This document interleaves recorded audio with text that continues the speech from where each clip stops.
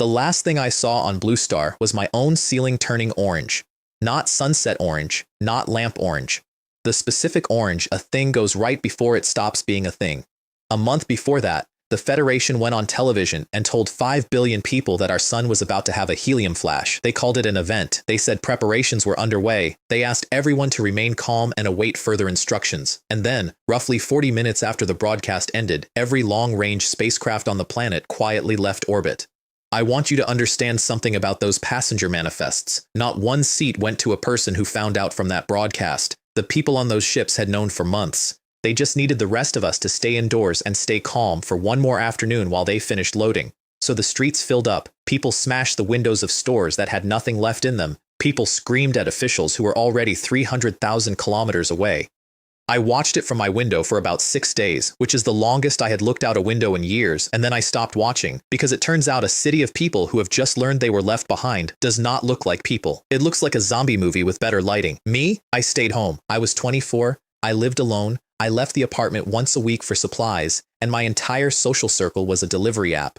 When the sky finally went white, I was sitting on my own floor with my back against the couch, and I remember thinking very clearly that I was going to die exactly the way I had lived, alone, indoors, and unbothered by anyone. Then the heat came through the wall like a hand, and I burned, and then I opened my eyes and I was standing in grass, knee-high grass, green, moving in a wind that smelled like nothing I could name. Blue sky, a sun in it that was not trying to kill me personally. My clothes were the clothes I died in. My skin was not on fire. I stood there for about 4 seconds doing the arithmetic, and then a window opened in the air in front of my face, and I did not even flinch, because at that point what was one more impossible thing?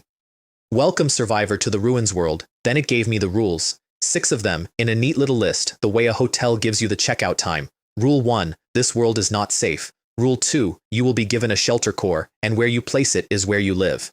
Rule 3, resources belong to whoever collects them. Rule 4, other survivors exist, and you can trade with them. Rule 5, you will be tested. Rule 6, the first test arrives in 3 days. 3 days. Great. I had been dead for approximately 90 seconds, and I already had a deadline. Something dropped into my palm. A crystal about the size of a plum, transparent, absolutely weightless, with a little tag hanging off it in my vision like a price sticker.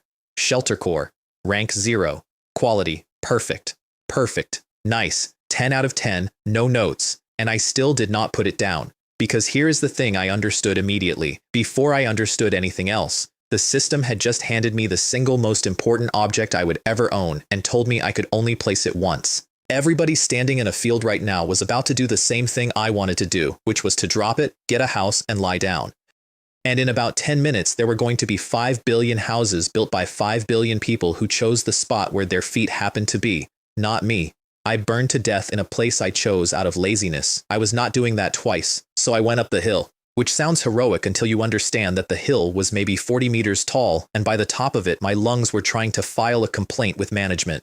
I had a body that had spent 4 years between a chair and a bed. My thighs were shaking. My vision had those little sparkles in the corners. I stood up there wheezing like a broken accordion, and I thought, with total sincerity, running really is not for humans. But the view was worth it. North, mountains, real ones, with snow on the peaks. South, forest, so big and so green it looked less like trees and more like an ocean somebody had spilled. East, a river, wide and slow and shining. West, nothing. Just wilderness going on until it got bored. So, 2 options. The forest was resources. Wood, fruit, animals, everything I would need, all of it right there, and no walls anywhere. Anything that lived in that green ocean could walk up to my front door from any of 360 degrees, and I would find out about it when it was already inside. The mountains were the opposite, not much visible to eat, but rock at my back, a river in walking distance, and exactly one direction anything could come from. I looked at the forest for a long time, then I picked the mountain, because only the guy who is alive gets a late game. This was not a game where I could respawn. I did not have a save file. Whatever mistakes I made here, I was going to be standing in them. It took me most of the day to walk there, 3.5 hours, and I stopped every 15 minutes like a man 40 years older than me, and about an hour in I found the first one. A wooden box sitting in the grass by a bush about the size of my fist. The tag said, "Discovered treasure chest, wood." I picked it up. It would not open. I turned it over, shook it, pressed every part of it, and it sat in my hand being extremely a box. Fine. Great. Wonderful.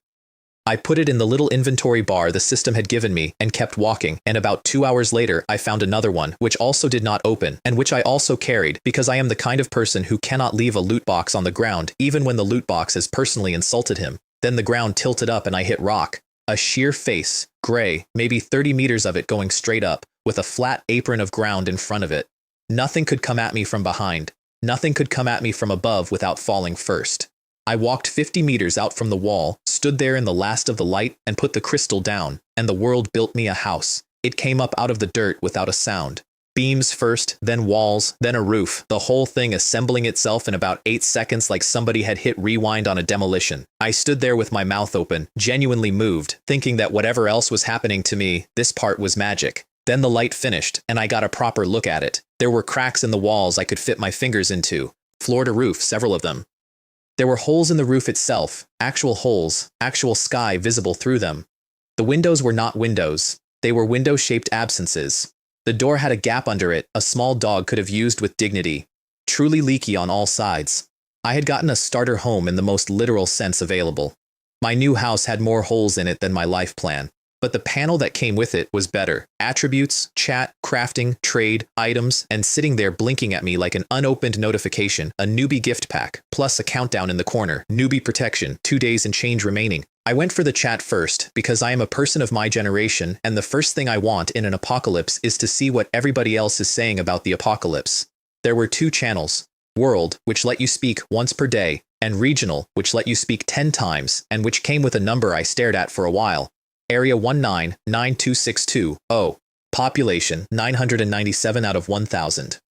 So there were 1,000 slots and 997 of us in them, scattered across an area I could not see the edges of, and I could talk to every single one of them without walking a step. And what were they saying? Oh, it was beautiful. The very first message on the World channel from a guy tagged Lin Ming, #1, and I want to stress that #1 means he was the first person in his entire region to say anything, was this: I have transmigrated, I am the protagonist. And then he attached a photograph of himself holding a fireball. The reply from Wu Lei, #2, came in about 6 seconds. Who is going to pee on him to wake him up? I sat down on my dirt floor in my house with holes in it, and I laughed until my ribs hurt. 5 billion people had just been erased and reissued, and within a day we had already produced a protagonist and a heckler. Humanity is unkillable and deeply annoying. Then somebody called Zhou Jian, #8, ruined the entire economy in one line. Open your newbie gift packs, everyone. There is a talent awakening stone in them. The channel went quiet the way a room goes quiet. I opened mine. Dry rations, 7. Mineral water, 7. A flintstone, and 1 small white stone with a description that made my hands go cold. Talent awakening stone. Success rate, 50%. 50%. 1 stone. No second one. The universe said, here is your whole future. We are going to flip a coin for it. Good luck, buddy. I held that thing for a solid 2 minutes. Then I thought about the ceiling going orange, and I used it. White light came up my arm. Fine. Expected. Then gold light came out of my chest, and that was very much not on the brochure. The 2 of them wound around each other in front of me like something being braided, and while I was watching that, I realized my chest felt wrong, lighter, and I reached up and the red string around my neck was still there, and the thing on it was gone. It had been a pendant, a little jade cauldron about the size of a peanut, worn smooth, with a shape on it too eroded to read. My father dug it out of a site somewhere when I was 12 and gave it to me because I liked how heavy it felt. It was the last thing either of my parents ever handed me. They got on a plane the next season, and the plane came down, and there were over 100 people on it, and there were no survivors at all, and I went to the tomato orphanage at 13, and came out of it at 18, very quiet and very good at being alone. I had worn that thing every day for 11 years, and it had just walked into my chest and shut the door. Talent acquired, synthesis, unique, cannot be replicated. I read the description 4 times. A synthesis furnace, 1 main material, plus 2 to 9 auxiliary materials. Feed them in, and it makes something new. It can enhance the main material, or it can mutate it into something else entirely. Something else entirely. No list, no table, no preview. So basically, I thought, it is a Ruins World version of a gacha game. I really hope the gacha pool is good. Then I checked my stats, and my mood adjusted. Physique 4, Spirit 6, Perception 5, and the system helpfully noted that the adult average was 5. 4 physique, I was below average at having a body, which honestly, fair, but the 6 in spirit did make me feel a little better about my life choices. Turns out staying up until 4 in the morning for a decade is also a form of cultivation. The shelter itself had a rank, which was 0, and an upgrade cost, which was 100 wood, 10 stone, and 1 iron. I had 0 of all 3, so I opened the 2 chests I had carried all day, which now opened just fine, and the ruins world gave me 20 wood, 20 stone, 10 bread, 10 water, and a blueprint. Fence blueprint. A wall. The very first structural thing this world offered me was a wall, which told me everything I needed to know about what was coming. I crafted a stone axe. It came out looking like something a museum would put behind glass with a card reading early human, probably male, and the system, which I was beginning to suspect had a sense of humor, congratulated me. You are now the most dashing guy in primitive society. Thanks, love that for me. Then I went and found out what a tree costs. Here is what a tree costs. A small one, thin enough to get both hands around, takes 10 minutes of continuous chopping with a stone axe and produces 3 wood. 10 minutes. 3. I needed 100. By the time the sun went orange, I had 24 wood, 2 hands that had blistered and then popped and then blistered again underneath, and arms that had stopped taking my calls. I sat down against the outside wall of my leaking house and looked at my hands and had a genuine, quiet, adult moment of understanding about every person who has ever done physical labor for a living. Then I got up and spent the wood on a workbench, because if I was going to be a caveman, I was going to be a caveman with a furniture factory. That night I lay on the floor, because I did not have a bed yet, and I read the World Channel until my eyes gave out. And somewhere in that scroll, a guy called Chi Yang, number 388, posted the first real survival guide anybody had written, and it was good. 5 points. 1. The 3-day protection is for adapting. Use it. 2. We are far apart. Do not expect to find your neighbor by walking. 3. Trading needs a rank 1 shelter, so upgrade. 4. Beasts are scarce right now, and that will not last. 5. Share what you learn, because none of us know anything. And buried in the replies under it, from some stranger I never identified, was the single most valuable sentence of my first week. You do not have to chop the trees. Collect the fallen branches and the leaves. They convert. I stared at that for a while. Then I put my face in my hands. 10 minutes. 3 wood. Blisters. I slept badly, and I dreamed about my parents, which I had not done in years. In the dream we were building the shelter together. My father was doing the measuring and doing it wrong, and my mother was telling him it was wrong, and I was standing there holding the boards, and it was extremely boring and completely ordinary, and I did not want to wake up. I woke up anyway, day 2, and I went outside and started picking up sticks like the world's least dignified genius. Branches, leaves, handfuls of dead undergrowth. I did not chop a single tree. I walked around the tree line for a couple of hours with my arms full of garbage, dumping it into the inventory bar, and the numbers went up and up and up. Wood 115, wild fruit 30, plant fiber 20, 115 wood before lunch. Yesterday, I nearly took my own hand off for 24.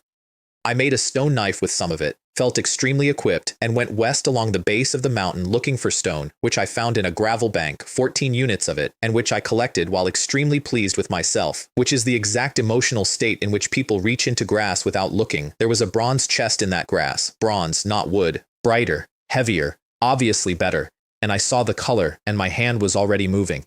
Something wet brushed my knuckles. I have never moved faster in my life, before or since. I went sideways and down and rolled, and the thing that had been about to introduce itself to my hand came out of the grass after me, 1/2 meter of it, triangular head, green, with a pattern down it like stitching. A bamboo pit viper, which I knew because I had once watched about 9 hours of snake documentaries instead of sleeping. I had a stone sword. I hit it with the stone sword. The stone sword bounced off the scales like I was politely knocking on a door. So I threw the sword away and swung the axe, and I kept swinging the axe well past the point where the situation required an axe, and when I finally stopped, I was breathing hard and pointing my weapon at what was, by any reasonable standard, a paste. See if you are dead now, still trying to bite me. Then I found a stick, and from that day forward, I beat the grass in front of me before I put my hand in it, which is apparently an idiom that exists because everyone in history has learned it the same way. The bronze chest was worth it. Tang sword, rank 0. Quality, normal. A straight, single-edged blade about as long as my arm, real steel, the first actual weapon I had ever held. Isn't this a divine artifact for the novice village? And under it, 2 more blueprints, and these ones changed my life more than the sword did. Torch blueprint, 1 wood, 1 plant fiber. That is it. That is the whole recipe. Arrow tower blueprint, 100 wood, 100 stone, 1 iron. I looked at the arrow tower for about 2 seconds and then went straight back to the torch because my brain had already left the building on a completely different errand. Everybody in this world was going to spend tonight in the dark. Everybody. 997 people in my region alone, in leaking wooden boxes, with no light, listening, and I could make a torch out of one stick and one handful of grass. If torches sell well, I thought, I will not have to work hard chopping trees ever again. Capitalists are so much more comfortable than laborers. I spent 2 more hours looking for iron so I could upgrade, and found none, and went home in a genuinely bad mood, because I had 100 wood, and I had my stone, and I was 1 single unit of iron away from rank 1. The progress bar was sitting at 99.99%, and it was itching a part of my brain I cannot describe to people who do not have it. So I made a wooden bucket and went to the river to wash, mostly to stop thinking about iron. The river was about 40 meters wide, slow, and so cold it took the top of my head off. I stripped, I got in, I made a noise I am not going to reproduce, and I washed myself and my clothes with the specific fury of a man who has been wearing the same outfit since he died in it. Luckily there were no fish or shrimp in that stretch, because if they had floated up belly first afterward, I would have lost so much face. And then, standing there dripping in the shallows, I looked down through the water at the pebbles, and one of the pebbles was square, wooden chest, under the stones, in the riverbed, where absolutely nobody would ever find it unless they happened to be standing naked in a river at that exact hour. 20 wood, 20 stone, and 5 iron blocks. I did not dry off. I did not get dressed properly. I ran home holding my own trousers, hit the panel, and pressed upgrade before the water was off my shoulders. Shelter, rank 1. And the whole house came apart and rebuilt itself around me. The cracks closed, the roof went solid, the window holes filled in with actual windows.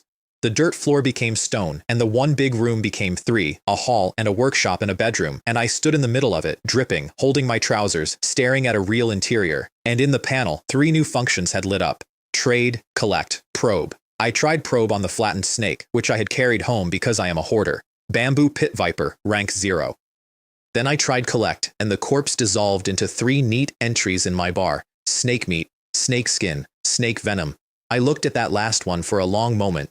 I did not know yet what I was going to do with it, but I did know I had just gotten a house with a lock, a channel full of 996 strangers, a talent that turned garbage into surprises, and a bottle of poison. 2 days ago, I had been a shut-in with the ceiling. Okay, Ruins World. Let's do business. The trade channel was a flea market run by people who had been alive for 2 days. I spent an hour reading it before I posted anything, and I came out of that hour with 3 numbers. 1 liter of water was going for 3 wood. Food, any food, ran 8 to 10 units of basic resources. And medicine or bedding, the things people actually needed, were listed at 500 wood by sellers who had no intention of selling and just wanted everyone to know they had it. So I listed wild fruit and asked for cotton. A reply came in under a minute. Sun Yan, number 11. Her portrait was a young woman with short hair, a face I would have described as delicate right up until you got to the eyes, and a tracksuit. She looked like somebody who was going to win an argument. I will give you 45 cotton for 10 wild fruit, she wrote. 45 for 10. That was not a trade, that was a gift with extra steps, and I said so, and she explained, which is how I learned that she had come down in a field of wild cotton and had more of it than she knew what to do with, and that she had opened a blueprint for something called Qingwen tea that needed fruit she could not find. Deal, I said. And I want to flag something here that I did not think about for another week. She told me exactly what she needed and exactly why. She handed a stranger her 1 weak point on day 2 of the apocalypse. I found out much later that her parents had spent her entire childhood treating her like a leaky bucket and pouring everything into her brother instead, and that nobody had ever traded fairly with her in her life. So when I sent the fruit without haggling, she sat there in her own shelter looking at the screen for a while. Anyway, that is how I met my first supplier. Then I made a torch. 1 wood, 1 plant fiber, 10 seconds at the workbench. It came out looking exactly like a torch, and the description said you scrape the head on stone to light it, and it burned for 2 hours. I made 49 of them and listed them at 5 wood each. Now, I had a whole advertising plan. I had written it out. I had a line about how darkness is where fear lives, and a line about how 2 hours of light costs less than 1 liter of water, and I was very proud of both of them. I never got to use either. They sold out before I finished typing. Identify the European Emperor, somebody wrote in the trade channel, which is what people in my part of the internet call a person with absurd luck. Too late, somebody else replied. The last one was taken by me. 245 wood, in about 90 seconds, for sticks and grass. I sat down. I got up. I made 165 more. And then I did the thing that I think was the actual smart decision of that entire week, which was to sell only 50 of them and to put a limit on the listing, 1 per person, because I did not want 245 wood. I wanted a customer base. If I dumped everything, 40 people got torches, and the market was done. If I sold one each, 150 people learned that the guy called Shu Ran, number 997, makes a good product at a fair price and does not gouge. And in a world where the alliances had not formed yet and nobody trusted anybody, the higher your reputation, the greater your wealth. Also, I got 250 stone out of it, which I mentioned because that stone is why the next part happened.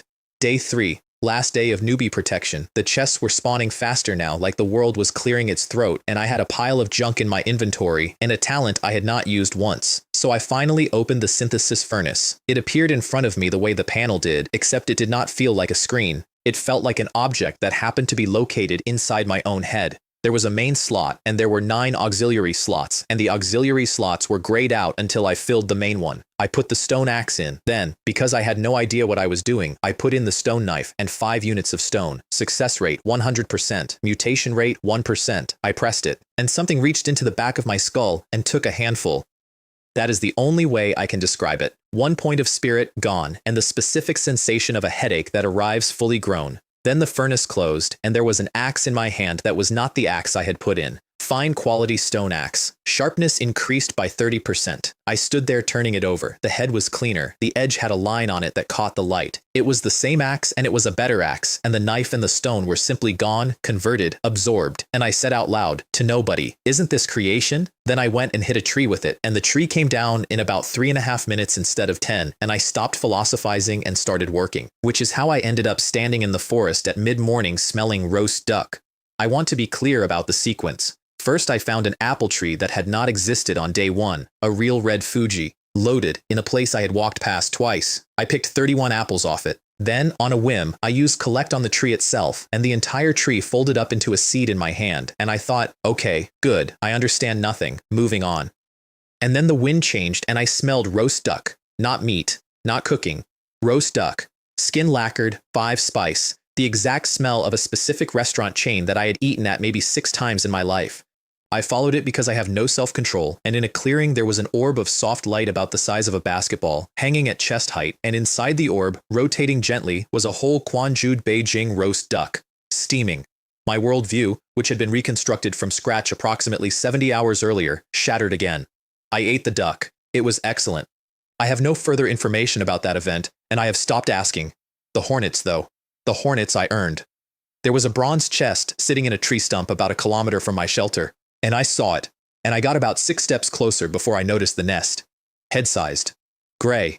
Hanging off the underside of the stump lip directly over the chest, and moving because it was covered in yellow-footed hornets, which are the ones that are about 4 centimeters long and can sting you as many times as they feel like. I tried the sword. I want that on the record. I stood there and genuinely considered sword fighting a hornet nest, and then I imagined how that would go, and I put the sword away, and then I remembered the dean at the orphanage. There was a wasp nest under the eaves of the dormitory one summer when I was 15, and the dean, who was about 60 and had 0 interest in calling anybody, went out and cut an armload of mugwort and set it smoking under the eaves and then went back inside and had lunch. So I cut mugwort. I built a small pile of it upwind of the stump. I lit it with the flintstone, and then I backed off 40 meters and sat down behind a rock. Hehehe. Let's see if you die. Here is the thing most people get wrong about fire, which I know because of an entirely different documentary binge. Most people who die in fires are not burned. They suffocate. Smoke gets into a space and takes the air out of it, and everything in that space stops working. The nest was in a hollow, the hollow filled with smoke. And after about 10 minutes, the buzzing thinned out, and then it stopped, and I walked over with a stick and knocked the whole nest into the fire. And the Ruins World gave me a present I had not known existed. Battle chest, awarded for defeating an enemy stronger or more numerous than yourself, plus 200 grams of honey, plus 1 Hornet Queen corpse, tagged blue, which was the first blue thing I had ever owned. While I was standing there feeling extremely clever, I asked the system a question that had been sitting in my head since the fence blueprint. What is territorial warfare? Survivor permission insufficient. Cool, cool, cool, cool. Nothing ominous about that at all. I opened both chests at home that night, and it was the single best 5 minutes of my first week. The bronze one gave me a bow, wind chaser bow, blue, arrow velocity plus 30%. It also gave me a bottle of Jin Chuang medicine and a blueprint for a small round shield. The battle chest gave me 2 things, and I sat down for both of them. Blood Ganoderma, blue, a dark red fungus about the size of my palm. Permanently raises physique by 2, and a skill book. Mystic Void Blade Art, blue, attack speed plus 30%. Permanently. Raises. Physique. Now, in my defense, I had been alive in this world for 3 days, and everything I had eaten had been either bread or a duck of unknown origin. In my actual defense, none. I ate a piece of it, and it was sweet, genuinely delicious, like a fruit that had been designed by someone who had heard about fruit, and so I ate the rest of it. All of it. And about 4 minutes later, I was on my knees on my new stone floor with my skin turning red and my blood doing something that I can only describe as trying to leave. Oh no. I ate too much. There was heat coming up out of my bones and nowhere for it to go. My heart was audible in the room. And the part of my brain that panics was already going, and the part of my brain that does arithmetic said, very calmly, energy that has nowhere to go will find somewhere to go, so give it somewhere. I cracked the skill book. 36 movements went into my head all at once, and I stood up in the middle of my own living room and started swinging a sword at nothing, badly, over and over, while my body ran a fever that could have cooked an egg. I did that for 4 hours. And when I finally stopped, I was standing in a puddle of my own sweat with a blade in my hand, and the belly I had built over 4 years of sitting was gone, not reduced, gone. There were lines on my stomach where lines had never been. My arms had shape. Physique 4 to 6. Mystic Void Blade Art, proficient 76%. A blessing in disguise. Although I would like the record to show that I have never told anybody I did that on purpose. The next morning I sold 180 torches, made 9 round shields, and read the World Channel while eating bread, and the World Channel had changed. People were showing off. Somebody had an apprentice staff. Somebody had a dimensional ring. And somebody posted an Oath of Brotherhood scroll which let 2 survivors merge their shelters into one, and the channel went completely insane because everybody understood immediately what that meant. It meant groups. And then Chi Iman, number 8 of some other region, a man who introduced himself as a former provincial official and wrote like one, announced the founding of the Shi Alliance. That was the starting gun. Within an hour there was an Eagle Alliance, then a Freedom Society, then a Skull Society, which I assume was founded by a 19-year-old. Everybody was joining something. The channel filled up with recruitment posts and slogans and organizational charts. I read all of it with the specific horror of a man who has finally escaped having a manager. Working was impossible for me. It was going to remain impossible in this lifetime. And then, on the regional channel, my region got its own. Blood Fiend Alliance. Leader, Guo Wei, number 4. The name told you plenty. The portrait told you more. Big man, heavy through the shoulders, and a scar that ran from the corner of his mouth up toward his ear, so that even sitting still, he looked like he was starting to sneer at you. Lin Ming, our resident protagonist, went after him immediately, called him a thug in the regional channel, publicly, by name. And then something happened that I noticed and filed away, and did not understand the size of until much later. The channel turned on Lin Ming, not 1 or 2 people, 20. All within a couple of minutes, all saying variations of the same thing. This Lin Ming has abilities but does not help the weak. He just wants attention. Who is he to judge? Somebody had bought a chorus. I did not see Guo Wei's side of it at the time.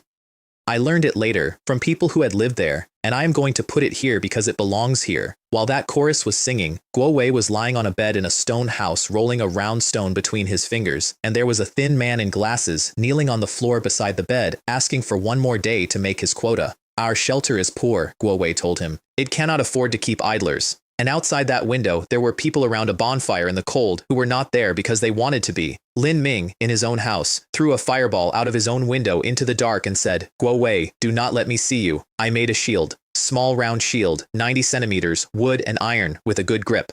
I put it on my arm and turned around a few times and felt, briefly, like the most dashing blade and shield soldier in the history of the world.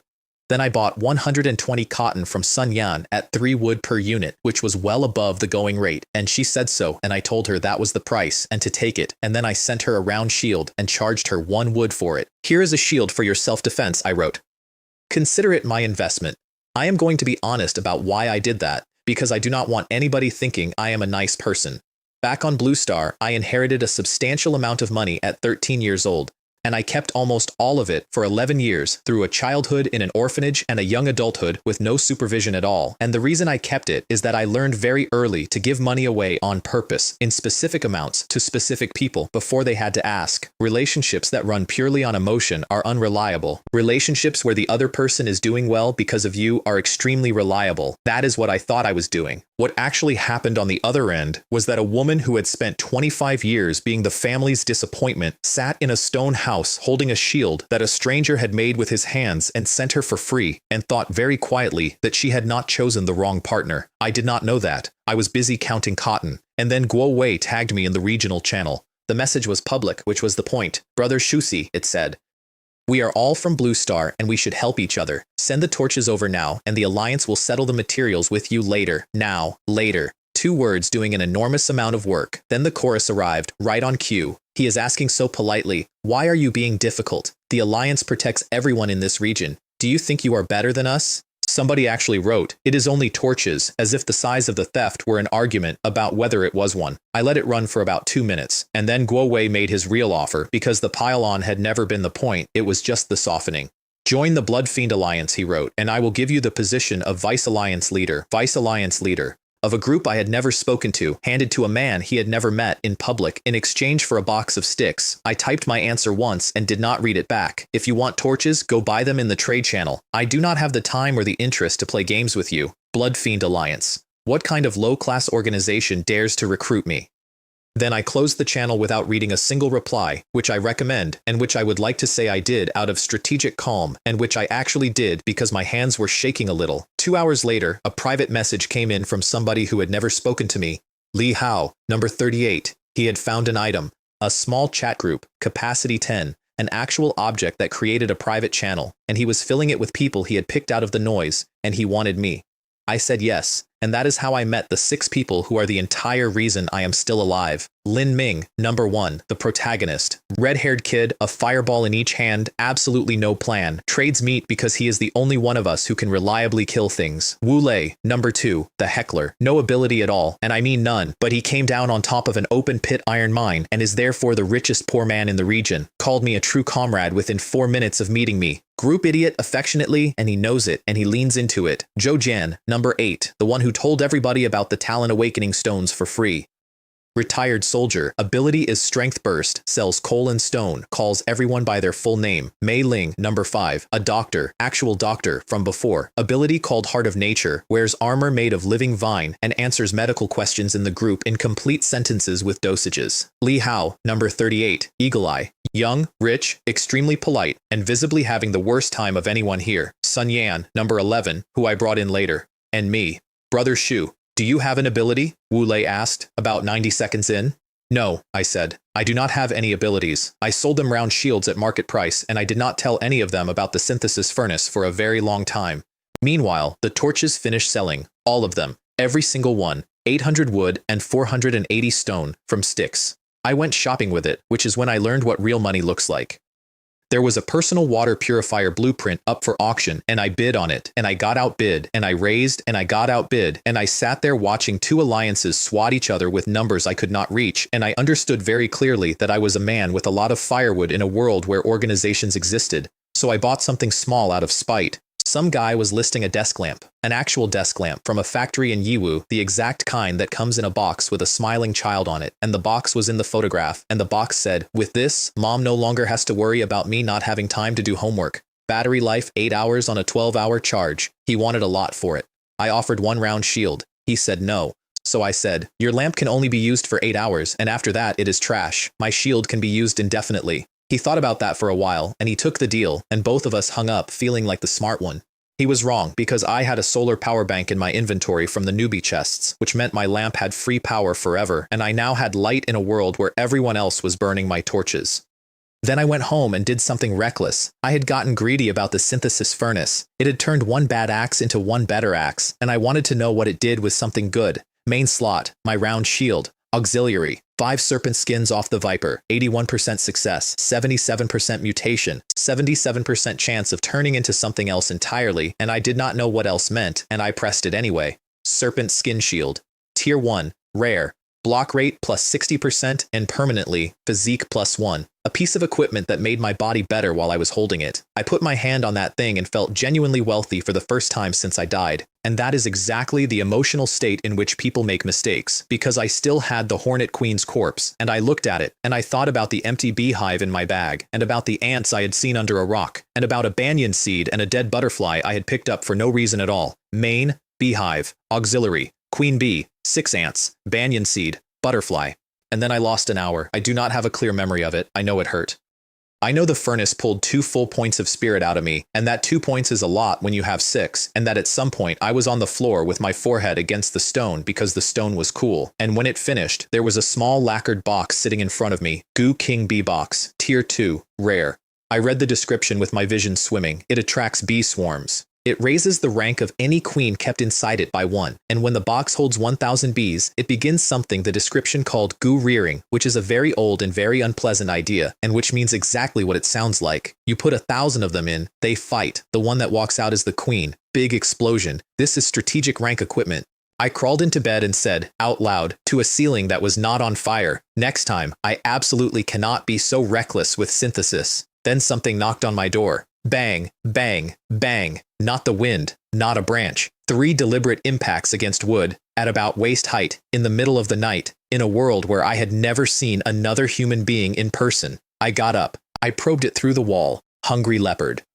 Tier 0, Elite, Skill, Beast Roar, and under that, in the plain administrative font the Ruins world uses for everything, a note. It has been confined by a mysterious force for 3 days. It made its choice. What about you? So that was the test. Not a schedule, not an announcement. Something got let off a leash 3 days ago, and it had been walking toward my door the entire time, and the system wanted me to know that it had also been offered a way out and had decided to come. Then it roared, through my wall, and my legs stopped being mine. That is not a figure of speech. My whole body locked. Every joint went to stone. And I stood there in my own hallway watching the door come apart, and the leopard came through the gap already in the air, going for my head. And the only reason I am alive is that I bit through my own tongue. The pain broke it. I went sideways, tasting blood, and the leopard hit the wall where I had been. And then I did the thing I am proudest of from that entire first week. I opened the door, wide, all the way.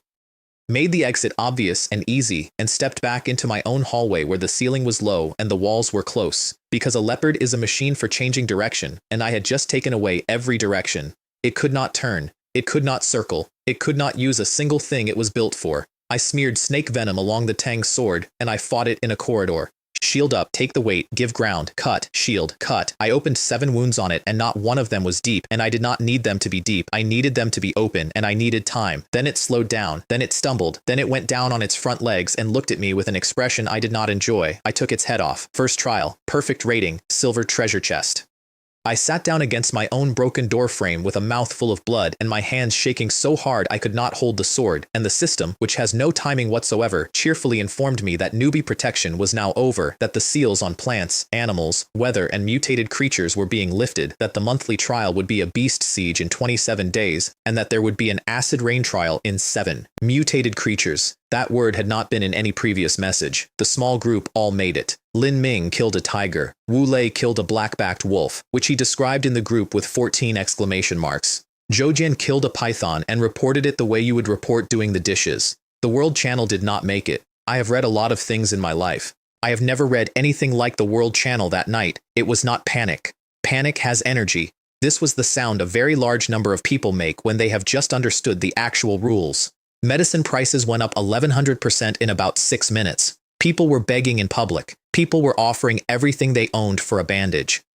And in my region of the 997 names on the list, roughly 300 had gone gray, a quarter of us, in one night. I traded trauma medicine to somebody at a price that was not a price, and he sent me a backpack blueprint afterward because he did not have anything else. And I want to be honest and say that I did not do it out of goodness. I did it because I had 11 bottles and 1 life. But he lived, and I got a blueprint, so the ledger closed even. I also sold the round shields. All of them, instantly, at any price. 240 iron and 7 glass. And the regional channel, which used to be 900 people arguing, had become the Blood Fiend Alliance's private chat. Nothing but recruitment and testimonials, and hints about a mysterious life-saving artifact that Alliance leader Guo Wei was generously willing to provide to members. I opened the silver chest to cheer myself up.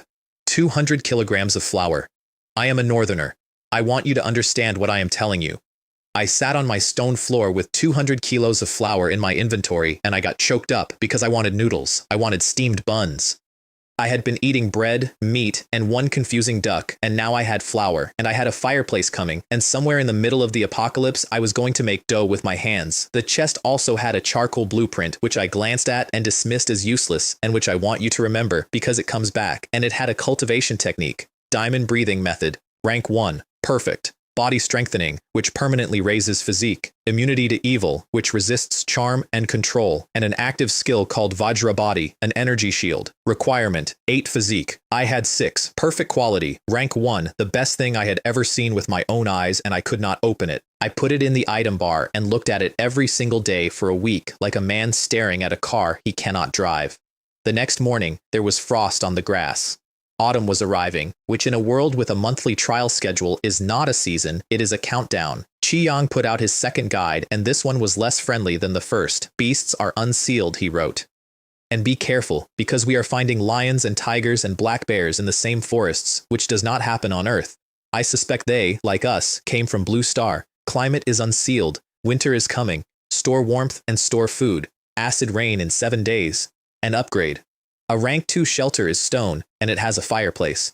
I upgraded that morning, and when the menu came up with the optional facilities, I paid for every single one of them. Bedroom, living room, kitchen, workshop, storage, bathroom, all of it. The whole time I was clicking, I had the strangest feeling, and it took me until the third one to place it. It was the feeling of a property developer selling houses. Would Sir like the corner unit? Would Sir like the upgraded kitchen package? Yes, Sir would. 200 square meters of green-gray stone. Iron bars across every window, a water tank on the roof, a fireplace with pipes running heat into the walls, a kitchen with an actual stove, shelves in the storage room that were bigger inside than out.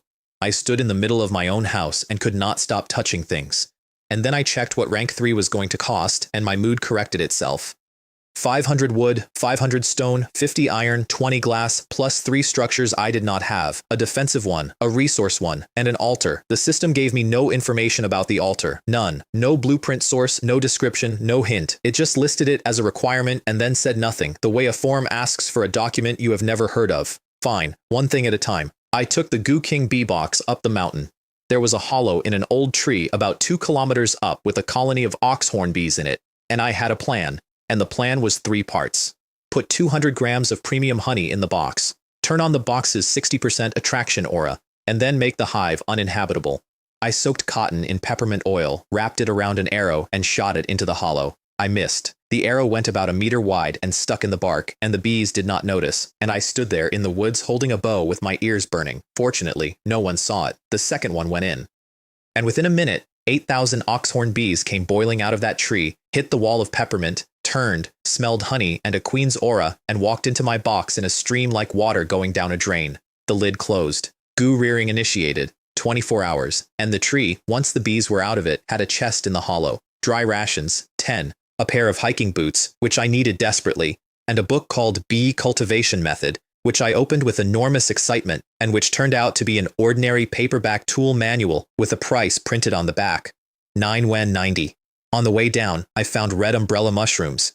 56 of them, bright red with white spots, which is the universal color scheme for do not eat this, and which the probe function insisted were perfectly edible. I took them anyway, because I trust a system that has lied to me exactly 0 times over a lifetime of cartoons. And then I heard a bang. Not a branch. A collision. Something big hitting something wooden, hard, and then again.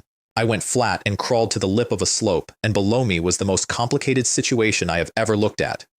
There was a half-dead elm tree, leaning, with a split up one side of the trunk. There was a mountain boar, 2 meters at the shoulder, and I do not mean 2 meters long, I mean 2 meters tall. It was backing up and running at the crack in that trunk, over and over, at a specific spot, at a specific angle. There was a lynx in the branches of a neighboring tree, not moving, and there was a goshawk going in slow circles about 40 meters up, and all 3 of them were waiting for the same thing, which was hanging at the top of the elm. Red fruits. A cluster of them, still pale at the base, ripening as I watched. I want to spend one more second on the boar, because it took me a while to accept what I was seeing. It was not ramming the tree in rage. It hit the crack twice on one side and then went around and hit it once on the other, which is what you do when you want a tree to fall in a chosen direction. That animal had a plan. In the plan, the tree fell away from the lynx, so I made my own plan, which was worse. I circled 50 meters through the undergrowth and got myself into the brush on the fall line. And I waited, with my heart going, while the fruit went from pale to red, until the smell of it reached me, and it was the smell of something I wanted very much and had never smelled before. Everything moved at once. The boar hit the trunk and the trunk went. The goshawk folded and came down. The lynx came out of its tree flat. And I put 2 arrows across the goshawk's dive line, not to hit it, just to make it flinch, which it did, and then I was running under a falling tree with a shield over my head. The elm came down around me. I got a branch across the shoulders that took the wind out of me, and I jumped anyway, and I got both hands on the arm thick limb the fruits were on and snapped it off with my whole body weight. Collect, into inventory. Then I turned around and the boar was already coming. I got the shield up and I met it, which was the stupidest available option, and it worked in the sense that the shield held and the boar's head went up, and it failed in the sense that I went through the air for what felt like a long time and landed on my left side. Then I ran. I want to be very clear that I ran, not tactically withdrew. Ran in a zigzag through the densest trees I could find for 10 solid minutes, while behind me something the size of a car plowed a furrow through the forest and gradually fell behind, because 2 meters of shoulder does not fit between trunks that a skinny man does fit between. When I finally stopped, I could not lift my left arm above my ribs. It should not be broken, but it might be fractured. Great, cool, love that for me. And then a branch snapped behind me, and I turned around, and the lynx had followed me the whole way. Its back was open to the bone from the goshawk. It was in worse shape than I was, and it had chosen, out of everything happening in that forest, to track the man with the fruit, which told me exactly what it wanted. So I took a red fruit out of my inventory and held it up. The change in that animal was instant and total. Whatever is in those things does something to a beast's brain. It came at me in a straight line, with no caution at all, and a straight line is the only thing a man with one working arm can beat. I stepped off the line and put the sword through the wound the hawk had already made. Hide, 2 fangs, 3 cuts of meat, and another wooden chest, because this world pays you for effort in the most literal way imaginable. I limped home and messaged the group doctor. I was holding a shield and got hit by a mountain boar. I wrote, arm.jpg. Mei Ling answered in about 40 seconds and asked me 4 questions in a row, all of them the right ones, and then told me it was a bone crack, that I was not to lift anything heavy, and that I was absolutely not to fight for at least 10 days. 10 days. There was an acid rain trial in 5. I did not say that to her. I said thank you, and I started thinking about whether I could hold a shield with my teeth, and then a trade request came in. Life water, rare, instantly heals minor injuries, increases recovery from severe injury by 60%. Price, nothing. I sat and looked at it for a while. Then I checked the trade channel because I wanted to know what I was being handed, and life water was not on the trade channel because nobody had any. She had 1 bottle. 1. She had gotten it from a flower of life that had not bloomed again and might not bloom again, and she had been saving it for the day something happened to her. I asked her about it later, and she told me the truth, which was this. If I did not know, that would be one thing. But knowing, I cannot just watch him be eliminated. Here is the thing that hit me. I had been dead for 8 days. Before that, I had been alone for 11 years. And in 11 years, since 2 people got on a plane, nobody had given me anything without a reason. I do not say that bitterly. I had arranged my life that way on purpose. I paid people, and people did things for me, and both sides went home satisfied, and nobody ever had to feel anything. And a woman I had never seen, who owed me nothing, sent me her only bottle of medicine because otherwise I might die. I drank it. The arm knitted while I was still holding the empty bottle. And then I sent her 6 orange-red mistletoe fruits. I had found them the day before, rare grade. They raise physique and spirit permanently, up to a limit of 10 per person, and there were exactly 6 in my inventory, and they were worth substantially more than her life water, and I knew that when I sent them. She sent back 1 word and then a longer message, and in the longer message she explained that she had a blueprint she had shelved a week ago because she had no reagents worth using it on, and that she could now unshelve it, and out of that we built the first real business relationship I had in this world. I find seeds and herbs, she refines, we split the potions. She also told me, in passing, that special buildings existed, alchemy tables, alchemy furnaces, talisman rooms. I filed that under things I am definitely going to own. Then I went outside and built a wall. The fence blueprint had been sitting in my panel since day 2, and I finally put it into the shelter core, and the core did something I did not expect. It gave me an aerial view of my own land in 3 dimensions that I could rotate with my mind, with the proposed fence line drawn on it in light. So naturally, I started editing. I pushed the perimeter out to leave a 20-meter yard because I had a vague plan about farming eventually. I set it 45 meters back to the north wall, and then I found the height and thickness sliders, and I doubled both. The system recalculated the cost and told me it would be 1,200 wood for a wooden fence.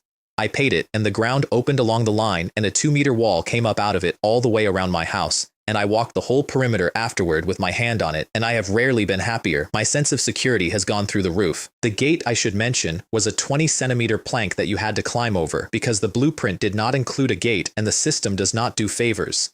Then I put the arrow tower southwest of that gate, 200-meter range. It fires every 30 seconds, and every arrow costs 1 wood per arrow, every 30 seconds, forever. This is a money pit. I built it anyway, and then, to celebrate having spent an entire fortune on wood, I bought salt off the trade channel for 4 iron, and a stainless steel barbecue grill for 2 iron, and I made charcoal out of the useless charcoal blueprint, and I sat in my own walled yard that night grilling lynx meat with salt on it. Salt. Actual salt. I had not had salt in 8 days.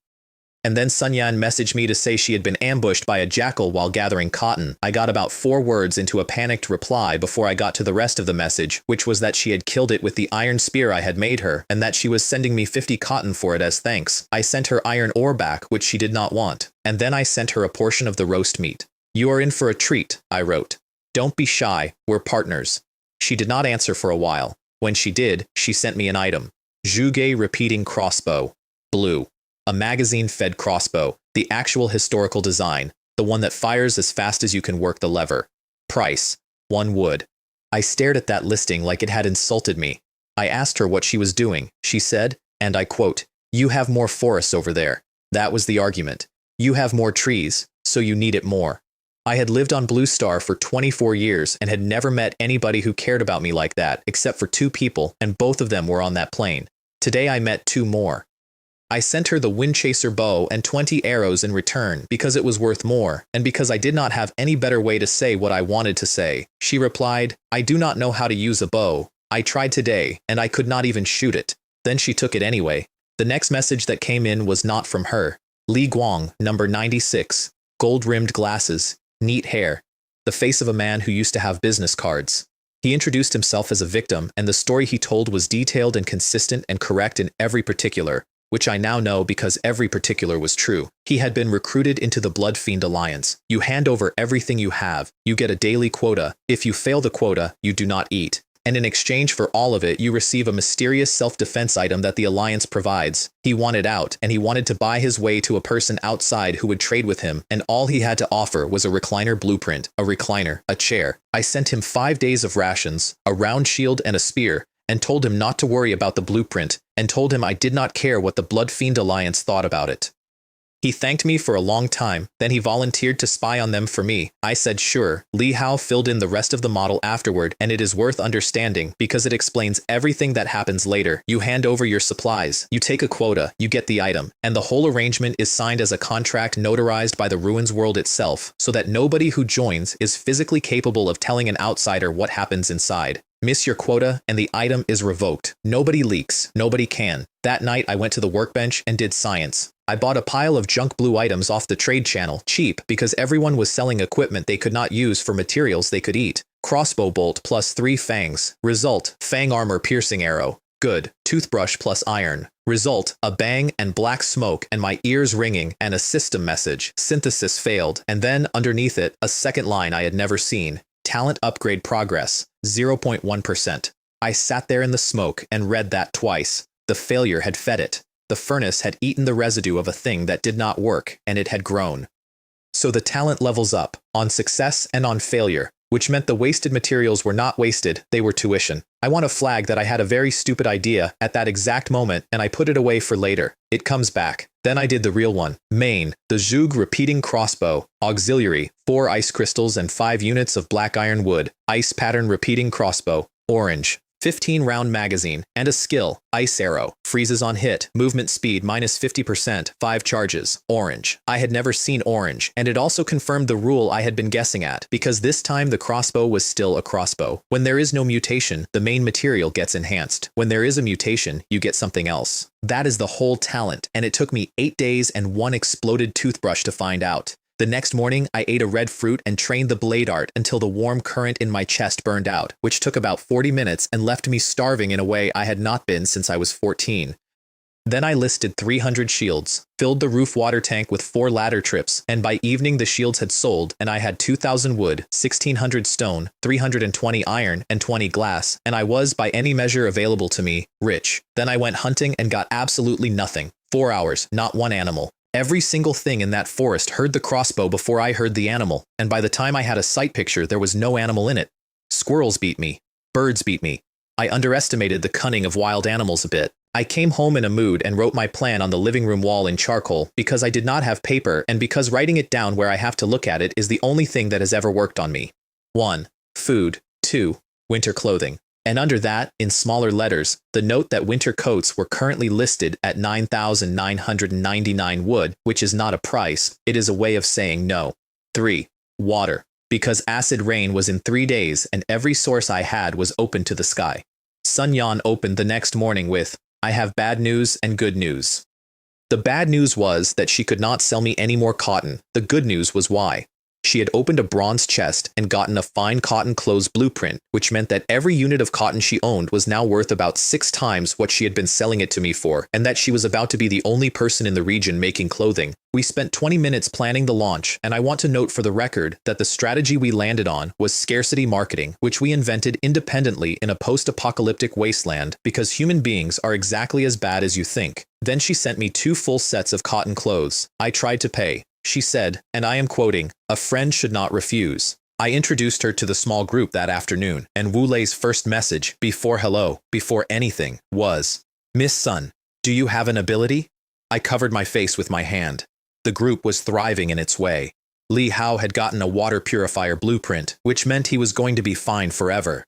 Zhou Jian was selling beast traps. And Mei Ling dropped a piece of information into the chat that reorganized my entire week.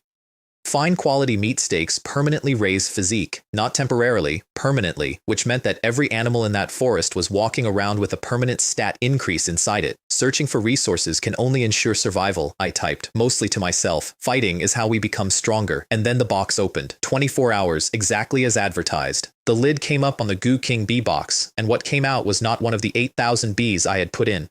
Horned bee queen. Rank 1. Boss. Boss. In my hand. A bee the size of my thumb with a shell like polished amber and a very calm way of sitting still. Paralytic venom, swarm control plus 60%, and then the box gave me a choice because of course it did. 3 development paths, reconnaissance, combat, logistics. I picked reconnaissance. Everybody I have ever explained this to says combat, and I understand why, and they are wrong. I had a sword and a shield and a repeating crossbow. What I did not have was eyes. I could not see past my own fence. I could not see what was coming. In a world that sends things to your door at night, the most valuable thing you can buy is 30 seconds of warning.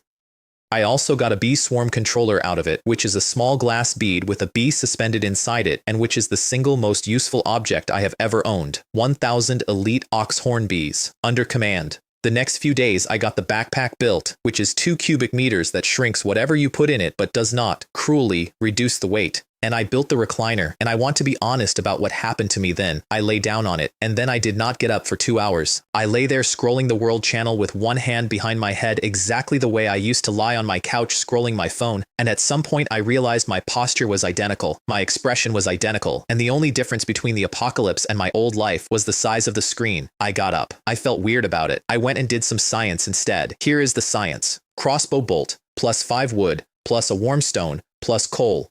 Result, explosive stone, a rock that detonates in a 1.5 meter radius, a Zhuanhuan version of a grenade. Same formula again, because I wanted a second one.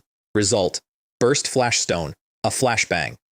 With an attribute line reading, and I promise I am not making this up, exorcism plus 1. Exorcism. Are there ghosts in the ruins world? Nobody answered. Nobody ever answers. Rattan armor, plus black iron wood, plus iron, plus a warm stone. I was trying to make better armor. What came out was a seed. Fire poison thorn vine seed, rank 1, and the description said to bond it with a drop of blood. And then the one that mattered. A raincoat, plus lynx hide, plus black iron wood, plus an ice crystal. Cat pattern combat suit. Water repellent. It was a full-body one-piece, tough as hide, light as cloth, and covered in lynx spots, and my first thought on putting it on was that I could absolutely cosplay as Lynx Man. My second thought was better, water repellent. Acid rain is water. If this thing holds, I can go outside during the trial when nobody else on the planet can. I filed that. Then I bought a bathtub off the trade channel, boiled river water on my new stove, and had a hot bath. I want to sit in this for one sentence, because it is the whole difference between me and about 900 other people in my region. That afternoon, most survivors chopped wood until their hands bled and then argued in the trade channel over whether 8 units of bread was worth 9 units of stone, and I lay in 42-degree water in a stone house with heated walls. I did not buy the soap though. Soap was listed at 300 iron. I had no intention of being taken for a fool. Day 6. The weather system came online, which meant I could see 3 days ahead, which meant I stopped being surprised by mornings. I planted the thornvine seed by the gate, and when my blood went into it, I got something I did not expect, which was a sense of what it wanted. Not words, appetites. It wanted soil, and it wanted water, and it wanted them right now. Then I sent the swarm out ahead of me, which changed hunting permanently. I did not walk into places anymore. I looked at them first, through 1,000 bees, and then I decided. The first thing my scouts surrounded that day was a white mouse the size of my fist, sitting in the grass, playing dead. I say playing dead because it was doing it badly. Its little chest was going like a hummingbird. Mutated Xiao Bai, rank 0, elite, attribute, good luck. Note: Ancient Bloodline Awakening. Good luck. As an attribute. On a rodent. Since you are all white, I said, crouching down, I will call you Xiao Bai. It opened one eye. I smiled at it. It fainted. I would like the record to show that I have normal human teeth. I carried it home in my hood, and the next 2 hours went like this. I would put it down, it would run under the furniture, I would put honey water in a dish, it would come out, I would look at it, it would flee. Repeat. By evening, it was asleep on my chest, and I had a problem, because I am not the kind of person who names things. The zebras were the next day, and the zebras are when I understood what I actually owned. 3 of them, 200 meters out, in open grass with no cover between me and them, and one of them standing sentry with its head up the entire time. On foot, with a crossbow. That is not a hunt, that is a walk. So I did not walk. I sent the swarm out in a wide arc, around and behind, and had one bee sting the sentry on the nose, and then had the whole 1,000 of them form a moving wall on 3 sides, and the zebras did what anything does. They ran away from the thing that hurt them. Into the one direction that was open, which was mine. 2 ice arrows into the front 2, and the front 2 stopped being able to run, and it was over in 11 seconds. 24 blue-grade steaks, 3 hides, 3 bones, and a chest, which contained cotton pajamas, a bottle of vitamins, and a saddle with reins. This is horse fashion, I said, holding it up. But first, you need a horse. Then I found the honeybees. Half-meter nest, hanging in a tree, mutated Chinese honeybees, and the moment I probed them, I understood what I was looking at. The oxhorn bees were combat. These were logistics, a production species. Honey, wax, royal jelly, numbers. They also could not get through my combat suit, which I tested by standing directly under the hive like an idiot and letting them try. Bait box honey, attraction aura. The outside swarm walked in without a fight, and then I did the part I did not enjoy. I sent the queen's 1,000 elite oxhorn bees into the hive, with orders to take the enemy queen alive, and when they brought her out, I killed her next to my box, in front of her own colony, so that 100,000 leaderless bees would smell an open queen aura and pour into the only home available. Goo rearing started again. Harvest, immediately. Honey, blue grade, which permanently raises mental energy and perception. Royal jelly, which has a 30% chance of permanently upgrading a swarm's quality. And 300 bee eggs. I was extremely pleased with myself for about 40 minutes. Then I followed a snake track. It was 80 centimeters wide. I want you to hold that number. The track was 80 centimeters wide. I followed it because I am the kind of person who follows tracks, and it opened out into a clearing about 200 meters across. And in the middle of the clearing there was more than 10 meters of mutated python. Rank 0. Boss. Entanglement lethality, plus 50%. Skill. Snake dash. And a note at the bottom of the panel. This creature is close to advancing to rank 1. I said, out loud, quietly, I cannot beat it. Absolutely not. And I backed up. Not turned. Backed. 200 meters, one careful step at a time, and then I turned, and I ran. And I did not stop until I could see my own arrow tower. Here is the part I did not know until much later, when I went back over that day in my head trying to figure out how it had known. At the moment I turned my back, the python raised its head and looked directly at the patch of grass where I had been lying. I did not see that, which is the worst part. I got home, and there was a treasure chest 3 meters up in a bird's nest. A treasure chest spawned here? Who could possibly find it? I climbed for it, because obviously, and then a fog came in so thick I had to walk home behind my own bees like a man following a rope in a mine. The chest had rice, cold medicine, and a military overcoat, which given the weather forecast was the best thing I had found all week. But the bronze one had 3 items, and the third one is why anyone in my region has ever heard my name. 1. Underwater breathing potion. Fine, sure, I live near a river. 2. Plant growth fluid. Reduces growth time by 50%.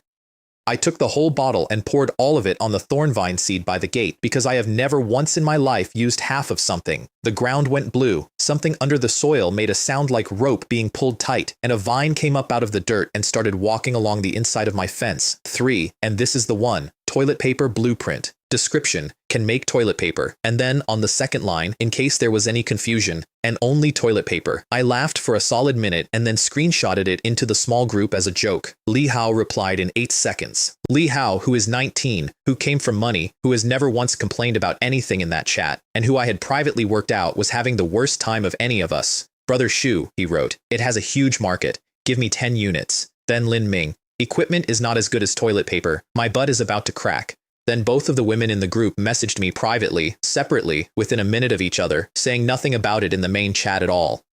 I sat there looking at my panel, and I thought about the fact that I had spent 9 days optimizing weapons and armor, while every single human being in this world had been solving the same problem with leaves. I raised the price to 3 wood a roll about a week later, and nobody complained.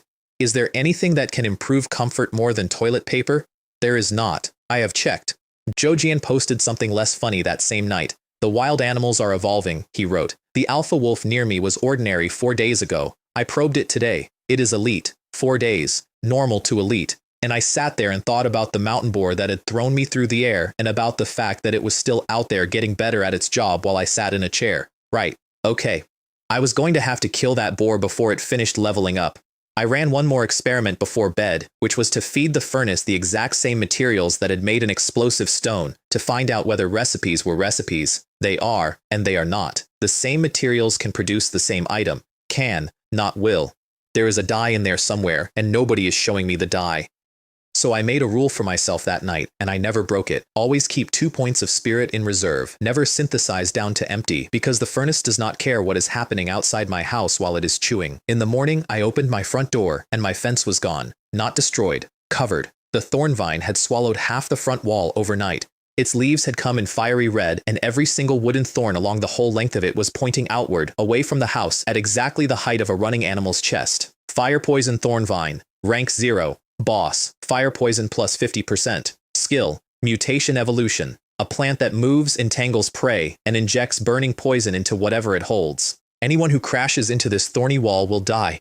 I stood in my yard drinking hot water and looking at my new gardening situation, and I felt better about the world than I had in days, which was the exact moment the shield market crashed. I found out because I listed 30 and sold 4. Then I refreshed the trade channel and there were shields everywhere, dozens of listings, half my price. From sellers I had never seen. I will come back to that because I did not understand it for another 2 days, and when I did understand it, the answer was not comforting. But first, the boar. I tracked it for 3 hours and found the cave, which was a triangular gap in a rock face with pig hair rubbed into both sides of the entrance at shoulder height, and shoulder height on that entrance was above my head. Then I stopped and thought about it properly, because the last time I met this animal, I had gone through the air. The plan had 3 parts. Part 1 was the horned bee queen, and I want to be honest that I hesitated over this. She had 3 stingers. 3 total in her life that regrew never. And I sent her in personally, alone, into a cave to spend one of them on that boar's neck while it slept. She did it without hesitating, which made it worse. Part 2 was that when the snoring stopped, I threw 2 explosive stones into the entrance. Part 3 was that when the boar came out with one ear gone and one eye blind and its whole front end wrong, I emptied 15 bolts into it from 12 meters and then went in and put the tang sword into its skull and hammered the pommel with the flat of my shield like a man driving a fence post. Mutated mountain boar, leader grade, silver combat chest, 25 blue stakes, 5 orange hides, 10 bones, 2 teeth, and 1 problem, which I did not see until I pulled the sword back out. The tip of the tang sword was chipped. My only real weapon, the one thing standing between me and every animal in that forest, had a notch in it the size of a fingernail, and there was nothing I could do about it, because putting your only weapon into a machine with a 77% mutation rate is not repair, it is gambling. I carried it home damaged, and I did not sleep well. The silver chest, though, was the single best chest I have ever opened. 1. A fine medical kit. 2. Geothermal hot spring. Rank 1. Rare. Recovery plus 50%, and once per week it produces 1 drop of spiritual spring milk, which the description called saint-grade healing. That was my resource building, the one rank 3 needed. It had been sitting in a boar's cave. 3. Training ground blueprint. Rank 1. Rare. Focus plus 50%, training injuries minus 50%. Still no altar. The altar continued to be a word the ruins world would not explain. I found out about the shields that same night, and it turned out to be my own fault. The Hua Alliance and the American Alliance were running market analysts, not metaphorically. Actual people in shifts, 24 hours a day, whose entire job was to read the trade channel and find margins. And somebody in one of those rooms had watched my listings for a week, worked out what a shield cost me to make and what I was selling it for, and then the Alliance simply bought every shield blueprint and every shield maker in reach. And then they multiplied their output with something I had never heard of, a shelter building expansion scroll. You use it on a facility you have already built, and it adds an attribute to it: production speed, capacity, anything. Maximum 3 per building. I sat there reading about it with a cold feeling because I had just learned that there was an entire tier of this game above me being played by people with staff. There were also building upgrade scrolls and building quality scrolls, which I could not afford. What I could afford was a beast taming scroll for 390 wood, which I bought for a very specific reason. That reason was sitting on my sofa eating. Taming Xiaobai took approximately 90 seconds and required no skill whatsoever. I held a spoon of honey water in front of it with one hand and read the scroll behind its back with the other. It never looked up. Then I made a horse, saddle and reins, plus 8 bones, skeleton reins, skill, charge, linear speed plus 100% for 10 seconds with a chance to stun, summons a skeletal horse, tireless, 2 hours a day, once a day. I summoned it at midnight in my walled yard in total darkness and rode it in circles for 20 minutes like a lunatic. Perhaps the only drawback is that it is a bit scary. Day 8, the fog came in properly. The system announced that beasts in the mist were more ferocious and that drop rates were higher, which is the Ruins World's way of saying it has laid a trap and would like you to know it is a good trap. I stayed home and built the training ground first. 10 meters by 10 of blue stone with plum blossom piles sunk into it, wooden dummies at 3 heights, and a rack down one side holding all 18 classical weapons. I tried to take a spear off the rack and carry it into the house, and it turned to dust in my hand about a meter past the boundary line. Fair enough. Then I installed the hot spring against the back rock wall, and it came in as a real pool, steaming, ringed with rough stone, with a column of rock in the middle. And on that column, that first evening, there was a single bead of something that was not water. Spiritual spring milk. 1 drop once a week. I put it in a vial, and I did not use it for a long time, and the box opened again. Chinese honeybee queen, rank 1, rare, logistics, 2 queens, and the Goo King bee box informed me, in the same flat tone it uses for everything, that it required 3 colonies to fully activate. Then I stepped onto the training ground for the first time. I do not have a clean memory of the next 4 hours. I know I started with the blade art. I know that somewhere in the second form the sound went away, and the fog went away, and there was nothing in the world but the next movement and the next one. I came out of it on my knees with my muscles shaking so hard I could not hold a cup, and something in my spine had made a noise like a knuckle cracking, and I was, measurably, taller. Physique 6 to 7. Blade art at mastery 27%. The next day I went further from home than I had ever gone, 3 hours out, into deep forest, and I marked a stand of prime hemlock, which is bough wood, which I had no time to cut, and then a wolf howled about 400 meters away, and something started running toward me. I went up a tree, which I recommend. What came into the clearing under me was a gray wolf with a bad wound in its side and 2 hyenas working it, one on each flank, taking turns, not committing, waiting for it to slow down. I watched them for about 30 seconds, and then I shot the rear hyena with an ice arrow at the exact moment the wolf lunged at the front one. Movement speed minus 50%. Right as an animal it had been bullying decided it was done. The wolf killed it in about 4 seconds. Then I put 6 bolts into the surviving hyena while it was still celebrating, and then I put 1 more through its eye. I am not going down, I told it. Who knows if you are playing dead? 3 carcasses, 3 sets of materials, and 3 wooden chests. And I climbed down out of that tree with the specific joy of a man who has just gotten paid for something he did while sitting still. And then I found the agrimony. 10 square meters of it, 40 or 50 plants, carpeting a hollow between 2 roots, all of it mutated, all of it prime, potion effect plus 30%, 58 stalks, and 5 seeds that would reproduce. I want to explain why that mattered, and to do that, I have to tell you about Mei Ling's week. She had been hunting that plant since the day she arrived. Every trip, every clearing.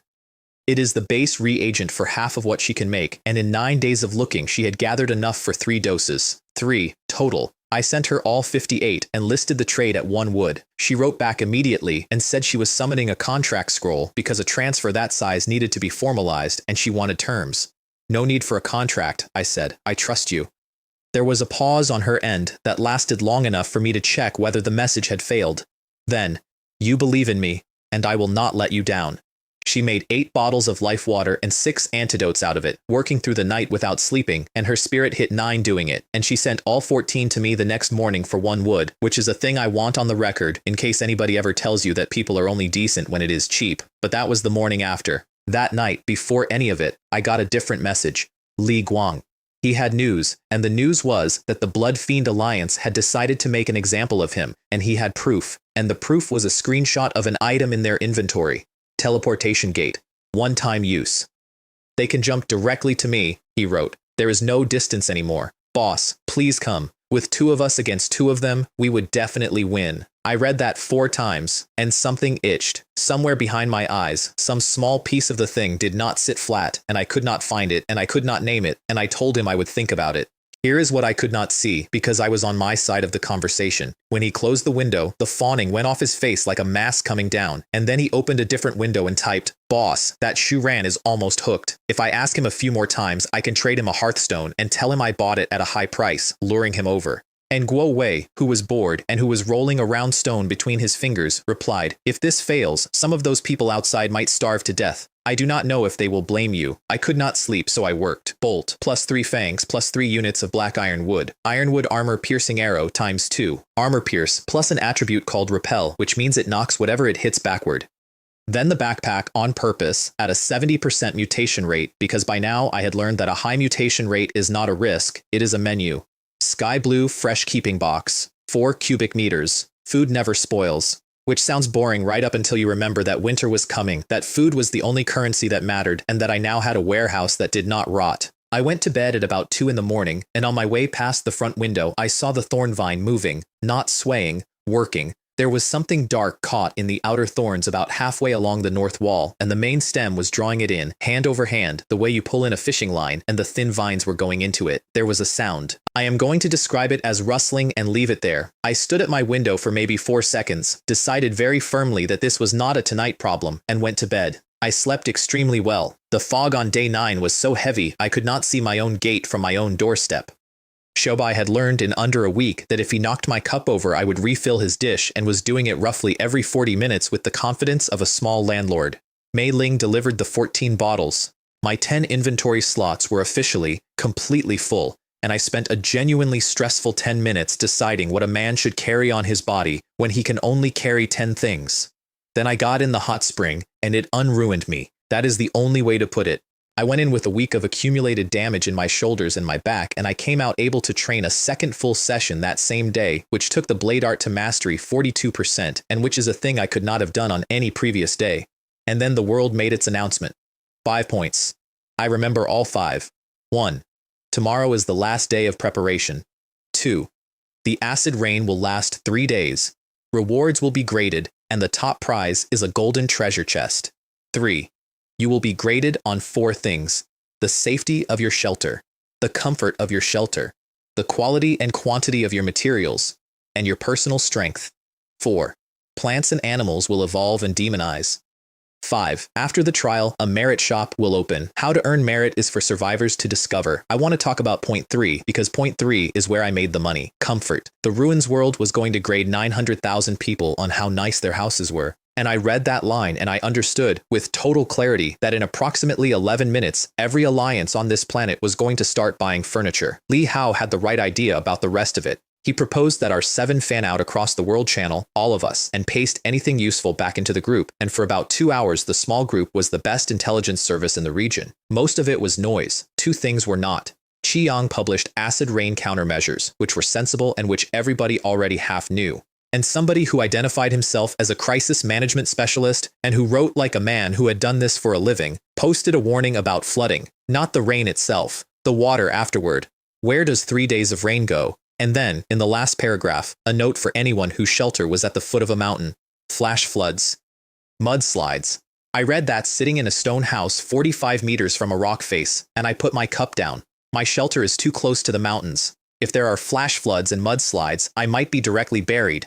So I went shopping, and I shopped in 2 directions at once. Direction 1 was comfort, and I got in early. Furniture, lamps, bedding, a seasoning set, which the seller wanted 20 units of food for, and which I got for 15, shampoo, soap, which had come down in price now that everyone had money. I bought hard for about 90 minutes and then I stopped, deliberately, because I could see the Alliance procurement account starting to sweep the channel and I did not want to be bidding against a committee. Direction 2 is the one I am prouder of, because while daily goods were going up, everything else was going down. Everyone was dumping their long-term assets to buy blankets. And the thing about a panic is that it is extremely stupid about quality. Somebody was selling 510 units of cold iron ore. Cold iron is a premium material, and in high-grade construction, 1 unit of it counts as 10 units of ordinary iron. The seller either did not know that or did not care, because he wanted heaters and he wanted them today. I bought all 510 for 14,000 wood, and then I raised the price of toilet paper to 3. Somewhere in there I ran a synthesis that failed and I threatened to dock Xiaobai's honey water for it, and he sat up on the arm of the sofa and stared at me with an expression I can only describe as an employee watching an unscrupulous boss blame the staff for a bad investment. Then the next one landed. Dirty tracksuit plus prime beast hide plus a warm stone. Starfire leather armor, premium. Attribute, physique, burst, 5 charges, plus 5 physique for 5 minutes. 5 physique. I had 7. For 5 minutes, 5 times in my life, I could be 12, which is above the rank 0 ceiling.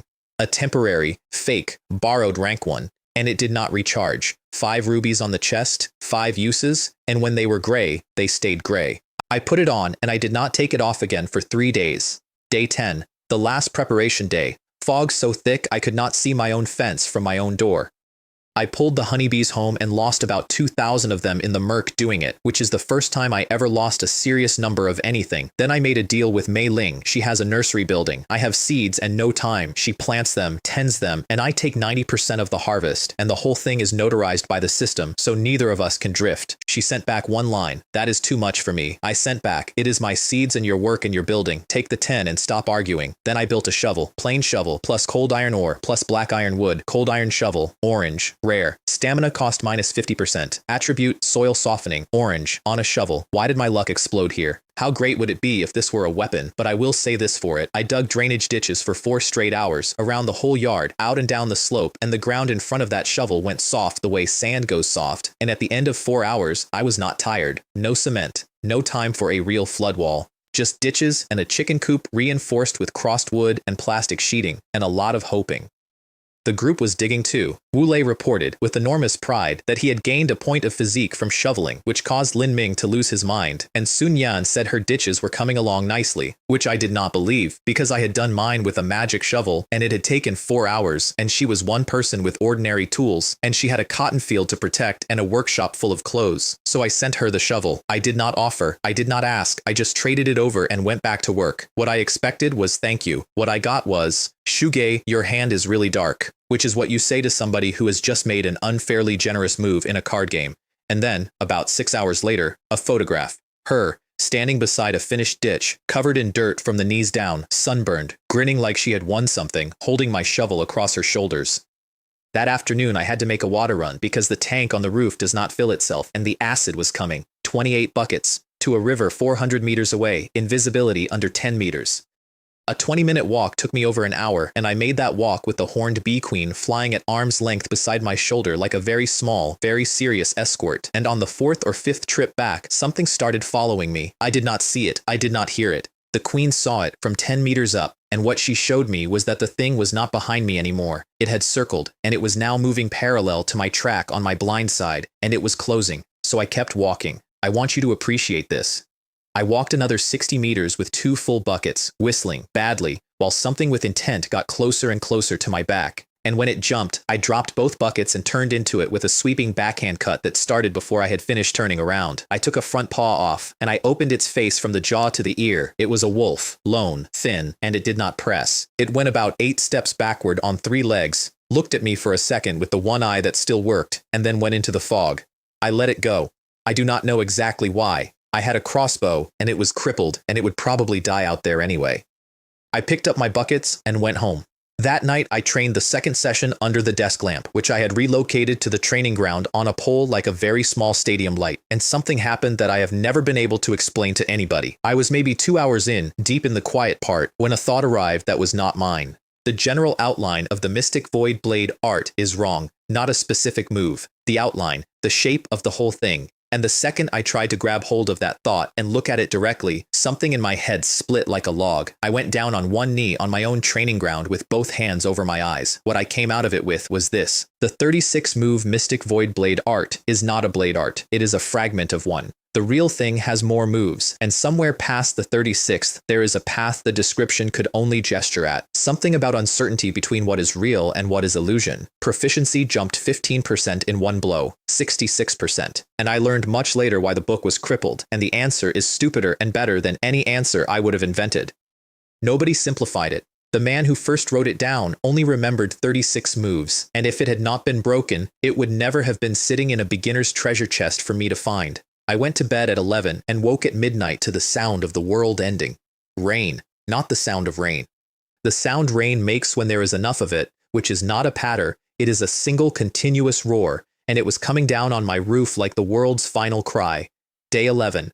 Acid rain. Day 1. Temperature 1 to 10 degrees. My panel had hundreds of missed messages. The group had assumed I was dead.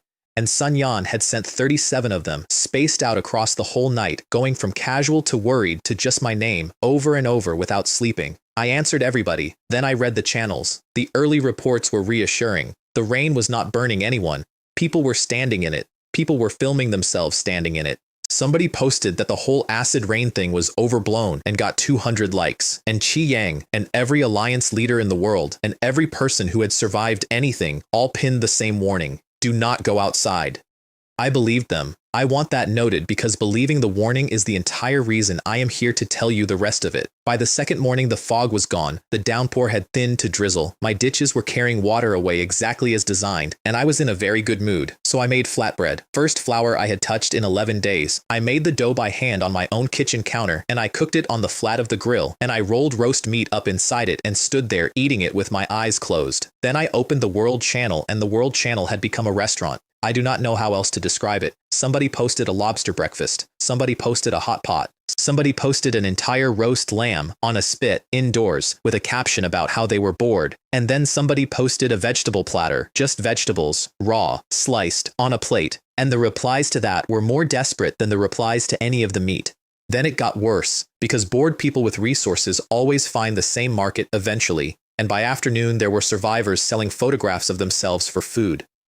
The gap between survivors is bigger than the gap between humans and dogs. I trained indoors, which is slower without the ground, and got the blade art to mastery 74%, and then Wu Lei messaged the group. Brothers, there is a sheep outside my shelter. Nobody reacted because it was Wu Lei. Then he sent a photograph, and the sheep in the photograph had eyes the color of arterial blood. It has been walking in circles around my house for 20 minutes, he wrote. Should I go look at it? And Lin Ming, being Lin Ming, wrote, Turtle God, it is a sheep. Go pet it. I typed, do not open the door, and Wu Lei's status went offline before my message posted. Here is what happened on his end, which he told us afterward in a very flat voice. He walked to the door, he put his hand on the handle, and a voice came up out of somewhere underneath his own thoughts and said, do not open the door, you will die, you will die, you will die. And then he blacked out standing up. He woke up on his own floor half a day later. The sheep was gone, and the system had left him a message. You have awakened the special ability, danger perception. That is when we all learned something the Ruins world had never bothered to mention. Every person who came through from Blue Star is carrying awakening energy inside them, whether their stone worked or not. It just sits there, and under specific conditions, it fires. Wu Lei, the group idiot, the man with no ability and an iron mind, had awakened by nearly dying of curiosity. While he was unconscious, the rest of the world found out what the trial actually was. They were not monsters, that is the thing. They were small, sheep, foxes, cats, rabbits, ordinary-sized, ordinary-shaped, standing outside people's doors with red eyes, doing nothing threatening at all, and the first time you look at one, it puts fear into you, not a feeling, a spell, a cold, total physical fear that locks your body the way that leopard's roar locked mine, except this one does not wear off in a second. The people who could push through it killed the animal and got a treasure chest. The people who could not push through it did not come back. Daihao of the Hua Alliance published everything they had learned for free on the World Channel, and I would like to say publicly that whatever else the Hua Alliance did later, that post saved a lot of people. Their findings, the strength and speed and claws do not match the body. Goats with a mouthful of teeth, rabbits with scales, cats that cross 10 meters in a blink, and none of them feel pain. You do not stop them by hurting them, you stop them by destroying the head, and do not open the door. There was one more pattern in that data, and it was the one that told you what this trial was actually for. The people dying were the farmers, not the weak. The ones who had spent 11 days gathering and building and trading and had never once cleared the animals near their own shelters. They had beautiful houses and full warehouses and no idea how to hold a weapon, and something with red eyes had come and stood outside their beautiful houses. This trial targets courage, caution, and observation. That is what I wrote in the group. And that is what it was. That night, the World Channel turned into a post-mortem and an argument. They do not feel fear, and they do not feel pain, somebody wrote. Isn't that just zombies? Why do only the farming types get attacked? This isn't fair. And somebody answered that one with the truest thing anybody said all week. Don't you understand? The Ruins world wants you to fight. It does not encourage you to lie flat. In our group, Mei Ling had survived by simply never going near her door. Wu had been offline for 6 hours, and his name in the member list had gone gray, and everybody knows what gray means. We had been sitting with that for about 90 minutes when Lin Ming, who bickers with Wu Lei every single day, who has never once been polite to him, wrote, "No, I'll send him a few more private messages." And then Wu Lei came back online. And before he could explain, Lin Ming, who did not yet know why he had been offline, wrote this: "It is fine. It does not matter if you have an ability or not. We will not look down on you. It is not like you are the only one without one. Brother Shu does not have one either." My mouth twitched. I really thank you for not looking down on me. Then Wu Lei posted his panel with the ability on it, and the group lost its mind for about 10 minutes. I set up a rotating watch on the World Channel that night, 2 people on at a time, in shifts, everybody reporting anything that mattered. Nobody voted on it. I said it, and it happened. I noticed that, and I did not say anything about it either. Then I made charcoal, discovered that 1 unit takes an hour and burns hotter than wood, and is otherwise not worth the labor, lit my fireplace anyway because I wanted to, and watched Xiaobai creep across the floor toward the fire on his belly like a soldier under wire. "Xiaobai," I said, "why are you so different from other mice? Aren't white mice supposed to be active and playful?" He looked at me. Then he lay down in front of the fire and went to sleep on his side like a very small dog. At 2 in the morning, Sun Yan woke me up because the drizzle had gone back to being a wall of water. The World Channel at 2 in the morning during a flood is a place I hope none of you ever have to read. My shelter is leaking. Help. The water is at my knees. And underneath every single one of those, an argument, because there is always an argument. If they haven't upgraded their shelter in 11 days, they deserve to die. How can you say that? We are all from Blue Star. I did the only thing that was useful, which was to audit my own 7. None of us were in wooden houses. All 7 of us had dug ditches. I told everyone to watch their water levels, and I went back to sleep. And buried in that scroll, posted once, answered by nobody, was a message I read and did not think about for another 18 hours. Is there anything unusual about your bodies? I suddenly see some black lines appearing on my body. Black lines, maybe it is a prank. In the morning I ate 2 packs of instant noodles, an apple, and 2 vitamins because I had been eating meat for a week and my body had started sending complaints through the usual channels. And then I ate the last red fruit. I had 9 of them already. This was the 10th, and 10 is the cap. And I had been saving it without knowing why. Here is what nobody tells you about the cap. The 10th one is not the 10th one. It is a detonator. It went off in my stomach, and every single one of the previous 9 went off with it.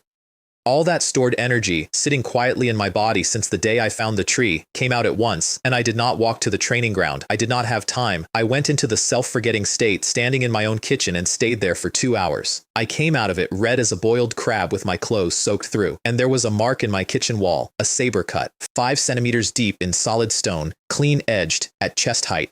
I had not touched that wall. My blade had not gone within a meter of it. This is what?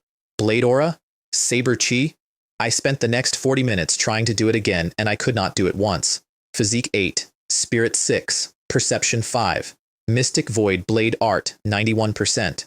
If I had eaten the last red fruit in the training ground, the proficiency would probably be even higher. I am still annoyed about that, but 8 physique meant something else, and I went and got it out of my item bar immediately. The Diamond Breathing Method, Rank 1, Perfect. Entry Requirement, Rank 0 Physique 8. The book I had been staring at for a week. Each proficiency level plus 2 physique. Immunity to all evil, meaning charm and control.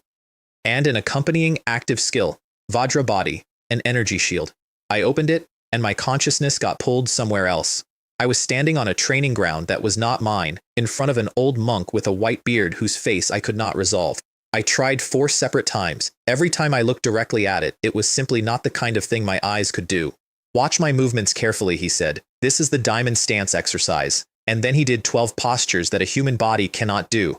I know that because my body did them, not by my instruction. He moved, and I moved, and everything in me that was supposed to tear did not tear, and everything that was supposed to lock went where it was told. Then he put one finger on my forehead. Experience it carefully, he said, and remember, cultivating needs nourishment. Forced cultivation harms the body. I woke up sitting cross-legged on my own floor with a book gone out of my hand and a line in my panel that read, Diamond Breathing Method, Entry, 8%. I really learned it. True dream-like impartation. Each stance has to be held 30 seconds. 12 stances, 5 minutes total per rank. That is the whole method, and it is the most brutally simple thing I have ever been handed. Then I put horse steak on skewers and cooked them in the fireplace, congratulated myself out loud for being smart, burned them slightly, ate all of them in under 4 minutes, and observed that my stomach was not full and that my appetite had grown again. Li Hao's briefing came in that afternoon, and it took the good mood off me in one paragraph. Survivors are mutating. It starts as black lines. Torso, limbs, head, wherever the rain touched. Then tissue grows along the lines. Hair, scales. In some cases, other things. And a new number appears on your panel called the demonic transformation value, and at over 50%, your survivor status is revoked. Cause, contact with acid rain. Cure, none known. And then the part that made me put my food down. Mutated survivors develop a craving for the rain and for flesh. The deeper the transformation, the stronger the impulse, and without great willpower, they cannot control it. Zhou Jian had already talked to one.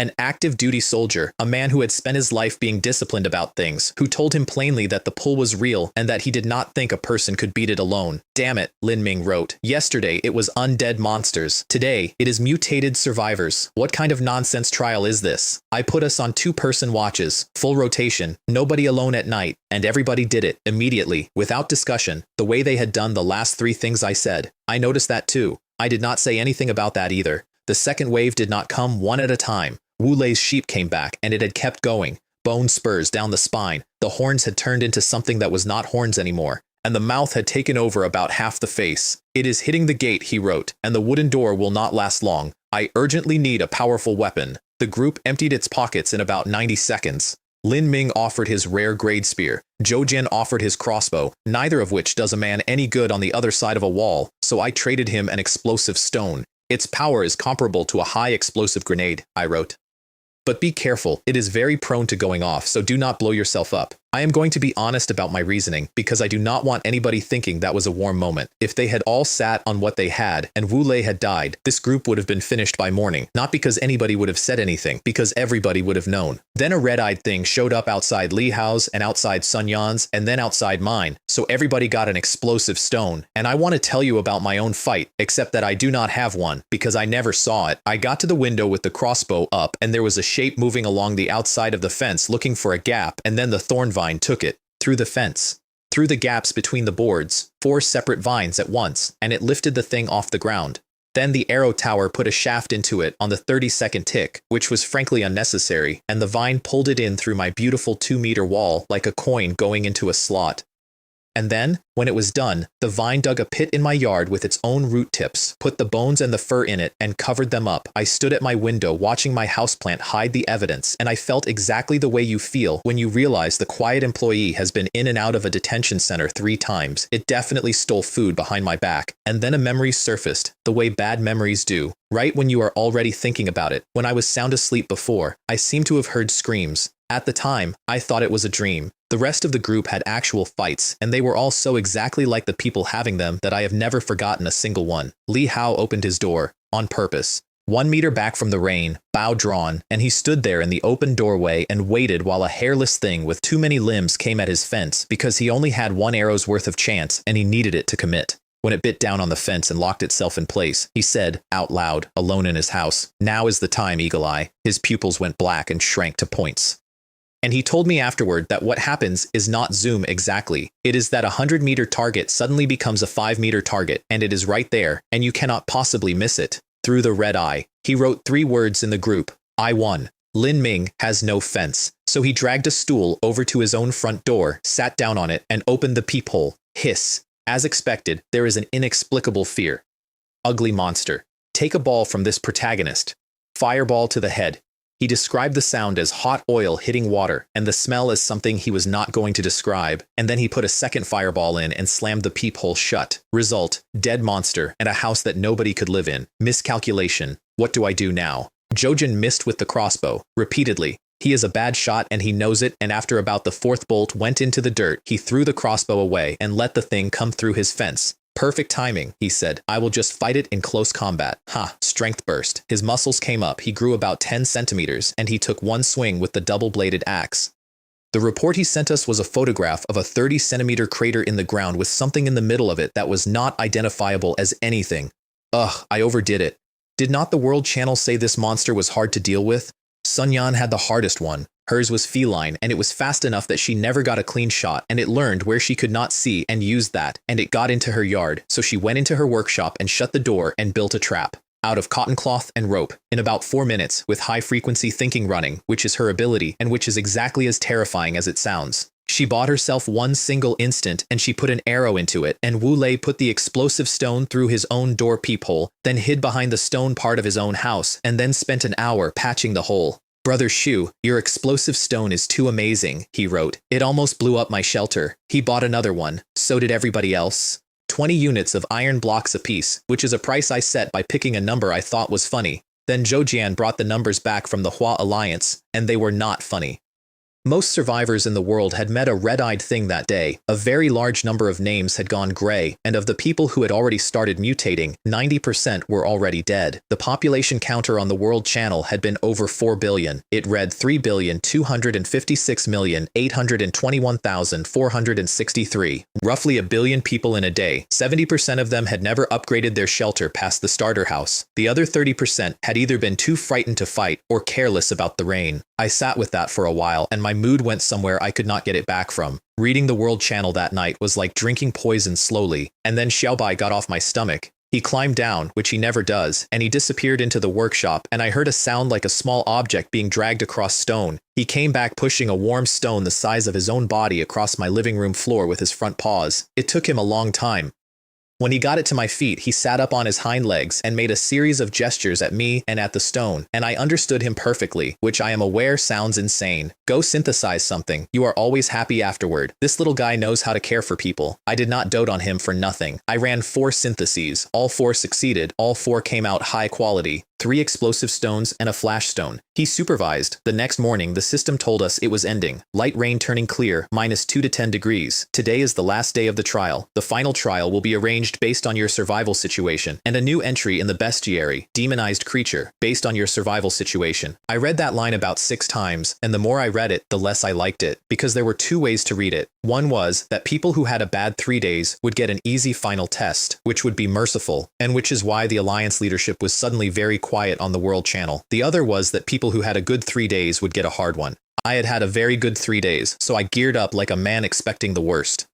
Starfire leather armor over the cat pattern combat suit, 180 crossbow bolts, an adrenaline syringe, ice pattern, repeating crossbow, tang sword, serpent skin shield, beast hide backpack with biscuits and water. And then I did one more thing, which was to post the full description of life water into the small group, not to sell it, to show them. Because the thing that was actually going to kill people that day was not the monsters. It was the belief that an injury is the end. Even if you are injured, even if you are crippled, there are ways to treat it in the ruins world. Holy crap, Wu Lei wrote. Brother Shu, are you a Taoist of many treasures? Zhou Jian taught for a while, which he almost never does. Prepare well, stay calm. Watch your own safety before you watch the enemy. Use tactics, not courage. It was the closest thing to a briefing any of us had ever gotten, and everybody went quiet and read it twice. Then the rain stopped, and every shelter core on the planet floated up out of the floor without being asked. First round, guard the core. I found out afterward what that looked like elsewhere. There were camels coming out of the Gobi. There were alligators walking up out of a lake in a line. Somewhere a python came out of a swamp and went straight at a stone house. And the ruins world, which had just killed 1 billion people in 72 hours, signed off with, I wish you all a triumphant return. I went up the arrow tower. 12 wild wolves came out of the tree line in a loose crescent, which is not how wolves move unless something is telling them to. Rank 0, elite, all of them. And behind them, one more. Scales down the shoulders, a tail like a length of barbed chain, and a right foreleg made of braided tentacles from about halfway down, where a paw used to be. So it is an acquaintance. Say hello. It looked up at the tower, and I understood, in a way I did not enjoy, that it had not been wandering. It had come here. I killed the nearest one outright with a volley before anything else happened, which brought the count to 12, and which was the last simple thing that occurred. Then the pack hit the fence, and the vine took 4 of them at once through the boards. The alpha did not go in. It stood off, and it watched its own pack get held, and then it started shearing vines with one swipe of that tentacle limb, and I understood that the vine was going to lose this if the alpha got inside the tangle. So I spent vines, deliberately, cheap ones, out at the edge, to keep it busy and keep it out. And while it was cutting, I put an armor-piercing bolt straight through the paw it was standing on. It came off the ground. The arrow tower's shaft caught it in the shoulder mid-stumble and knocked it back another 3 meters, and then the vine did something I did not order because I could not have ordered it. It cinched. Every wolf it was holding got pulled into one mass, and the vine folded its own main stem into a ball around itself, armored, out of the way, which left a perfect crowd of animals in the open with nothing between them. I threw 3 explosive stones into the middle of it and jumped off the tower. The blast took out an entire section of my beautiful 2-meter fence, and the alpha walked out of the smoke with its left side ruined, the left paw gone entirely, and the left eye a socket. My apologies. I seem to have taken another one of your paws. Then I tapped the ruby on my chest. Physique +5 for 5 minutes. Is this the power of rank 1? Everything changed, not gradually. The ground felt closer. My own arms felt like they had been badly calibrated my whole life, and someone had finally adjusted them. I shield bashed a wolf the size of a pony, and it left the ground. Then the blade art from 2 angles, and the tentacle limb came apart into strands to grab the blade, and I cut through all of them at once. Then the tail came around at my face, and I moved, and the tail bent 90 degrees in midair and went for my groin. You are rebelling. I caught the barb. I wound the whole tail around my forearm twice, and then I threw the animal over my own head, which worked because I had already pinned its neck to the ground with the tang sword. It got up anyway, half-severed neck, ribs wrong, and it started crawling toward me. I hooked the sword back into my hand and finished it. Phew, what strong vitality. The vine, I should mention, had already finished every remaining wolf on its own, and was politely waiting to ask if it could have the bodies. 13 merit points. And then, the second round of trials will begin in 1 hour. Damn it, there is a second round? The fence cost 50 wood to repair. The alpha's loot was 2 rare materials and no meat at all. A tail whip, orange. 2 sharp claws, blue. 5 orange scales. Not 1 gram of anything edible. I checked the armor. One of the 5 rubies on the chest had gone gray. 4 left. For the rest of my life. The horned bee queen landed on my shoulder and sat there in a way that I can only describe as pointed. She had not been allowed in the wolf fight. I had kept her in the box because a pack of animals that feels no pain is exactly the wrong target for a creature whose entire arsenal is 3 paralytic stingers she can never regrow. It would have been a victory that cost me her. She did not care about my reasoning. She sat on my collarbone with her wings folded and radiated disappointment at me for the entire hour. Then the system said, detected that the survivor possesses multiple battle pets. Please choose whether to bring them into battle. 15 seconds. I took only her. The vine was half dead from holding 12 wolves. The honeybee queen is a production animal, and Xiaobai is Xiaobai. She perked up so fast she nearly fell off my shoulder. Then the world went white. I was standing in a box, 500 meters on a side, featureless, white floor, white walls, white ceiling, no shadow anywhere and no visible light source. And 3 figures across from me, demonic corpse, rank 0, elite, constitution plus 50%. Description: humans from another world demonized by the power of the abyss. Humans. I stood there with that word for a second longer than I should have, and my first coherent thought was not tactical. It was, these are people who mutated. Could it be that those gray names yesterday also? I did not finish it. I have gotten very good at not finishing certain sentences. They came at me fast, and they never got tired, and they were, thank God, extremely stupid. No flanking, no feints, 3 separate straight lines toward the same point. So I kited them. Backpedal, open the gap, stop, turn, 3 bolts into a head, run again, backpedal, stop, turn, 3 bolts. It took about 9 minutes, and I did not take a single hit. And somewhere in the middle of it, I actually laughed because I had not expected the kiting strategy from games to work in real life. The last one I took in melee on purpose. I could see the black lines on its face, the same lines from the World Channel, the ones that started as a joke somebody posted at 2 in the morning, and I felt a surge of anger that I could not account for and did not want to examine, and I needed somewhere to put it. 1 diagonal cut. The head came off. There was nothing on the blade, nothing at all. I crouched down and touched the skin, and it was cold and dry, and it gave under my finger like dehydrated tree bark. Demonic corpse. Demonic corpse. So it really is a corpse. And then the box spoke. Survivor's strength far exceeds that of others in the same period. Triggering an advanced trial. There is an extra reward for passing, it said. It did not say what happens if you fail. It did not have to. I was standing on 3 of them. I asked it a question instead, out loud, to a white room, because there was nobody there to see me do it. Why does the ruins world want us to survive? Why test us at all? What is this for? Nothing. No response. Not even a permission denied. So I said quietly, participate in the advanced trial. And it sent me a person. Bloodthirsty demonic human. Rank 0. Hero grade, Constitution doubled, skills, Death Whale, and Blood Battle 8 Desolations. Description, a former rank 1, battle-hardened warrior who betrayed his faith due to the irresistible temptation of the abyss. A rank 1. Downgraded to rank 0 to be fair to me, in armor, with a ring pommel saber standing in a guard position, watching me, and I found out later exactly how the Ruins world had picked that opponent, which is the part that still bothers me. It scaled off my equipment, 6 bottles of life water in my inventory counted. If my kit had not been mostly rank 0, it would have sent me a real rank 1, and I would not be telling you this. I summoned the skeletal horse because it was the only thing I had that it had not seen, and the demonic human stopped advancing and adopted a guard stance. This demonic human actually has combat awareness. Ordinary bolts came off the armor like thrown gravel. Anything I aimed at the face got parried without the head moving. It was not fast particularly. It was correct, which is worse. So I charged it, and I counted my magazine out loud as I went. 15, 14, 13. I was firing the whole way in, all of them wasted, all of them meant to be wasted, because every parry it made was a parry it was not thinking about. 5, 4, now, ice arrow. It froze for maybe a fifth of a second, which is not enough time to do anything except one thing, and the one thing was the armor-piercing arrow, which went in under the chin and came out the back of the helmet. I put the blade at its neck. It blocked. Then it dropped to its knees, threw its head back, opened its mouth, and made no sound at all. Death wail. My sea of consciousness went sideways.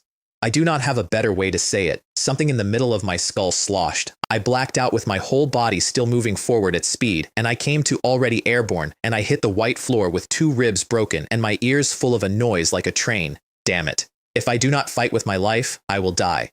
Second ruby. Physique +5. Shield and blade. And both my arms had gone numb from blocking, and I was losing, and I want to be clear that I was losing, and then I heard hooves. Skeletal horse. Activate skill. Charge. It doubled speed and hit that thing in the back at a full run. The bee queen came in on the same beat, landed on its left hand and put a stinger in. 2 of my 3, spent forever in 1 second by an insect that did not hesitate. I drank the spiritual spring milk and a life water together and felt my ribs move back to where ribs go. And then I said the words for a rank 1 technique on a rank 0 body. Vajra body. The cost was obscene. It felt like something reaching into my chest and taking a fistful of whatever it is that makes a person able to stand up. I closed on it with a golden shell around me. It bit my blade. Actually bit it. Closed its teeth on the flat to stop the thrust, and then kicked at my groin. Why are you all so insidious? Did my lower body offend you? I took half its face off with the return cut and flicked the helmet away with the tip, and it screamed silently at me again, and the Vajra body ate the whole thing, absorbed it. Not one ripple got through. I brought the crossbow up from behind my shield, where it had been the entire time, and put an ice blue armor-piercing arrow through the right eye. Freeze, knockback, and paralysis all landed on the same tick, 1 diagonal slash, past the advancement trial, 10 merit. And then my legs stopped working and I sat down on a white floor in a white room and laughed by myself for about a minute. Then I took inventory of me, which was less funny, both forearms fractured, 2 ribs, something in my abdomen that hurt, in a way ribs do not hurt. Its drop was a jade slip. Blood Battle 8, Desolations, a blade type ultimate skill, 1 unit of energy per use. After you slay an enemy, a blood blade spawns near the body, up to 8 of them, controlled by mental energy. Power scales with your energy. Range scales with your divine sense. Secret technique, ultimate skill. Is this description serious? It was serious. And then I got to the requirement line, which said energy, and I checked my panel, which said I had none, and would not have any, until rank 1. I am far from ready. I got happy for nothing. The body itself gave me nothing. The armor had fused to whatever the scales underneath were, and I was not going to take a blade to something shaped like a man, so I left it. All I got was the ring pommel saber, rank 0, fine, sturdy, and then the actual rewards arrived, and there were 3 of them. Restoration aura. Heals trial injuries, old injuries, and hidden cultivation injuries. Complete restoration, equivalent to a full revival. Energy infusion. The Ruins world burns its own origin energy to give you 3 random attribute points, capped at 10 for a rank 0, and a golden treasure chest. There was also an abandon button next to each of them, and I looked at it for exactly as long as it took to understand that it was real, and then I looked away fast in case the Ruins world decided to take me up on it. The restoration aura came down as a pillar of light, and I stood in it and felt 11 days of accumulated damage leave my body from the inside out. And then I had an idea. I want to be clear that this idea was extremely stupid. I started practicing the diamond breathing method inside the healing pillar, because here is the thing about that method. Every forced transition between the 12 stances injures you. That is not a side effect, that is the mechanism. You tear something, it heals wrong and stronger, and the monk's warning was that forcing it harms the body. But the pillar was healing everything as fast as I could break it. 30 seconds a stance, then 40, then a minute.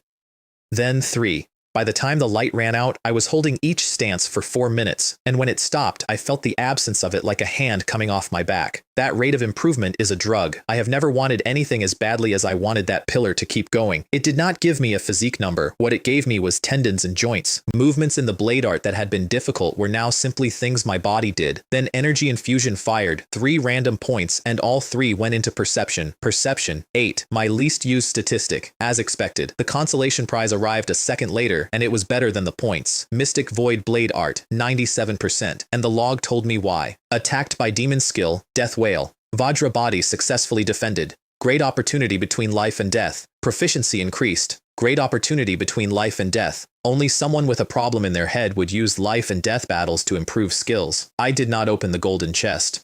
I put it away unopened because my mascot was not with me, and because I had started to have a superstition about a certain white mouse, and I was not going to test it on a golden chest. Then the evaluation came in. Attributes significantly lower than the demons, +1. First trial triggered an advanced trial, +1. Passed with minor injuries, +1. Evaluation, perfect, and a menu. Item, building, technique, resource. I ruled out item immediately and out loud because I have played enough games to know what a random item table looks like. If I drew an excavator or an oven, would not I cry myself to death? Resource is a pile of things, and piles run out. Improving myself is more important. Technique. Kanghai Yulong Visualization. Level 3. Perfect. 3 stages. Snake Transformation. Flood Dragon Transformation. Dragon Transformation. Description. After the fall of a generation of dragon god, part of his memory transformed into a visualization chart and was left in the human world. It greatly raises spirit and perception, slightly raises physique, and generates power of the dragon attribute. One of a kind. After the cultivator's death, others may cultivate it.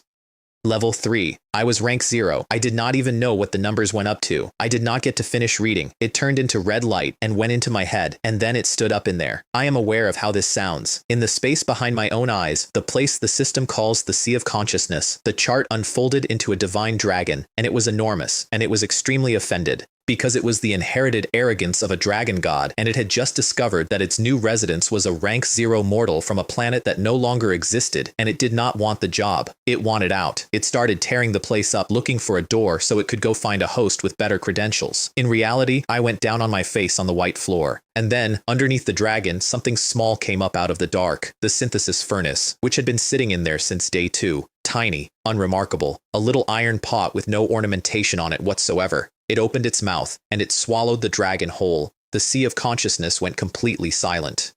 I woke up on the stone floor of my own house with a headache like a spike through the temple, and I lay there for a while before I got up the nerve to look inside. The Kanghai Yulong chart was circling the synthesis furnace in a slow orbit. Listless. I actually said that word out loud, alone, on my floor. Listless. Why would I use that word? 2 things came out of the wreckage. The first is that the chart had no rank 0 version because it had never been meant for anybody at rank 0, and it had been forced to generate one for me on the spot. What it produced was called the Dragon Egg Visualization Chart. Ordinary quality.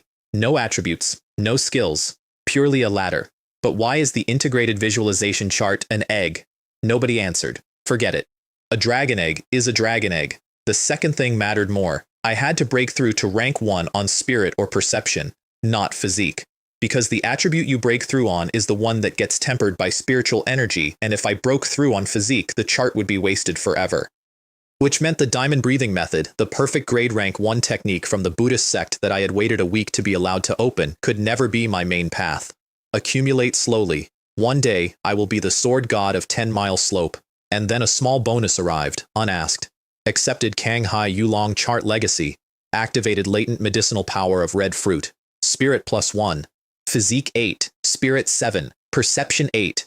I got up, drank water, and went outside to check what was left of my yard. And my fence was black. The leaves were black. The vines were black. The fiery red that had made the whole north wall look like it was on fire was gone, and every part of that plant was the color of a burned match. Little vine did not get demonized, did it? It reached out one black tendril and touched my hand. Magic fire thorns. Rank 0. Hero grade. It had absorbed the abyssal energy out of the acid rain and the flesh and blood energy out of 12 demonic wolves, and it had triggered a mutated evolution. The fire poison had become magic fire, injected through the thorns, which water will not put out and which feeds on whatever it is burning until the thing stops moving. And a second attribute, life drain. It pulls the living energy out of anything it is holding, and it can spend that either on its own evolution or on healing itself. I stood there in my yard and shut my mouth and wiped away drool that was not there. Little vine. It seems you are the hidden boss of our family. It had just become a hero-grade organism about 4 minutes earlier, so it was newborn about it, and it came over and rubbed a vine against the side of my face like a cat. The bees were untouched and the hive had doubled. The only casualty of the entire acid rain trial, on my whole property, was the streetlights. All 6 of them came back online within an hour of each other, and the group chat that night was the best 2 hours I had had since I died. Ages came out somewhere in the middle of it, which none of us had ever discussed. I am 24. Wu Lei is 27. Sun Yan is 25. Everybody kept calling me Brother Shu anyway, because apparently I type like a man of 40. Sun Yan had the reward tiers because Sun Yan has everything about 10 minutes before anyone else. Gold chest +3 attribute points went to me, Lin Ming and Zhou Jian. Silver +2 went to her, Mei Ling and Li Hao. And bronze +1 went to Wu Lei. Dead last, out of 7. Woo woo woo woo, he wrote. Why do I have to suffer in this group?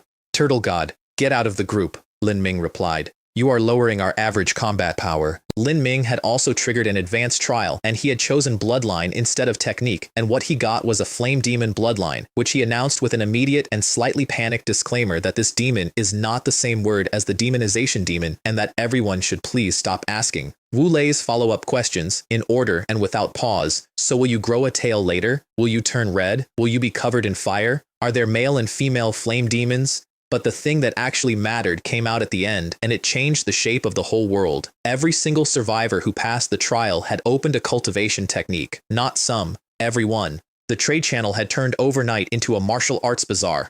Basic blade, basic sword, iron cloth, bagua palm. Mostly rank 0, excellent quality, and Li Hao reported something interesting about how they were moving. People were not selling them, they were exchanging them, technique for technique, straight across. Because 3 days of watching things with red eyes stand outside your door had taught 900 million people simultaneously that being able to fight is not a hobby. He also brought back the proficiency ladder, which nobody had known. Beginner, proficient, master, major achievement, control. And only at control can you teach a technique to someone else. So I gave the group 2 pieces of intelligence for free before anybody traded anything. 1. Energy fruits and training ground buildings accelerate proficiency enormously if you can get either. Get it before you start. 2, and this is the one that mattered, the attribute you break through on is the attribute that gets tempered. So pick a technique that matches your talent before you trade, not after. There is such a setting, Li Hao wrote. I opened basic blade technique and I was just about to exchange it. If we just make do with what we cultivate now, Sun Yan said, we will be stuck with it later. Neither of those 2 facts cost me anything. Both of them will be worth more to me over the next month than any item I have ever bought. I went home to find that Xiaobai had spent the entire trial standing on the arm of the sofa facing the front door, not sleeping, not eating, watching the door, for hours, next to an unconscious man. I sat down next to him and did not say anything for a while. Then I went shopping, because the trade channel after a mass chest opening is the single funniest place in any universe. There was a robot vacuum listed next to an immortal talisman. There was a bulletproof vest next to a set of magic armor. Every item on that board had been priced by somebody who did not actually want to sell it and just wanted people to know he had it. And in the middle of all that, at the bottom of the 3rd page, sat this. Monster Illustrated Handbook. Rank? None. Quality? None. A special wondrous item with the ability to identify attributes. Usage, drop a monster's blood on a blank page and receive its attributes. 100% accurate. Isn't this a youth version of Probe? That is exactly what it was. It did. Worse and slower, the thing that every survivor alive already has as a free panel function, which is why it had been sitting there for 4 days with no bids. So I haggled, and the seller haggled back, and I want to describe what happened because it is the most human thing I saw all week. He told me there were other interested parties. He told me he would be running a sealed bid auction and announcing results in 10 minutes, and that I should think carefully about my number. I bid 2 cold medicines. The trade request arrived instantly, not in 10 minutes, instantly. Didn't he say the results would be announced in 10 minutes? Damn, was I played? But here is why I wanted it, and it had nothing to do with the function, the material. I can bend rebar with my hands now. I could not tear a page of that book. It was not metal, it was not wood, and it was not paper, and I had never touched anything like it. This material is really good. Unfortunately, the function is not. Such a good material used as a main material will definitely produce something. 3 more purchases that day. Standard combat boots, rank 0, normal, 100 wood, because my hiking boots had finally given up. The description on those boots is the only honest product copy I have ever seen in my life. Sturdy and durable, but their drawback is that they get cold and hot easily and can cause foot odor. A basement blueprint, which somebody was auctioning, and which was already at 1,000 wood when I found it. I put 2,000 on it in one move to end the auction before the Alliance procurement desks woke up. Somebody offered me 3,000 for it an hour later, and I said no. Shelter buildings must be excellent. That is a rule I made that day and never broke. And 620 grains of demonic soybean. I want to explain that one because everybody in the comments of that listing was laughing at the seller. He was a farmer. He had planted soybeans on day 2. He had done everything right. And then the acid rain came and he had not harvested in time. And his entire crop had gone demonic, which means rank 1, excellent quality, cannot be planted, cannot reproduce, and gives you demonic corruption if you eat it. Worthless, actively harmful, publicly humiliating. I bought a gin of them, 620 grains, for 1 gin of white flour, effectively free, because they were the best auxiliary synthesis material I had ever seen. Cheap, abundant, and high quality is a combination that does not exist, and this man was giving it away because he was embarrassed. I locked them in the warehouse where Xiaobai could not reach them. Then, with 2 hours to kill before the trial officially closed, I finally ran the experiment I had been putting off for a week. Can identical items be fed to each other? 10 ordinary iron ingots, 1 in the main slot, 9 in the auxiliary slots, and the pattern fell out clean. The auxiliary slots cap at 9. Each filled slot is plus 10% success and plus 1% mutation. 9 slots is 90% and 9%. Result, refined iron, rank 0, excellent quality, durability plus 30%. 10 normal items in, 1 excellent item out, a stable channel to excellent grade materials. The output is too low, but it works. And then the real question arrived on its own, the way the good ones do. What if 10 excellent materials make 1 rare? What if 10 rare materials make 1 perfect? I had 620 worthless beans, 1 in the main slot, 90 in the 9 auxiliary slots. It cost me 2 points of mental energy and left me holding the workbench. Demonic soybean, rank 1, rare, demonic energy plus 60%, strongly attracts demonic creatures. Ordinary creatures that eat it are promoted directly to rank 1 demonic creatures. Safe to touch, holy crap. This is the demonic version of the energy fruit. And there was a twist in it that took me a second to see. The furnace had not purged the corruption, it had concentrated it. The demonic energy had gotten stronger, not cleaner. I stood there looking at 1 black bean like a man watching a pure young girl fall into depravity. Then a much worse thought arrived.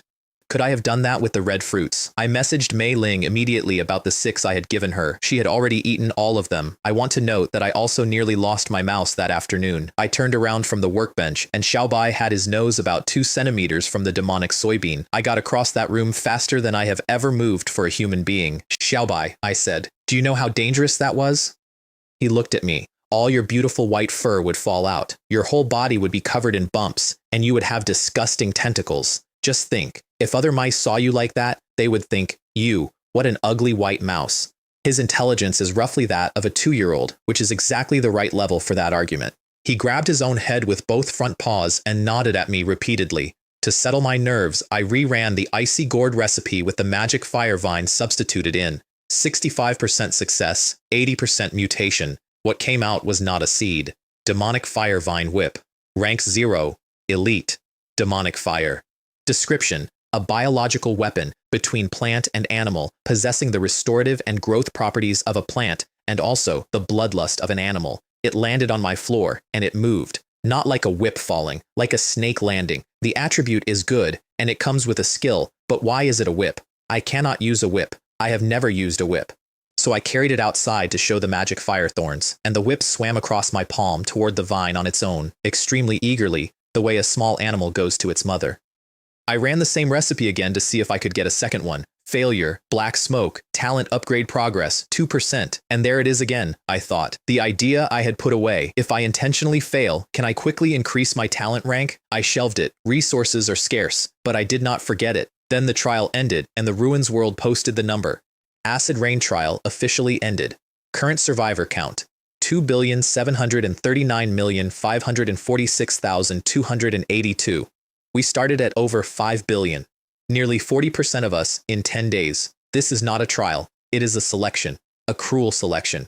And then, before anybody had finished processing that, 3 more announcements landed back to back like somebody dealing cards. The Ruins World is about to enter winter. The extreme cold trial has officially begun. Duration: 3 months. Cold-resistant item drop rates increased. A monthly trial will occur on the 30th day. Monster Siege. Killing demonic creatures grants merit points. The system mall is now open. The world channel broke. Haha, die, die, all of you die. This damn Ruins World just wants to toy with us. We survived the end of the world. Are we going to give up in a small cold snap? And I will admit that my own faith wobbled. I had been building a theory. I had believed the Ruins World was cultivating warriors, that all of this had a point, that the technique giveaway proved somebody wanted us to be strong. Then it stacked 3 months of cold on top of a monster siege, on top of a 40% casualty rate, and my theory started to look like the thing people believe because the alternative is unbearable. So I picked a smaller thing to believe instead, which has held up better. As long as I am strong enough, there will come a day when I can break free of its control. And then my name turned gold. Top 10,000 survivors receive a bonus. Congratulations, Shuran997, for entering the top 10,000. Golden treasure chest, 10 merit. Golden name bar, 7 days, out of 2.7 billion people. My name went gold, bold and enlarged on every channel I posted in, permanently, for a week. And within 90 seconds my message list detonated. The 6 friends, all at once, all in caps. Li Guang, immediately. Big shot, awesome, you must help me. Then alliance leaders, real ones, names from the world channel, 4 of them inside 2 minutes, all extremely polite. And then a truly remarkable number of young ladies in remarkably little clothing, all of whom had apparently been waiting their whole lives to meet a man with a gold name. What the hell is the Ruins World doing? How am I supposed to find treasures and pretend to be a pig to eat the tiger now? I muted everything except the group, and then I called for the mouse. Little vine, come quickly, I said, which was a slip because I meant the mouse, and the vine cannot come inside. Xiaobai, get over here. Whether it is high-end models or pickled vegetables and steamed buns later depends on you. I opened both golden chests at once. 6 orbs came out, 2 fine, 4 rare. The first one solved the problem I had been carrying for 4 days. Altar blueprint, rank 0, fine. Attribute Heavenly Eye. Cost 100 stone. The core building of the shelter. If the altar is destroyed, the shelter falls, and the Heavenly Eye projects a 500-meter radius. Altar. It is really an altar. The second one knelt down. Ghost Armor. Guard type. Rank 1. Fine. Attribute Self-repair. Description: once a basic defensive unit of a certain mage tower. Its commands have been recompiled by the Ruins World. It came out of the orb as 180 centimeters of Western plate armor standing on my living room floor, and there was nothing inside the helmet. Nothing. I could see the far wall through the eye slots. I dripped blood on the breastplate to bind it, and the sockets lit up red, and I had my hand on Heaven Slaying before I had decided to, because after 3 days of acid rain, I had developed a very specific allergy to red eyes. Then it went down on one knee. Master, please give your command. Stand up, I said. It stood up. Kneel. It knelt. Stand up. It stood up. I did that about 6 more times, and then I named it, and I want to say in advance that I am aware I am bad at names. Number 1. The third orb was the one I built the same week. Cultivation Room Blueprint. Rank 1. Rare. Attributes: Gravity Adjustment, up to 10 times. Chi Gathering. Cost: 1,000 wood, 1,000 stone, 200 iron. This must be built tomorrow, even if I have to sell everything. 4th. Wugong Leg Technique. Rank 1. Rare. Movement speed plus 60%, leg strike speed plus 60%. 5 forms. I had a blade art and a breathing method and absolutely nothing for my legs, and I had spent the entire acid rain trial being thrown through the air by things that were faster than me. It is just right to make up for my weakness. 5th. A red fruit. Rank 1 this time, not rank 0, plus 3 energy. cleanses marrow and tendons, with a warning line, requires rank 0 peak or rank 1 to consume, otherwise the body may explode. I put it away very carefully. And the sixth one is the one I still wear, spider silk gloves, rank 1, rare, skill, silk spray, 10-ton load capacity, attribute, toughness, description, a component of an officer in combat uniform, designed to imitate a certain urban wanderer. Urban wanderer. You think I do not know who you are cosplaying, even if you do not say it. I put them on, and I did not take them off for the rest of the week. I am not taking them off. I will even sleep with them on. The next morning I got up and ate breakfast and complained about it, which had become a ritual. When can I eat some vegetables? I really miss the taste of vegetables. Then the system all opened, and it had exactly 3 items in it, all at 5 merit. Demonic Creature Scan Scroll, 5-kilometer radius, tracks demonic creatures for 12 hours. Beast Taming Scroll, Tier 0, and Invitation Scroll, invite another survivor to your shelter. I read that third one twice. Survivors can meet offline, and then, immediately after, on its own, without me wanting it. Relationships between survivors are going to get chaotic. 11 days, every human being on this planet sealed in a box, talking to each other through text, and the Ruins world had just put a door in the wall and put it on sale for 5 merit. I bought the scan scroll only. Then I built, and I built in a specific order for a specific reason. Basement first. 100 wood, 300 stone, 10 iron, with the entrance in the corner of my bedroom. The construction is silent. It just happens, underneath the floor, in about 4 seconds, and the ground does not shake.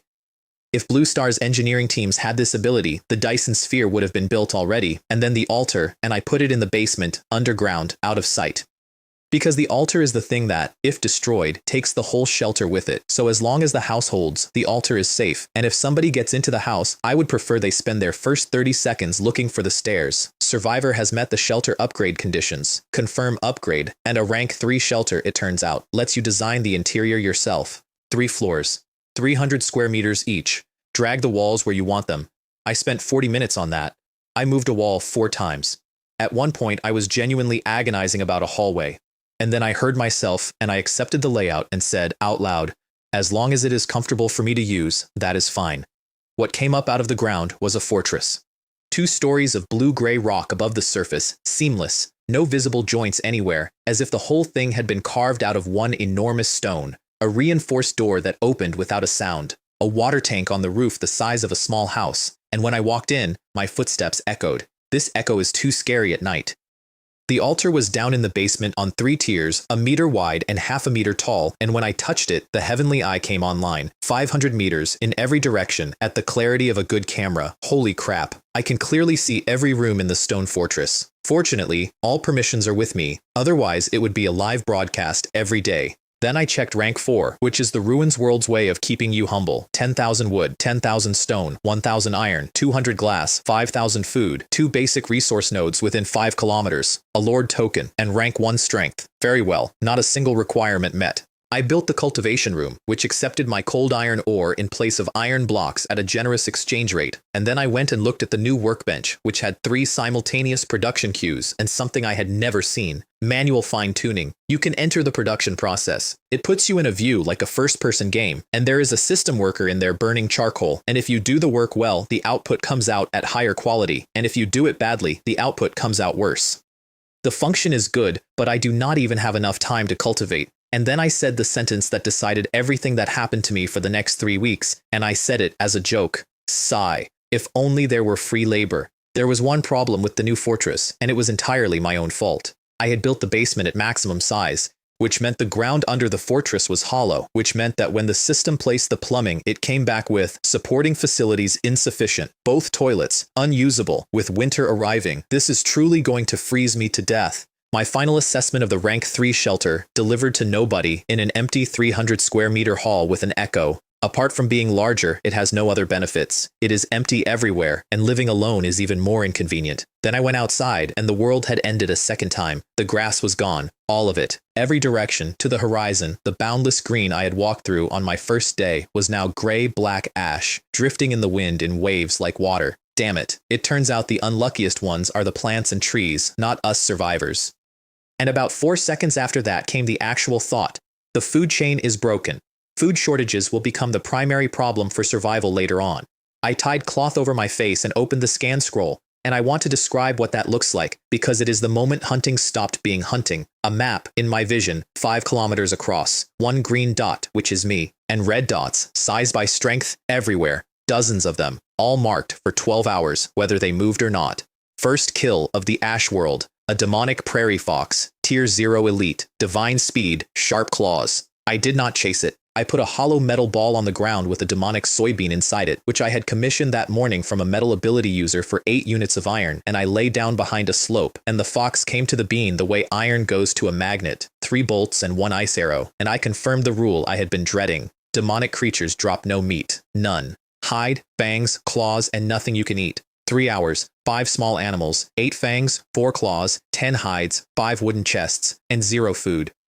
If we cannot hunt for meat, then the price of food will rise again. Then I found a cluster of small red dots with nothing visible above ground, and worked out that they were under it. Demonic black ants, tier 0, elite, group dwelling, sharp teeth, thumb-sized. Killing one of those gives you nothing. Merit requires eliminating the colony. So I built something. I laid a flat stone slab in the middle of the swarm's ground and covered it with dry branches and leaves, and ringed the whole thing with a border of wood, and hammered a thigh-thick stake in beside it, and then I went fishing. I hung the metal ball with the bean in it off the top of that stake on a rope, over the slab, at ant height. I cannot believe I can fish here. They came out, and then they kept coming out, until the slab was invisible, until the tinder was invisible, until the entire 2-meter circle was moving black. I want to note that my sanity dropped several points during that. I was on the edge of developing trypophobia, and I have never been so grateful for a decision as I was for the decision not to dig the nest open. Then I threw the torch. And then I spent half an hour delicately steering the bait ball back and forth over the fire to herd the escapees into it, like a man playing the world's worst carnival game. And then the smell arrived. Smells so good. Ugh, roasted meat. That is what it smelled like. It smelled genuinely, appetizingly good, and my stomach turned over. And I stood there in an ash field holding a rope and said, damn it. How am I going to face roasted meat after this? Eliminated magic black ant swarm. 10 merit. Bronze treasure chest. And arms and legs I could barely move. This is more tiring than fighting. I left the few survivors alive and told myself it was mercy. It was not. There was no profit in them. The next cluster on the scroll was 2 clusters that had merged, which on that map means a war. Demonized wheat bees, tier 0 elite, with bite and divine speed, and no stinger at all, and mandibles instead, which is to say, a perfect main combat swarm for a Goo King bee box, besieging them on a dead tree. Magic locusts, tier 0 elite, bite, big stomach. I could not go in. I cannot be the peacemaker. The peacemaker is always the unluckiest. So I sent the horned bees at the locusts' flank and rear. Harass only, hit and run, no engagement, never stop moving, just enough to tip a fight that was already close, and then I pulled them all the way out before the wheat bees noticed there had been a third party. Then I rode in at a gallop, hooked one leg around the saddle, went parallel to the ground like an idiot in a circus, and set the Goo King bee box down beside the hive with the magic soybean sitting on top of it. Every wheat bee in that hive was inside the box within about 6 seconds. Holy cow, that fast? Did I use too much material? 500 blue-grade bee larvae. And destroying the hive counted as eliminating the swarm, so 10 merit, and another bronze treasure chest. 8th chest of the day. I detoured home to drop off the bee box, and number 1 was standing outside the fortress door, over a body, a chicken. I had bought a live chicken 4 days earlier as emergency food and kept it in the reinforced coop, and it had gone demonic, and it had broken out, and it had gone for the house. Sure enough, the reserve food had become demonic. Fortunately, number 1 was guarding the house. I stood there for a second working out what to say to a suit of armor. I will reward you with the title of Outstanding Employee. I will draw it on your armor someday. There was one big red dot left on the map, down by the river, and it had not moved all day. Demonic alligator turtle, tier 0, boss, attributes, gravity defense, fast recovery, a shell the size of a millstone. And apart from the red eyes, there was no visible mutation on it at all, which somehow made it worse. I did not know what gravity meant on a turtle, so I found out with something that was already dead. I sent the skeletal horse in at a walk. At about 5 meters, its front legs buckled and it went down onto its knees like it had been struck, and it could not get up, and it dragged itself back out. Fortunately, I did not act impulsively, or I would be the one kneeling and admitting my mistake. So, bombs. I did not have enough. I messaged Lin Ming and Zhou Jian and begged 2 explosive stones off both of them, and then I synthesized 2 more, and I brought Xiaobai to the workbench for it. Xiaobai, lend your master some good luck. There is a big turtle outside threatening to flatten our home. Both succeeded. I kissed the mouse. He objected. Then the actual plan, which took 90 minutes and about 4 kilometers of walking. Step 1, get it away from the water, because a turtle that reaches a river is a turtle you never see again. Step 2, Walk it in circles for half an hour until it runs out of stamina. That is it. That is the whole step.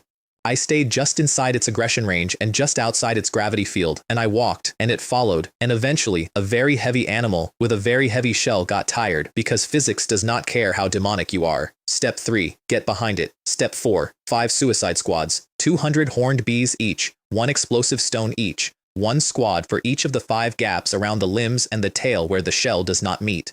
Go forth, I told them.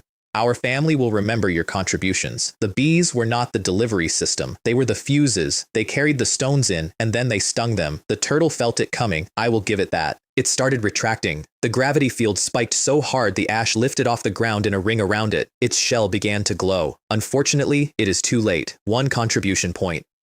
A red grade turtle shell, a skill stone, gravity, 1 demonic turtle egg, and a silver treasure chest, and the shell came through the entire blast without a mark on it. If it had retracted into its shell, I estimate even a rank 1 would have had a headache. The skill stone said it would generate a random gravity-related rune in my sea of consciousness, which I filed under things to open when I am not standing in a crater. Gravity control is a rare ability among superpowers, much stronger than someone's fireball spell. I fed all 500 bee eggs to the horned bee queen.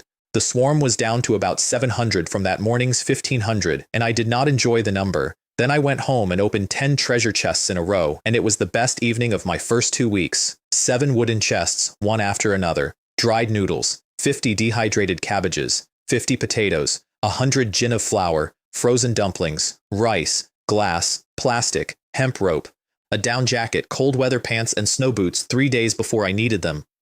And then 1 chest that was clearly furnished by somebody with a sense of humor. A leather sofa, a mountain tent, a solid wood coffee table, tea leaves, a tea set and a kettle, a windproof lighter, 2 meditation cushions, and a military triple-proof watch. This time has been calibrated. It is exactly 5:20 now. Nobody in the world had known what time it was. Not one person. We had been running on light and hunger for 2 weeks. Then 2 bronze chests. A longbow blueprint which was worthless because the trade channel was already drowning in bows. And pet food. Rank 0, boutique grade. Pet growth plus 30%, 90 pellets. Zhao Bai, I said. What were you thinking when you were working just now? I suspect you were enriching yourself at work. Then a spirit field. Rank 1, boutique. 9 square meters of self-regulating climate with growth plus 30%. I have land now, but nothing to plant. 20 space crystals, rank 1 boutique, described as usable raw material for buildings or equipment, and I read that, and my entire brain went sideways. This thing can be used as a synthesis auxiliary material. If it contains space energy, it should be possible to synthesize items with space attributes. I had been carrying a full 10-slot inventory for 6 days, and a ballista blueprint, which needs a crew, which is useless in a world where nobody can gather in one place. Then I put the sofa down facing the fireplace, and the coffee table in front of it, and the tea set on the table, and I sat down. Comfortable. I truly miss the days of lying on a sofa and drinking happy water. Unfortunately, that life was gone forever. I saved the silver chest for later, and I took the group's trade fair from inside the geothermal hot spring. It is not a video conference. How pleasant it is to soak in the hot spring while chatting. Wu Lei had been transformed. He had killed 4 demonized monsters that day and taken 4 chests, and he was insufferable about it, and it was entirely deserved because Lin Ming had told him that scan scrolls reveal enemy strength before you engage, and that one piece of information had turned the weakest man in our group into someone who could pick his fights. He wanted an explosive stone as a trump card. I was out. Zhou Jian handed him a goblin grenade for free.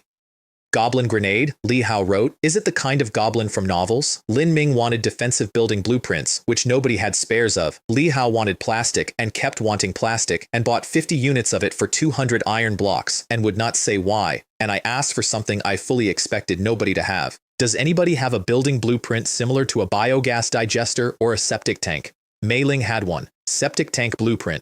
Rank 0. Excellent. Fertilizer output plus 30%. 200 stone. Can purify sewage and decompose pollutants to form organic sludge. Her price was something plant-related, plus a permanent supply of the fertilizer. So I offered her the demonic firevine whip, and Li Hao spotted it in 4 seconds, which is why he is in that group. Brother Shu, is this weapon alive? Can it still grow in the future? Lin Ming begged for one too. I told him it was an accidental find and the only one which was true. He was in a strange mood that night, and it came out sideways when Wu Lei asked how the flame demon bloodline was going.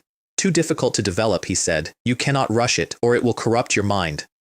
Ever since I got this bloodline, I have not been able to sleep well. Every night is a nightmare, either killing this or chopping that. You are not going to suffer chi deviation, are you? Wu Lei wrote. That trope is too old. How about personality disorder or mental illness? You could even slay a god or something. Silence. Say something. Anything. No one responding makes me look stupid.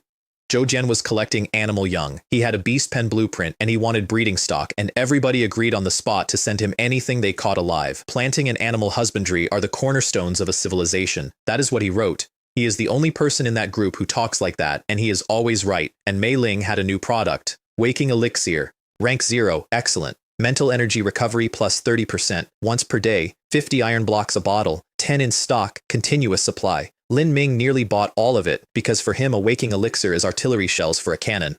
For me it was better than that. It doubled my synthesis attempts per day. Every single day. Forever. Then the vine whip handover happened, and I want to tell it properly. I went out to collect it from the magic fire thorns, and the thorns brought it to me tied up in about 6 thick vines, thrashing, and it took me a full minute of watching to understand what I was looking at. The whip had been harassing the vine, following it, wrapping around its stems, for a day and a half. And the only reason I finally believed it was that the magic fire thorns reenacted the whip's behavior for me, in mime, with a spare tendril, in a manner I would describe as extremely put upon.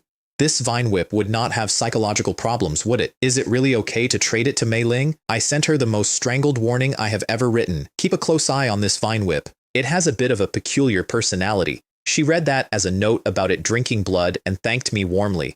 And I want to close that scene the way the day actually closed it, which is that while she was busy being delighted, the vine whip was quietly moving toward her across the table. The rest of the meeting was intelligence, and I chaired it. Point 1. The world is ash. All things withering is how Zhou Jian put it.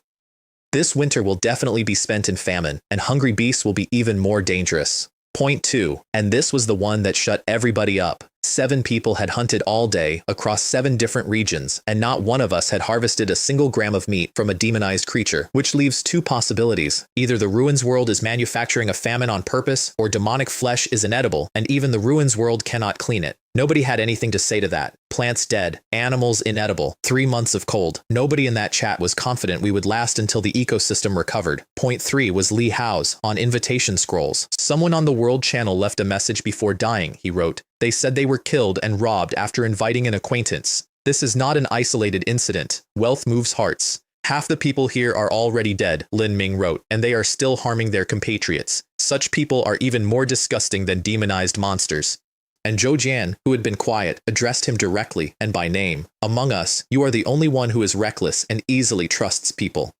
Then Wu Lei said the thing the whole 2 weeks had been building toward. Why do not we all meet in person? Wu Lei, that is a good suggestion. It is really not like you to say something so smart. Let us find a time in a couple of days, I said. I built the septic tank behind the fortress the next morning. 200 stone plus 30 iron for the replumbing, and it has 2 rooms. One is the fertilizer output room, where organic fertilizer simply accumulates on the floor. Tisk. Fully automatic equipment, no manual labor. This is simply the gospel for capitalists and a nightmare for laborers. Thankfully, I am a capitalist. The other room is the input port, which needs raw material, garbage, wastewater, pollutants. And on my own personal daily output, the system estimated it would take 10 days to half a month to produce 1 unit of fertilizer. Is this reasonable? How could there be output without raw materials? Even dairy cows need to eat grass. And then I cooked the first real meal I had eaten since I died. Cabbage, potatoes, 2 mountain boar chops, red umbrella mushrooms. All of it in one pot on the new stove, done the way it is done where I am from, which is to say slowly and with too much of everything. Northeastern stew in a stone fortress in the ash world. A 996 laborer still hopes that everyone can survive without going to work. Who knew it would be 007 here? I ate it on the sofa scrolling the World Channel with the bowl on my knee, exactly the way I used to eat on my couch scrolling my phone, and I noticed that, and this time I did not get up. Then Li Guang broke through. He had been messaging me for days, and I had been ignoring him, and the message that finally got my attention did it with a phrase. Big shot, help me. The Blood Fiend Alliance is coming to kill me the day after tomorrow. They issued a Zhonghu kill order in the regional channel. I nearly choked on a potato. A Zhonghu kill order. Was this some kind of triad or a Martial Forest Alliance leader? Did it have to be so cliché? But the order was real, and the regional channel was forwarding it, and reading that channel told me something else. We were down to 347 people. Most regions were running 500 to 800. Some of them were cooperating and building. Ours was the rare kind where one faction had taken everything and then bled itself doing it. The order itself was a small masterpiece. Traitors will be executed as an example, but Alliance leader Guo Wei, in his benevolence, was granting them 2 days to settle their affairs first, because while the traitors were unjust, he could not be unkind. And then the executioners come. They are serious this time, I thought. If they do not succeed in killing him, the Blood Fiend Alliance's authority will be swept away. Li Guang angled hard for me to come in person. I offered him some assistance within my capabilities, which is a sentence that means nothing, and I thought quite clearly, if the risk is too great, then forget it. After all, we are not related. Then I signed off and said it out loud to an empty room. He must be dreaming. I am not a saint. And on the other end of that conversation, a man's annoyed expression rearranged itself into a fawning smile mixed with confidence. I could not settle that night, so I went out to the training ground anyway. The blade art gets a bonus at night. I do not know why. I have stopped asking why about most things. I could not calm down, and the correct thing to do is to stop and come back tomorrow, and I did not do the correct thing. I did the other thing. If I cannot calm down, I will just train without calming down. Forcing it will only backfire. Going with the flow is the way of the Tao, which is what people say when they are about to force it. 98%, 99, 100, and then all 36 movements came up at once, not in sequence, all of them, layered on top of each other in my head like 36 exposures on one frame, and they did not fight. They resolved. They collapsed into a single image, and the single image was the cut I had made in my own kitchen wall 2 days earlier without touching it. I started moving, and the after images started multiplying, and then they stopped being after images because I could not tell which one was the blade. Lunge and waist chop. A line of white light left the edge and went out across my yard, and then my body rebuilt itself, standing up in about 40 seconds.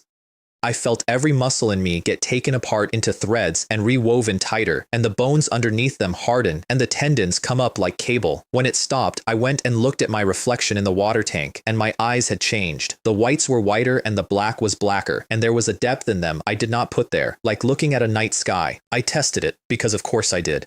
I drew the blade across my own forearm. It left a white line. That is all. Like cutting good beast hide.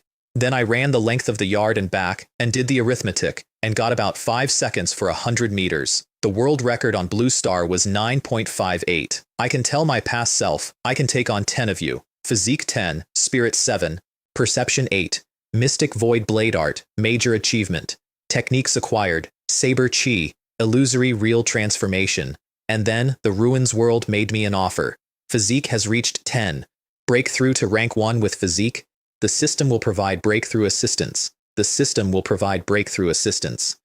I want to be clear about what that means because it is the only genuinely generous thing the Ruins world has ever done. Blue Star humans have no ancestral experience with any of this. Nobody's grandfather broke through to rank 1, so the Ruins world guarantees your first breakthrough is perfect, once, and never helps you again. And I said no. Do not break through with physique as the main attribute, because the dragon chart in my head requires spirit or perception, and because honestly, a single attribute breakthrough could never be as strong as a 3-attribute breakthrough, and if I was going to do it, I was going to do the strongest one available. I turned down the only free perfect thing this world will ever hand me, at 10 physique, at 2 weeks old, because I had a plan, new plan, rush the visualization, and break through on spirit and perception together. Then I opened the Wugong leg technique, and it did not give me a manual, it gave me a battlefield. Sunset, weapons scattered across churned ground, broken banners, firelight somewhere off to the left, pools of something dark in the ruts, and not one body, not one. An entire battlefield after an entire battle, and nobody had left a single person on it. There was a man standing in the middle of it in a general's silver armor, broad through the back, face indistinct in the way the old monks had been, and his armor was covered in slashes and arrow marks that had never been repaired. He turned around. He did not say anything. He crossed about 8 meters without appearing to travel through the space between, and he knocked me flat on my back with the edge of his hand, full of flaws. Is your leg injured? That was the entire teaching method. He knocked me down and told me what was wrong. I got up. He knocked me down. I got up. He knocked me down. And I was not annoyed. I was thrilled, and I want to explain why, because I think it says something unflattering about me. This was the first person who had ever corrected me in a real fight. Everything I knew, I had learned off animals and off my own mistakes and off a book, and this illusion could not injure me, which meant infinite trial and error, which meant I could be wrong as many times as I wanted. I went from surviving 1 exchange to holding him for 100 moves, and then he stopped. Not bad. An orb of light went into my forehead. Do not fall. Who are you? I shouted as the battlefield started coming apart. What is your name? I got 1 syllable, distorted, through the collapse. Liangyi? It sounds like that. And here's the part I did not learn until much later, and it is the reason I still think about that battlefield. Somewhere else, in a place I have never been, a brawny man in silver armor twitched in his chair. There was a middle-aged scholar sitting across the table from him who noticed it. General Liang has something on his mind? Nothing. It is just that a low-level legacy I left behind has been obtained. Is it from the batch prepared for the newly entered civilizations? I wonder how many lords will be born this time, and how many will remain in the end. Even if they become lords, they are just starting out. Who knows how long it will take for them to stand before you and me? And then the general said the thing that I have never been able to put down. Sir, if you have this leisure, you should worry more about our lord. Now, corruption has spread to the army. If this continues, I fear the lords of the new civilization will see you and me in the secret realm. The scholar looked out the window at a tall tower and did not say anything. I woke up on my own training ground with a line in my panel. Wugong leg, proficient, 5%, not beginner, proficient. The illusion had not given me the movements. It had given me the movements plus 100 exchanges of combat experience using them, which is a thing that normally takes months. 4 of the 5 forms were immediately usable. The 5th, crushing mountains and rivers, requires energy I do not have, and I want to say something about that technique because it is my favorite thing I own. It has assault, evasion, group combat, quick pushes, and a killing move. It emphasizes practicality, and it is completely unflashy. Nothing about it looks like anything. There is not one movement in it designed to be seen. I tested directly striking the dragon's heart, and I arrived at my own front door in a smear of after images, roughly at the speed of a motorcycle. My speed has nearly doubled again. Then I went inside and poked the mouse awake to tell him about it, and he bit my finger and hurt his own teeth. He sat there with his jaw open, working it back and forth, and gave me a look of total betrayal, and I laughed at him, and I want to describe the laugh accurately, which is to say I laughed like a pig, out loud, alone, in a stone fortress, at a rodent, until he gave up and lay down on his back with all 4 limbs spread in surrender. Then I bribed him. If we open something good, I will synthesize a rare-grade pet food for you. His eyes went from slits to perfect circles. The capitalist's carrot on a stick method really works. The silver chest gave 3 orbs. 1 blue, 1 orange, and 1 with no color at all, which I had never seen. The colorless one was a toy. Curio sand table. Rank, none. Quality, none. Description, a curio that automatically records and evolves terrain.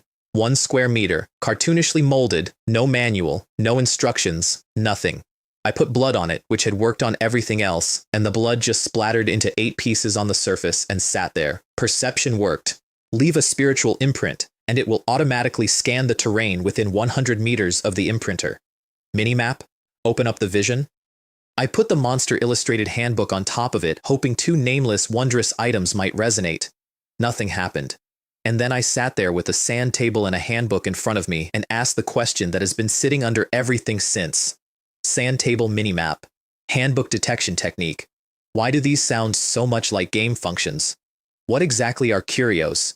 And my synthesis furnace also looks particularly like a game's enhancement system. Nobody answered that one either. The blue orb was a resource transfer scroll. Rank 1, excellent, 30% loss. Moves rank 1 and below resources from one place to another, and it went straight into the rank 4 problem in my head, which requires 2 basic resource nodes within 5 kilometers. If there are not any, you can use the scroll to bring them, and the orange one was a spiritual milk spring. Rank 1, rare. Promote growth, meaning watering plants with it raises yield and quality and speed. Strengthen body, meaning long-term drinking strengthens you and extends your life. With spiritual fields in front and a spiritual spring behind, all that is missing are seeds. Then I paid the mouse 10 pellets of pet food into the main slot, which was the whole bottle minus 80, and Xiaobai watched that bottle empty with the expression of a man watching his own house catch fire. Squeak, squeak, squeak, synthesis, synthesis, I will not look. He covered his eyes with both paws and peeked between them the entire time. Pet food, rank 0, rare, promote growth, and a second attribute, evolution. A certain probability of stimulating pet potential and inducing evolution. New beast, super evolution initiated. The pellet vanished off my open palm before my hand finished moving. The power of a foodie is truly unimaginable. 1 burp, 4 flailing limbs, and a white mouse falling straight backward onto the sofa cushion, unconscious, with all 4 paws in the air. What normal mouse sleeps with all 4 paws in the air? I moved him into his corner. I hope he evolves safely when he wakes up. And then, mascotless, I looked at the workbench and had a thought that I am not proud of. If I really synthesize something good, would not that prove I am a European emperor? So I dropped the monster illustrated handbook into the main slot. and something hit me in the head like a bell being rung against my skull. My whole body went numb from the neck down, and for about a second and a half, I had the very specific and very unwelcome sensation of leaving my own body. The talent cannot currently perform wonder synthesis. My goodness, I almost lost my life. Can the reminder not be a bit gentler? So the curios are, for now, off the table. The synthesis furnace is actually so resistant to it, it is truly a tough nut to crack. Did I buy it at a loss? So I moved on to the space experiment, and the space experiment is where I actually learned something. Backpack in the main slot, space crystals in the auxiliary, 1 crystal plus 10% success, 2 crystals, 20, 3, 30, 4, 40, 5, 50, 6, 50. 750, 850, 950. It stopped dead at 50% and would not move no matter how many crystals I fed it. I refused to gamble. Space crystals are scarce and there is nowhere to buy more. And instead of walking away, I did something that I now think was the single most valuable hour of my first 2 weeks. I started feeding every other material I owned into the remaining slots, one at a time, not to make anything, but to find out why the wall was there. I have a hunch that this question is very important and that it relates to the underlying principle of the talent synthesis. 20 minutes of nothing. Then, backpack, plus 5 space crystals, plus 3 orange grade beast hides. Success 90%, mutation 70, beast hide, rare grade beast hide. I think I understand. I swapped the orange hides for blue ones. 70%, not 90. And there it was. The main material has to be able to withstand the auxiliary material's energy. That is the whole rule. That is the thing I had been missing for 2 weeks. The backpack is ordinary beast hide. Ordinary beast hide cannot hold what is inside a space crystal, and the furnace was not refusing me, it was telling me the container was too weak. Adding rare grade hide as an auxiliary raises the backpack's endurance. I was more excited about the rule than about anything the rule produced. From now on, synthesis would not just rely on blind luck. I could selectively choose. What it produced, though, was not bad either. Space pouch. Rank 1. Rare. Attributes. 0 burden. Toughness. Ordinary on the outside, vast on the inside. 10 cubic meters. Survives rank 1 attacks and below. Anything inside it weighs nothing. I finally synthesized a space item. I really am a European emperor, and the only sour note in the entire evening was that the audience at home was still lying on his back on the sofa with his paws in the air. I discovered how to use it by accident, which is that I touched the handbook and the handbook was gone. Hand on the pouch, perception out, and anything within about a meter goes in or comes out wherever you want it. It costs perception. I found that out the same way you find out anything, which is by playing with a new toy like a child until my perception went from 8 down to 4 and the room started tilting. Rules learned that night, the hard way. No conscious living things. Insects resist enormously. Seeds and cut weeds go in fine. Nothing longer than the space. Nothing with something else sitting on top of it. Then I built 2 shelves at the workbench and stood them against the inside wall of the pouch and sorted everything onto them because I do not want to be poisoned and then have to rummage through my spatial pouch for an antidote. 3 things stayed in the old 10-slot item bar, and here is why. Weapons and life water, because retrieval from the pouch takes about a second, and sometimes that 1 second is the whole thing. The rank 1 red fruit, because only the item bar stops energy from decaying, and the flash stone, alone, in its own slot, because if that went off while I was reaching past it in a 10 cubic meter room, that would be a huge loss. And then I picked up the spirit field. I want to slow down here because this is the moment my entire life in this world changed direction, and it happened on a sofa at 1 in the morning with nobody watching. The spirit field is a Ruins World resource building. It is a system object. It is the kind of thing the system hands you and takes back and controls. And I sat there holding the model with the memory of that bell going off in my skull about an hour old.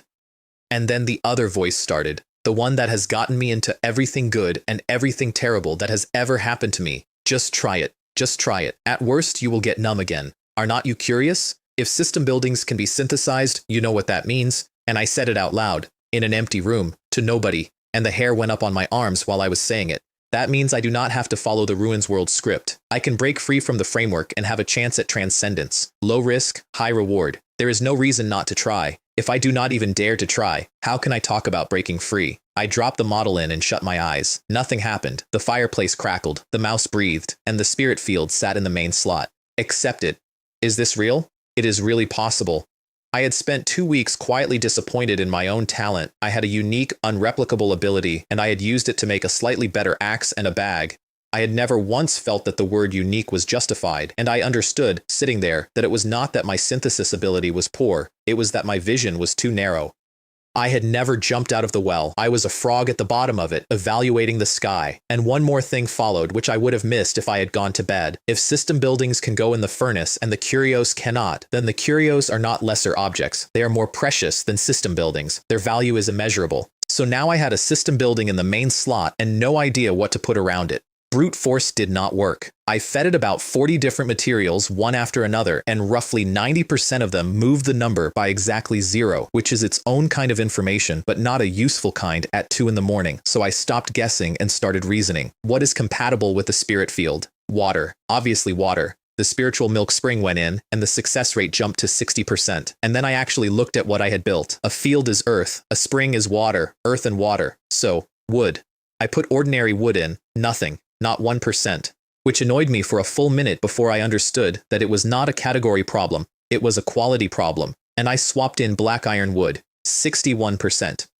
All 9 slots full, 68%, and then, staring at 9 full slots and a number that was not high enough, I muttered the thing everybody mutters, if there were a few more auxiliary material slots, and I dropped 1 more unit of black iron wood in, absently, the way you push a button you already know is broken. It went in. 69%. Holy crap. Are not there only 9 auxiliary material slots in total? There are. There are 9 slots, and each slot holds more than 1 unit of the same material. Materials stack.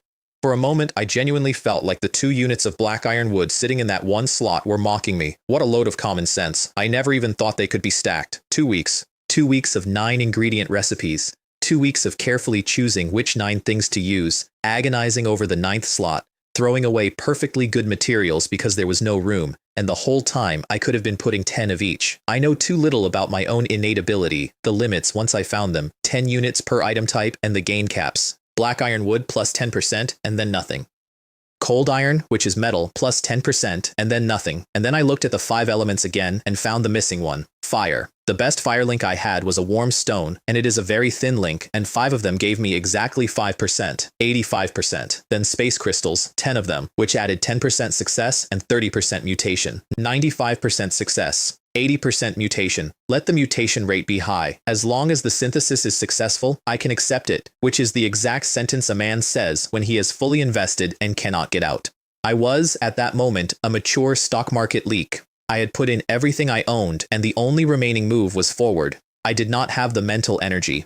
I was at 2, which is my floor, which I have never broken. So I drank Mei Ling's waking elixir, went from 2 to 7, and pressed it. The furnace pulled 4 in one go, and I put both hands on the table to stay upright, and then it went red. Red is perfect grade. I had never seen the furnace go red. Synthesis successful. Obtained? Question mark, question mark, question mark. Not a name. 3 question marks. I sat down on the floor. Because there is only one thing that means. It means this item is not in the database. It means the ruins world, which has named every single thing I have ever picked up, including a shovel and a chicken, looked at what I had just made and could not label it. Rank, none. Quality, perfect, incomplete. Attributes, round heaven, square earth, rapid growth, increased yield. It contains a demi-plane within, where the plane self evolves rules. Attached to the main world. Day and night synchronized. Unaffected by climate. Its area can slowly grow by absorbing world power. Growth cycles sharply shortened, yields sharply increased. A small world. I want you to understand what I was holding on the floor of my own house at 2 in the morning. A place that was mine. That the weather could not reach. That the trials could not reach. Almost identical to the golden finger in every farming novel I ever read at 3 in the morning instead of sleeping. No matter what extreme cold trials or monster sieges came, I could hide in the demi-plane, and then I read the last line. Note, lacking a spiritual object connected to the earth vein, the demi-plane will dissipate and collapse within 1 day.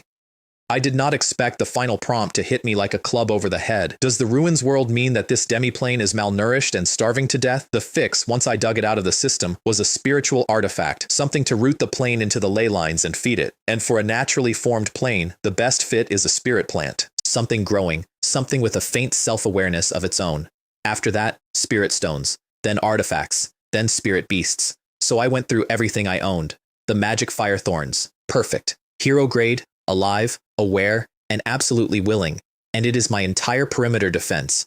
Take that vine out of my fence line, and the next time a demonic wolf pack shows up, I am one man with a sword and a very nice house. The skill stone. No, it is a legacy, not a spirit. The horned bees. Too weak. The demonic turtle egg, which was the one I actually thought would work. This item will cause the demiplane to be corrupted by demonic energy. I forgot. Its bloodline is not pure. And finally, at the bottom of the pouch, the icy gourd seed, the failed byproduct of an armor recipe I ran a week earlier and never used.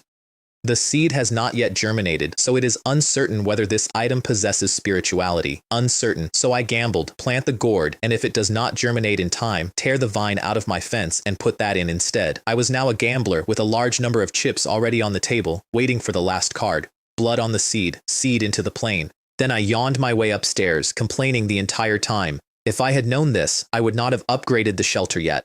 I have to walk up the stairs to get back to the bedroom.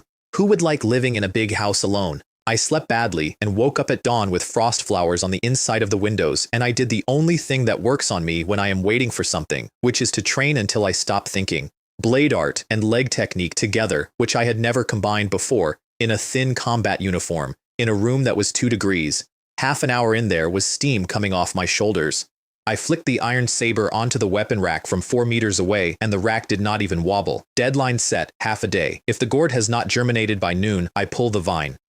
To fill the time, I used the skill stone. Why did the description say draw? I put one hand on the stone and the other on the sleeping mouse for luck, and then I was standing in a star field and a meteor came down on top of me. My goodness, this skill extraction is a bit scary. Besides the grand scene, there is no participation at all. Why can it not learn from the cultivation technique legacy next door?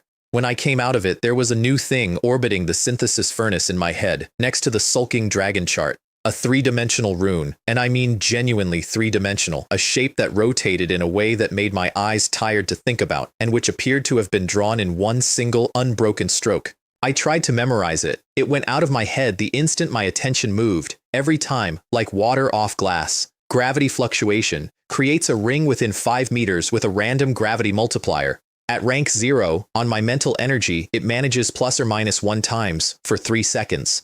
3 seconds of doubled or halved gravity in a 5-meter circle. I had absolutely no idea how good that was going to be. Morning hunt.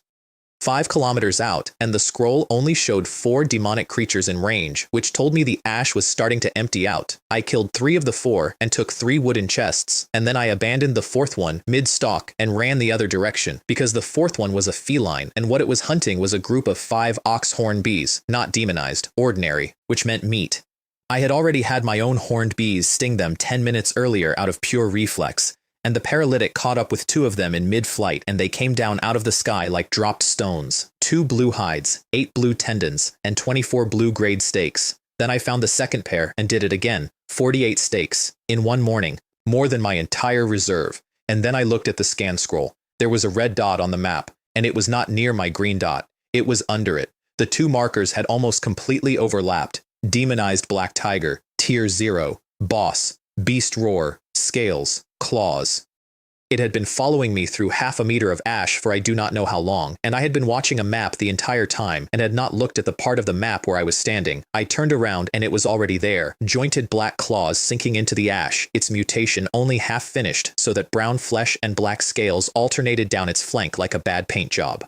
I opened with Flying General Seizes the Flag, which is a leg technique form I had learned 4 hours earlier, and I shield bashed it into the air, and I was so startled that it worked that I nearly forgot to follow up. Then directly strike the dragon's heart, straight in, and it roared. Beast Roar has a fear effect. Nobody told me that. My sword arm went soft in the middle of a committed thrust, the edge skated off the scales, and a paw came across and left 3 grooves in my Starfire armor. Damn it. This Beast Roar has a fear spell effect. So the second exchange I did differently. Vajra body, a golden shell around a golden figure, and I stood still and took the claw without giving a step, and I watched its jaw start to open for the second roar. Gravity fluctuation.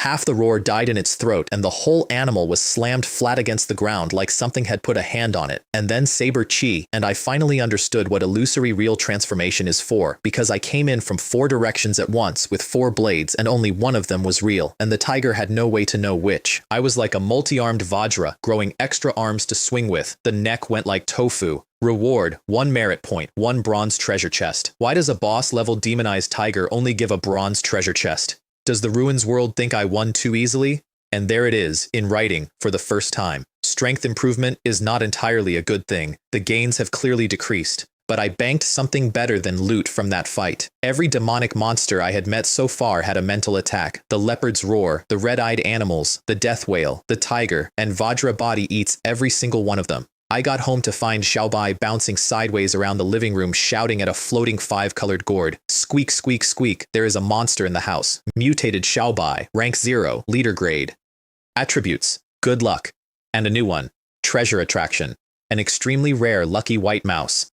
Influenced by its owner's expectations and pet food, its abilities have evolved, and its intelligence and lifespan have greatly increased. Influenced by its owner's expectations. I had spent 2 weeks calling that mouse lucky, bribing him before every chest, holding him while I gambled, telling him it depended on him, and the ruins world had been listening, and it had shaped an animal around what I said to it. There were 2 footnotes at the bottom of the panel, and I want both of them on the record because they are the only 2 jokes the ruins world has ever made on purpose.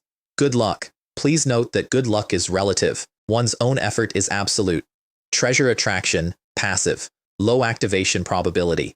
I promised him another rare pellet, and the sulking stopped instantly. He came scurrying back across the floor looking like a well-behaved, obedient child, and then we accidentally made eye contact, and both of us turned away and stuck our tongues out at the same time. I think you are almost a spirit. And then the gourd, spirit plant successfully germinated.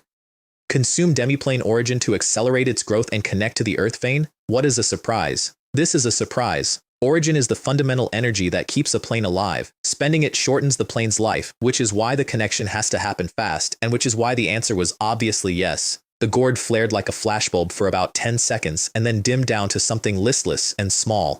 And a voice came up out of it. Mother. I kept my face completely still. I want that recorded. I stiffened my face and controlled the corners of my mouth by pure will. The 5-colored orb turned into an actual gourd and came down into my hands, and touching it felt like touching something related to me by blood. Connection to Earth vein, successful. Please name this item. It seems this item is not in the system's database either, and then, holding it, I got pulled into an aerial view of somewhere I had never been. Square red-black earth from horizon to horizon, no vegetation at all, and one splash of 5-color in the exact center where a gourd vine was coiled around a small bubbling spring. And the vines down there noticed me looking. Mother. Then 2 transparent tendrils came up the basement wall in front of me and drew a doorway on the bare stone. And the stone became a 5-colored gate. Damn it. This is my demiplane. What is there to be afraid of? Walking through that gate felt like walking into the sea at the beach. There is a line, and there is resistance at the line, and then you are through it and the temperature is different. The first thing was light. I had come out of a dark basement into open daylight with no sun in the sky. The second thing was the soil. I crouched down and put my hand in it, and it was black and oily, and so soft it went to the wrist, and it would not clump. I squeezed a handful as hard as I could, and it fell apart into grains the second I opened my fingers. The soil here is so fertile. No wonder it can accelerate plant growth. In the middle of it there was a spring under 2 meters across, with a column of water coming up out of the center and falling back endlessly, ringed by a coiled gourd vine. And a 5-colored gourd floated up off that vine and came at my face at speed. Mother, you have come to see me. I felt my blood pressure do something. Stop, stop, stop, stop. I am not your mother, but, you are my mother. I am a man. A man. Mother is a term used for ladies. You can call me master or father. Understood, mother. Father. Fortunately, Xiaobai was not there, or he would have laughed himself to death. Once we had that settled, it introduced itself, and the introduction is the whole reason the next month happened. I am the original spiritual object of this space. I have no rank, and I need to grow along with the space. The space's defense, growth, organization, and everything else rely on me. And everything it knew, it told me, came out of my own shallow memories. That is where its vocabulary came from. That is where its manners came from. Then it tried to explain the plane to me and could not find the words, got frustrated, and solved the problem by bumping into my face. Father, see for yourself. And I went omniscient inside my own world. There was a barrier over everything, sky and earth and every direction, egg-shaped, and it was netted all over with glowing 5-colored vines like veins under skin. And hanging down from the top of the sky were light vines, like tassels on a curtain, and every one of them was dripping slow beads of light onto the ground. That is the energy. That is what it eats. It rains down out of nothing. Then I followed the thickest transparent vine, the one running from the top of the gourd out through the plain wall, and I saw where it went, through my basement, into the floor, and then down, splitting into countless roots, through the crust of the ruins world itself, pulling nutrients out of a world I did not own, and raining them on soil that I did. 1 square kilometer, perfectly square, time synced with the outside, no seasons, no weather, no minerals of any kind. Resources: the central spring, which produces enough to water crops and drink and never enough to sell. And the soil, in which wheat takes 1 month instead of 3 at a higher yield. Growth rate: about 1 square meter per day. Coming out of that state was genuinely awful. It is like being able to see everything and then having it taken away, and I understood immediately why nobody should be allowed to do that often. The feeling just now was too wonderful, making one very addicted. The gourd, meanwhile, had gone dim as a candle in wind, and when I tried to use my detection skill on it, nothing fired at all. Father, I am fine. It is just that the consumption was a bit large. I will be fine after a nap. I asked its name. My original essence was weak, and I would not have developed consciousness, let alone a true name, thanks to Father for giving me this creation. So I named it after the thing it had just shown me. How about Huan Meng? It is like a dream, like the scene you just showed me. The light in it came up. Huan Meng. Huan Meng. Thank you, Father. I like it very much. Outside, the basement wall was smooth stone again. The gate was gone completely. All that was left was a gourd embedded in the rock, sitting there looking like it had been accidentally built into the wall during construction. A hand on it plus a push of perception, and the door opens. Then I named the plane itself. My first instinct was Cave Heaven Blessed Land, because I have read too many books, and Blessed Land does sound much better than Demiplane. Gourd Blessed Land. Naming successful. Congratulations, Survivor, for creating Gourd Blessed Land. Reward: 20 merit points. And that reward is the thing I sat down about, because I had been carrying a low-grade fear all night, which was that the Blessed Land needed to draw power out of the Ruins World in order to grow, like a parasite growing inside the Ruins World's body. And the Ruins World had just paid me 20 merit for building it. It encouraged this. Then it gave me the full readout, and there was a warning in it. Gourd Blessed Land. Level: none. Quality: perfect. Note: the rules of this demiplane are incomplete and not suitable for rank 1 or higher animals, including humans, for long-term residence. Long stays as an extraordinary being risk being assimilated by the incomplete rules, cutting off one's future path. Fine. Noted. I do not live there. And then one more line came up at the bottom of the log, and it is the line I have thought about most in this entire world. Detection ability has expired because the survivor has left the trial field. Trial field. Not Ruins World, not region, trial field. I asked what that meant. Nothing came back. No explanation, no permission denied, no anything, which is different from every other refusal I have ever gotten. I feel like I am close to the secrets of the Ruins World. The appearance of Gourd Blessed Land has pried open a crack. The next thing that happened was Zhou Jian leaking something 12 hours ahead of the public announcement, and it is the ugliest thing I learned that week. The Hua Alliance butchers most of its prey by hand instead of using the gathering skill, because hand butchering yields more meat and their whole model runs on feeding a lot of people. Which meant that by the time anybody worked out that demonic meat was a problem, they already had warehouses full of it. So they tested it.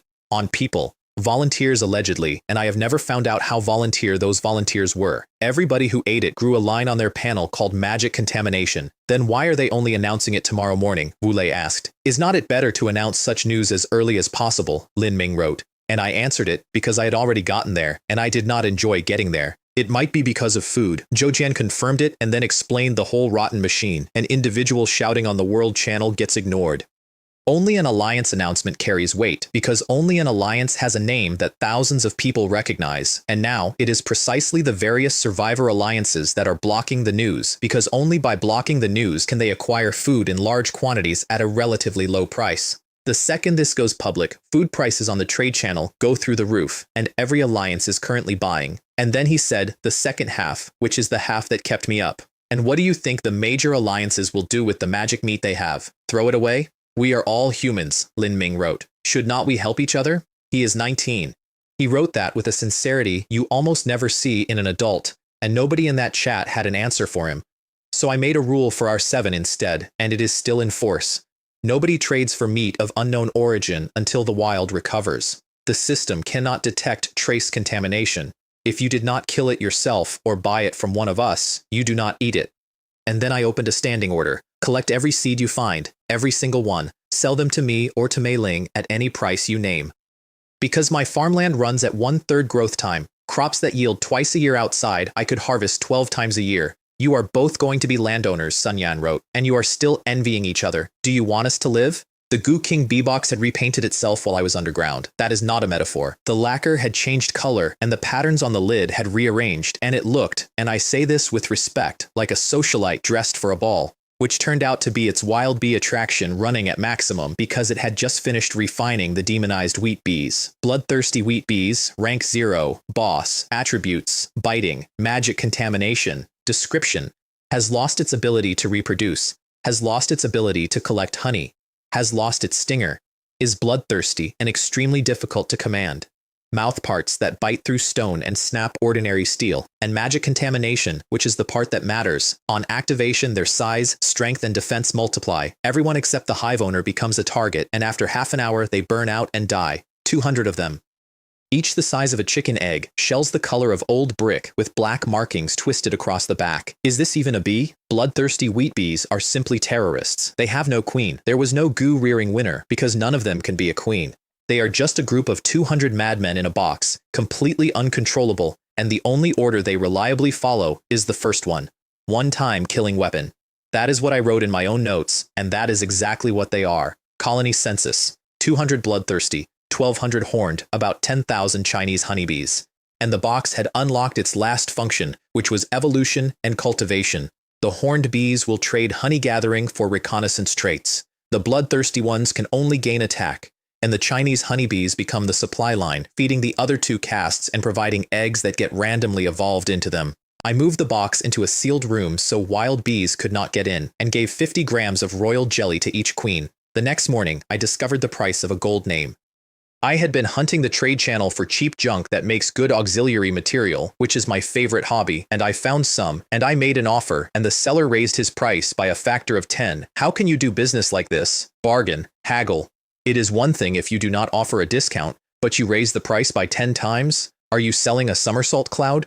And he was not even embarrassed. Boss, you have a golden name. Anything you fancy must be special. I just do not understand it, so I raised the price by 10 times, which, honestly, is correct behavior. If I were selling an artwork of unknown value and Ren Hao walked up and asked the price, I would add 2 zeros. New rule, for 5 more days, never haggle. Buy at the listed price or walk away. I also watched the market that morning and confirmed what Zhou Jian had said. Grain was creeping up in small, quiet increments, bought in dribs and drabs by accounts that never bought anything else. Meat was flat. They knew. I tried to drop a hint on the World Channel, worded carefully, nothing that would identify anybody. It was buried in under 20 seconds, not argued with. Buried under a wall of manufactured small talk from a dozen accounts and pushed off the visible scroll. These alliances must have people monitoring the World Channel. As soon as somebody exposes something, they immediately send messages to push it down. These people are truly ugly to the extreme. So I went and opened 4 treasure chests because I was in a mood, and Xiaobai, newly leader grade, had become a technical backbone. Chest 1, peanut oil, a cold-proof jacket, a snowboard. Chest 2, 10 sweet potato seedlings, 5 sets of underwear, a solar panel. Chest 3, a hot pot voucher, hemp rope, 5 stun grenades. Chest 4, 50 snow pears, a hamster running wheel, 100 meters of wire. Let me take those in the order they hit me. Sweet potato seedling, rank 0, common, can be planted, can proliferate. Since I had it, I no longer know the taste of hunger. Xiaobai is divine. It is a seed that can proliferate. I felt like a man who pulled an iPhone out of a 10-wen blind box. I went straight down to the Blessed Land with them. Father, you came to see me again so soon? It is too monotonous here. I wanted to ask Father to transplant more plants before. We put them in around the spring and watered them from it, and they visibly straightened while we watched. Father, please come visit me often. Then I came back upstairs, and Xiaobai was on the running wheel. A fluffy white ball of yarn with his fleshy little body trembling, going flat out at maximum effort in a wheel that had appeared from nowhere in a treasure chest that I had opened while he was standing next to me. And I worked out what had happened, and I want you to appreciate the corporate crime that is being committed here. That wheel dropped because of his own treasure attraction. He used company equipment on company time to acquire a personal luxury item. Xiaobai, is this misusing public resources, privately misappropriating family property? Xiaobai, your salary for today is gone. The underwear, I want to note, was the first underwear I had owned in 17 days. Finally, I have underwear. System, do you know how I have spent these past 10 plus days? And then the last item, hot pot voucher. 1 hot pot meal. Seats 10. Unlimited dishes. 1 hour. How to use? Tear it. Xiaobai, you are awesome. I picked him up and kissed him, which he described in his way as an attempted murder, and then I did the hardest thing I have ever done, which was to not tear it. This is a 10-person voucher. It would be too wasteful for one person. It went into the space pouch, and it sat there, and then Li Guang came back with a plan. 2 executioners were arriving in the morning, he said. He had 2 friends who would hide inside his stone fortress with traps already set. He would play terrified and lure them in, 3 on 2, on his ground with terrain. And then he named the flaw in his own plan, which is exactly what a competent person does, and exactly what a good con man does. If they sense danger and try to escape, we will not be able to stop them. So we need someone to block their retreat. Among all trustworthy people, only you, boss, have this strength. I deflected. My golden name is just because of good luck, I said. I do not even have an ability. And he answered the deflection with an item description. Enlightenment T, rank 1, rare. Attributes, enlightenment, refreshment. Assists mental energy cultivation, slowly raises comprehension, and carries a chance to trigger an epiphany. Hiss. Good stuff. Which is an understatement, because I was at that exact moment trying to cultivate a rank 3 dragon chart with a rank 0 body, and the only bottleneck I had was comprehension. And then he sweetened it perfectly. He would pay for the invitation scroll himself. I would never have to enter the house.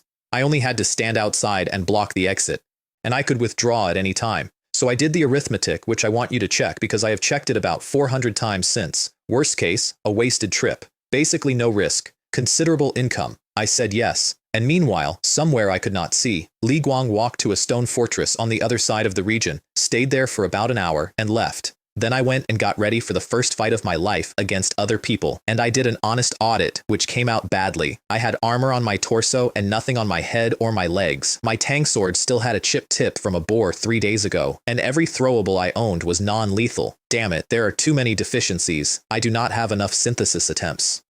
So I picked the toughest object I owned as a main material, which was the alligator turtle's shell, the one that had eaten 5 explosive stones at point-blank range and come out of the crater without a scratch. Cold iron gave me 35%, orange scales took it to 57, and then I remembered the demonized turtle egg I had written off as useless a week earlier because you cannot eat it and you cannot hatch it and it corrupts anything it touches. Turtle shell, red grade, orange scales, 5, demonized turtle egg, 1, 88% success, 88% mutation. What the hell is this? 4/8 must prosper? Such an auspicious number must be synthesized.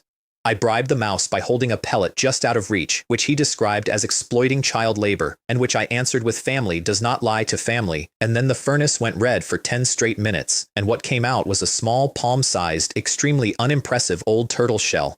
Peking turtle shell, rank 1, perfect. Attributes, 1 divination daily, private peeking, pre-warning. Description, long association with fate has given it a trace of spirituality. This faint spirituality has become extreme and bizarre due to demonization pollution. Divination, once per day, 1 event, up to rank 1. It tells you the most probable future. Pre-warning, it actively warns you of threats up to rank 1, scaled to severity. And private peeking, which I read 3 times to make sure. After each divination, you must truthfully answer the shell a private question or suffer misfortune. And the current owner can read every previous owner's private answers. The attributes were absolutely very practical. Just the pre-warning alone was priceless. It just means I have 1 more record to delete before I die. I did not use the divination that day. I did not know what question it would ask me or what the misfortune was, and I was not going to find out at midnight before a fight. But I did leave a sensory imprint on it so the warnings would reach me. Then I fixed my weapons, and this is the good part. Test run first, on the dead demonic human's ring pommel saber, because I was not going to learn a new rule on my only sword. Saber plus 10 cold iron plus 5 black iron wood, 90%, 15%. Cold iron ring hilted saber, rank 0, rare. Sturdy, sharp, 2 attributes off 1 throw. When cold iron and black iron wood are combined, they produce a reaction of 1 + 1 greater than 2. Then the tang sword. Twice the material for 80%, because even a common rank 1 item is harder to synthesize than a fine rank 0. Cold iron tang sword, rank 1, fine, sturdy. And the chip was gone, not repaired. Gone, because the sword that came out was a different sword and the damage did not exist in it. Perhaps synthesizing and strengthening damaged items is also a viable path.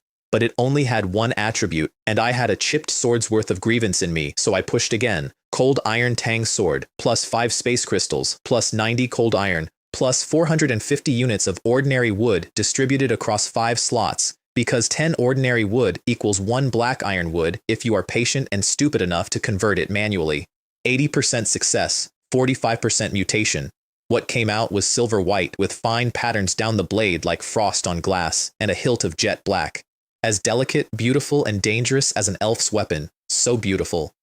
I would give this appearance a 90 out of 100 heaven-slaying horizontal blade. Rank 1, Rare, Attributes, Sturdy, and Heaven Slaying. Heaven Slaying activates spatial energy, releasing a spatial energy blade that cuts through everything in its path. Once per day. I want to point at what happened there, because it is the first time I did something on purpose instead of by luck. The first throw gave me the passive attribute Sharpness. The second throw, with space crystals in it, converted that passive into an active skill. I used my understanding of abilities to successfully transform a passive into an active, and then I could not wait until morning, so I went out the back door in my pajamas holding a torch. First I cut the cliff face with the physical edge. It went in like the rock was soft cheese and came out with nothing on the blade. Then I fired the skill. A silver blade of nothing went out of the edge, crossed about 8 meters, and hit the rock, and the sound it made was quieter than the physical cut had been. Much quieter, almost polite. And when I brought the torch over, there was a crack in the cliff over 1 meter long and 20 centimeters wide, with edges so clean there was not a single burr on them, and when I put my arm into it, I did not reach the back. How deep did that cut? That power is simply terrifying. Name settled. Heaven Slaying. Then I moved to the synthesis room, put my full armor on, and kept the shield within reach, because what I was about to make should by rights be both flammable and explosive, and I did not even bring the mouse in with me. Ice crystal, plus 3 coal, 80%, 28%, frost crystal, rank 0, fine, skill, freezing ring, an ordinary ice crystal injected with too much energy. Its fragile shell can barely contain the surging energy. A light impact will cause the shell to shatter. Freezes within 1 meter, slows within 3. I asked the system what light impact meant, because that is the kind of question you ask before you put something in a pocket, and the answer was roughly the force of a thrown firecracker. Then warm stone plus 3 coal, 85, 25, burning crystal, skill, burning ring, ignites within 1 meter, burns within 3. Not the explosion attribute I imagined, an otherworldly version of a Molotov cocktail, too brutal, and then the realization that made me money for the next month. My old explosive stones had been pure luck, random materials, random outcome, and I could never reproduce them, which meant everyone I made cost me an unrepeatable pile of junk. This was a recipe, 2 ingredients, reproducible, stable. If I can stably produce disposable explosives, I will have a goose that lays golden eggs. After all, the arms business is a huge profit everywhere. I stopped at 2 mental energy, which is my floor, and always has been. This was not Blue Star. This was the Ruins world, where danger could strike at any time. I slept badly, and I know exactly why. Although according to the agreement, I was only responsible for intercepting outside the shelter, the thought of fighting and even killing people still made my mind race. A life for a life. 24 years of that being true, and it does not come off just because the sky changed. To settle myself, I opened a leftover bronze chest, and the Ruins world, which has terrible timing about everything except jokes, gave me exactly what I needed. Solid wood conference table. Description: an essential item for morning, evening, and late night meetings. A leader's favorite, an employee's nightmare. I laughed for about 30 seconds, alone, at 4 in the morning, and it genuinely fixed my mood. The second item was a marching rations blueprint. Rank 0, fine, satiety plus 30%. Raw materials: fibrous, caloric, and sugary plants and animals. Cost: 1 unit of food per ration. And I read that raw material line and something went off in the back of my head. The production material is food. Can grass be used? Grass is edible, right? Food prices are very high in the trading channel. Third item, 50 units of thunder pine wood, rank 0 fine, which carries a trace of lightning energy and which I put away for later. Then I found something new on the workbench because I finally used the manual mode instead of complaining about it. I reshaped arrowheads by hand, in the view, for an hour and a half, 103 edged arrows, barbs, and blood grooves. Once it entered the enemy's body, it could not be removed unless immediately surgically. Pulling it out, tears flesh. The groove keeps the wound open. I have discovered another hidden system function. And then, in the morning, the invitation came. Survivor Li Guang, 96, has sent an invitation. Accept, and under it, the first-time rules, which I had never seen because I had never been invited anywhere. After accepting, you cannot return for 12 hours unless the inviter releases you. You will appear 10 meters from the inviter. I loaded 15 3-edged arrows. I told Xiaobai to watch the house, and then I heard it. Crack, crack, not a sound in the room. A sound in my chest, crisp and small, like the sound of something important breaking. I got the peeking turtle shell out of the pouch. It had split from the tail to the middle, and the reading came with it. Crack length equals danger level, and this one meant a 50% chance that this decision killed me. Accepting Li Guang's invitation will put my life in danger. Is it because the people from the Blood Fiend Alliance are difficult to deal with, or is Li Guang's invitation inherently ill-intentioned? And then, standing in my own hallway with a bow in my hand, Whether it is the former or the latter, it all points to one problem. Li Guang is not right. He is hiding something from me. Then his messages started arriving. The pursuers are here. I am pretending to be injured and escaping back to the shelter. Hurry over. And I stood there and reverse-engineered the entire thing backward, all the way to the beginning, in about 90 seconds. The recliner blueprint, on day 9. A worthless blueprint from a man begging to buy his way out, and I even laughed at his bad luck for getting such a blueprint at the time. That was the hook going in the water. The Blood Fiend Alliance never lets anybody leave. He told me that himself. And then he left. And I wrote it off as a lucky exception because he was standing right in front of me being grateful. Every hint he had dropped for the last week had been a test of my resistance, and every time I had let one pass without flinching, he had gone a little further. And the Enlightenment Tea was the strike. He is a ruthless person, truly persistent, casting such a long fishing line. It is also my fault for being too arrogant, always looking down on Li Guang from a high position, never carefully pondering his words. Ultimately, I am just an ordinary person. Who can refuse a low-risk, high-profit deal? I did not reply, and I did not blacklist him, and I want to explain that because Lin Ming asked me later, and I did not have a good answer at the time. Blacklisting was a form of evasion. I wanted to keep it, to remind myself that if we ever met again, I would have to thank Li Guang for this lesson. The messages kept coming. Ding, ding, ding. And on the other end of that, in a place I had never seen, there was a cleared 100-meter killing ground in front of a stone fortress, and 20 men in leather armor were standing around the edge of it with bows already drawn, aimed at the two figures in the middle. One of them was burly, with a scar at the corner of his mouth that made him look like he was sneering even when his face was doing nothing at all. The other one was thin, wore gold-rimmed glasses with a crack across one lens, and was sweating in a freezing wind. Still, no reply? No. It might be that he is busy. He did not see it. One soft scoff and Li Guang started shaking. Li Guang, do you believe that? What did you promise last night? The brothers got up early to listen to your arrangements. How long do you want the brothers to stand with you in the cold wind? Brother Guo, I still have big fish. Not just this Shu Ran. I still have some in my hands. And Guo Wei held up 2 fingers and wiggled them. 2. Before noon tomorrow, I want to see 2 fish. If not, hey. Then he turned to a hook-nosed man beside him and said casually, the way you assign an errand. Wu Feng, I am going back first. Later, you take the brothers to find He Ping. He has a wild dog to deal with today. Do you want it alive? You decide. Alive or dead, it does not matter. And after he walked away, Wu Feng told the men to pack up, and then said the thing that tells you everything about how that place ran. Spex's fish got off the hook. He ruined the boss's mood. Tomorrow probably, tisk tisk tisk, and no drinking and no playing around after you go back. Whoever messes up will report to the prison themselves. And at the word prison, 20 armed grown men flinched. Li Guang walked home shaking and said, to nobody, damn Shu Ran, you screwed me over. I went outside to get away from my own panel, and outside the north wind had turned the ash wilderness into a sandstorm. So I asked the magic fire thorns, a question I had been putting off. Can you survive winter? And it did not know what winter was, which I had not anticipated. It had been alive for 11 days. It had experienced 1 season, and that season was ash, so I translated. It is probably 10 times colder than now. It was -6 that morning, which meant I had just told a plant to expect -60, and a hero-grade organism that had eaten 12 demonic wolves said no.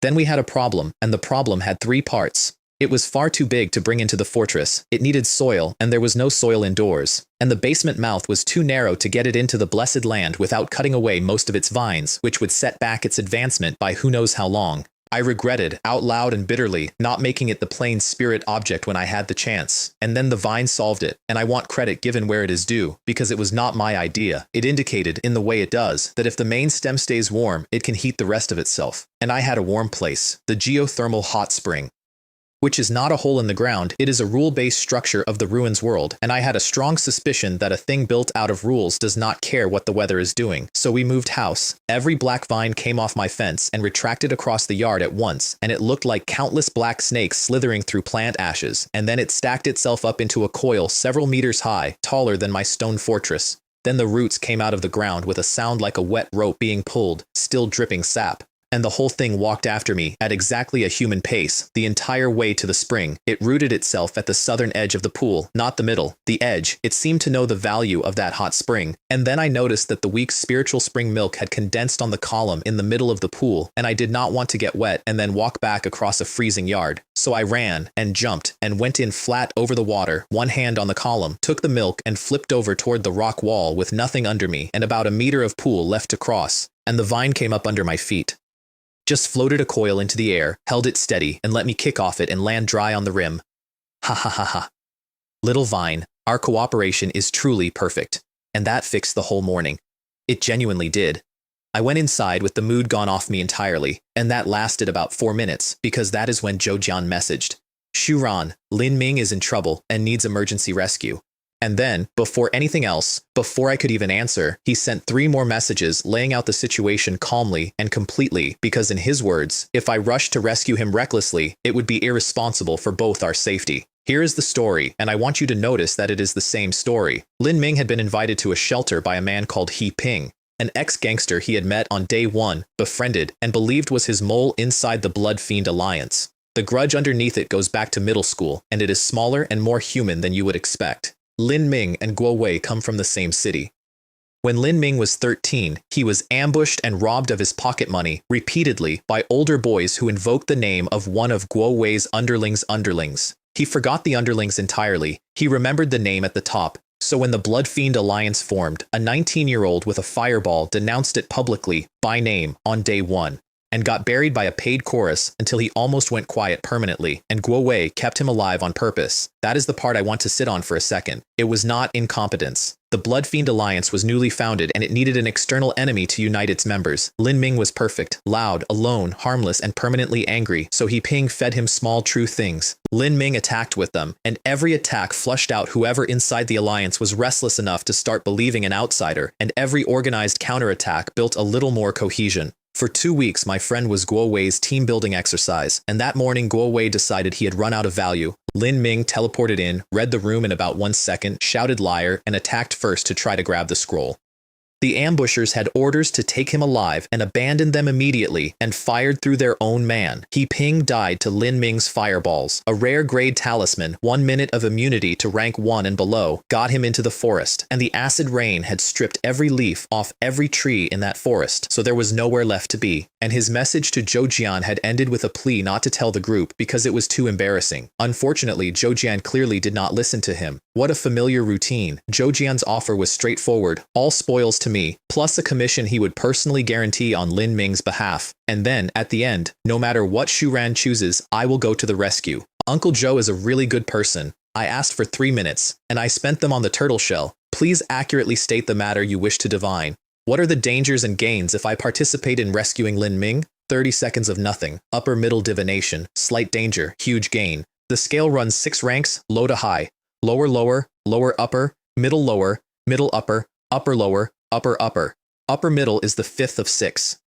And the shell was very clear with me about what it was and was not doing. It divines the greatest possibility. Things still require human action. And then private peeking fired automatically because I had used the divination and I had forgotten the price. Host, have you ever worn clothing of the opposite sex? Cough, cough, cough. Holy crap. It is over.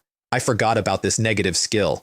I looked around my own empty fortress. I confirmed I was alone. I lowered my voice in an empty stone building with nobody within 500 meters. Yes, and then to nobody. Just once, out of curiosity. Yes, curiosity. Nothing else. Not because of a weird fetish. Peeking turtle shell records that its first owner, Shu Ran, has a hobby of cross-dressing. A hobby. You are a paparazzi reincarnation, are not you? Distorting things right to my face. I drew heaven slaying. I swung it a few times. I could not do it, because it is a rank 1 perfect grade wondrous item with a pre-warning that will probably save my life, and I am not stupid. So I made a threat instead. Before I die, I will definitely grind you to dust. You will not have a second owner. My previous web browsing history had all been deleted due to the apocalypse. Now this shell is my only weakness. Half an hour to prepare. First, the shop refresh, which I checked out of habit and which turned out to matter. Teleportation scroll. Teleport to any survivor's side. Requires their consent. 12 hours. Requires their consent. Which retroactively convicted Li Guang on the spot, because he had told me the Blood Fiend Alliance would use teleport scrolls to hunt him down, and the item's own rules make that flatly impossible. Ooh, Li Guang was indeed lying to me. Then armor, because my legs were bare and I expected to be surrounded. Cat pattern combat suit, plus 3 orange beast hides, plus 2 orange scales. 90%, 25%. Mountain pig combat suit, rank 0, rare. Toughness, water repellent. Description: the mountain boar defeated the mountain cat and successfully imprinted its skin onto the clothing. Thanks. Very helpful. It came with a hood that doubles as a helmet. Now only my hands and feet cannot be covered. My hands have spider silk gloves, so defense is not an issue. For my feet, I need to be careful to use leg techniques to dodge. 4 burning crystals. A waking elixir bought from Mei Ling, who sent it, and then wrote, "You two must be careful and never act impulsively." I did not tell her Lin Ming was involved, and I want to be honest about the technicality I used on myself, which was, Lin Ming never told me to keep it a secret. Last check before I went. Why not simply invite him out or teleport him out instead of walking into a manhunt?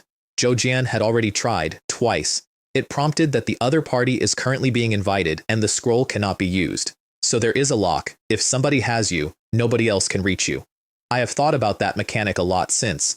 Lin Ming was in a tree hollow when we found him, under trees that the acid rain had stripped completely bare, leaving only trunks. He described it later as looking like a middle-aged man's thinning hair, which is the single meanest accurate thing anybody has ever said about a forest.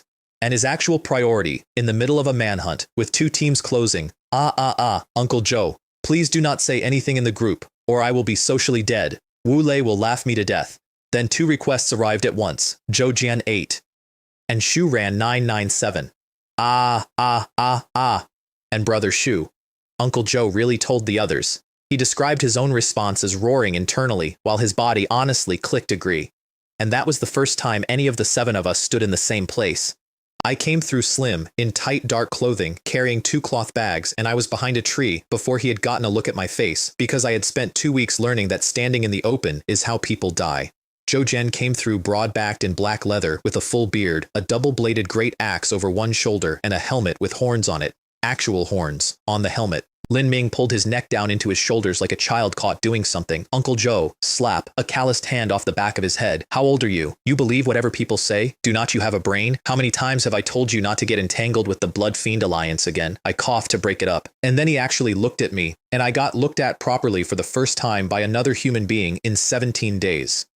He told me afterward what he saw, which was sword-like brows and eyes so piercing he felt as though his inner thoughts were being seen through. What I saw was a red-haired kid whose baby face had already started to harden at the jaw, with hair that stuck up in every direction and gave off an energy I can only describe as vibrantly upward striving. Slap. Greet him. Brother Shu. Tha. Thank you. It is nothing. You should thank Uncle Joe the most. Then we heard them. Damn it, when I catch him, I am going to vent first. I am exhausted from all this time. 400 meters, maybe 5, and closing carelessly. I opened the first cloth bag. 200 horned bees came out of it. The second bag I did not open, because it had 50 bloodthirsty wheat bees in it, and I had 2 friends standing within 3 meters of me. Horned bee queen. Go scout the enemy's position and numbers.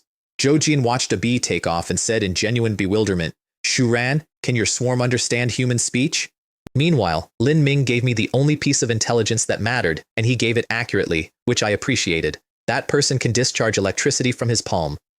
I just took a blow from him and was almost completely paralyzed. His leather armor was burned through at the shoulder. My skin was a little cooked at the time, but I only felt pain and it did not affect my movements. 19 years old. Scouting came back in 90 seconds. 12 men, 500 meters, front left, moving cautiously, and then Zhou Jian said the thing that handed me the fight.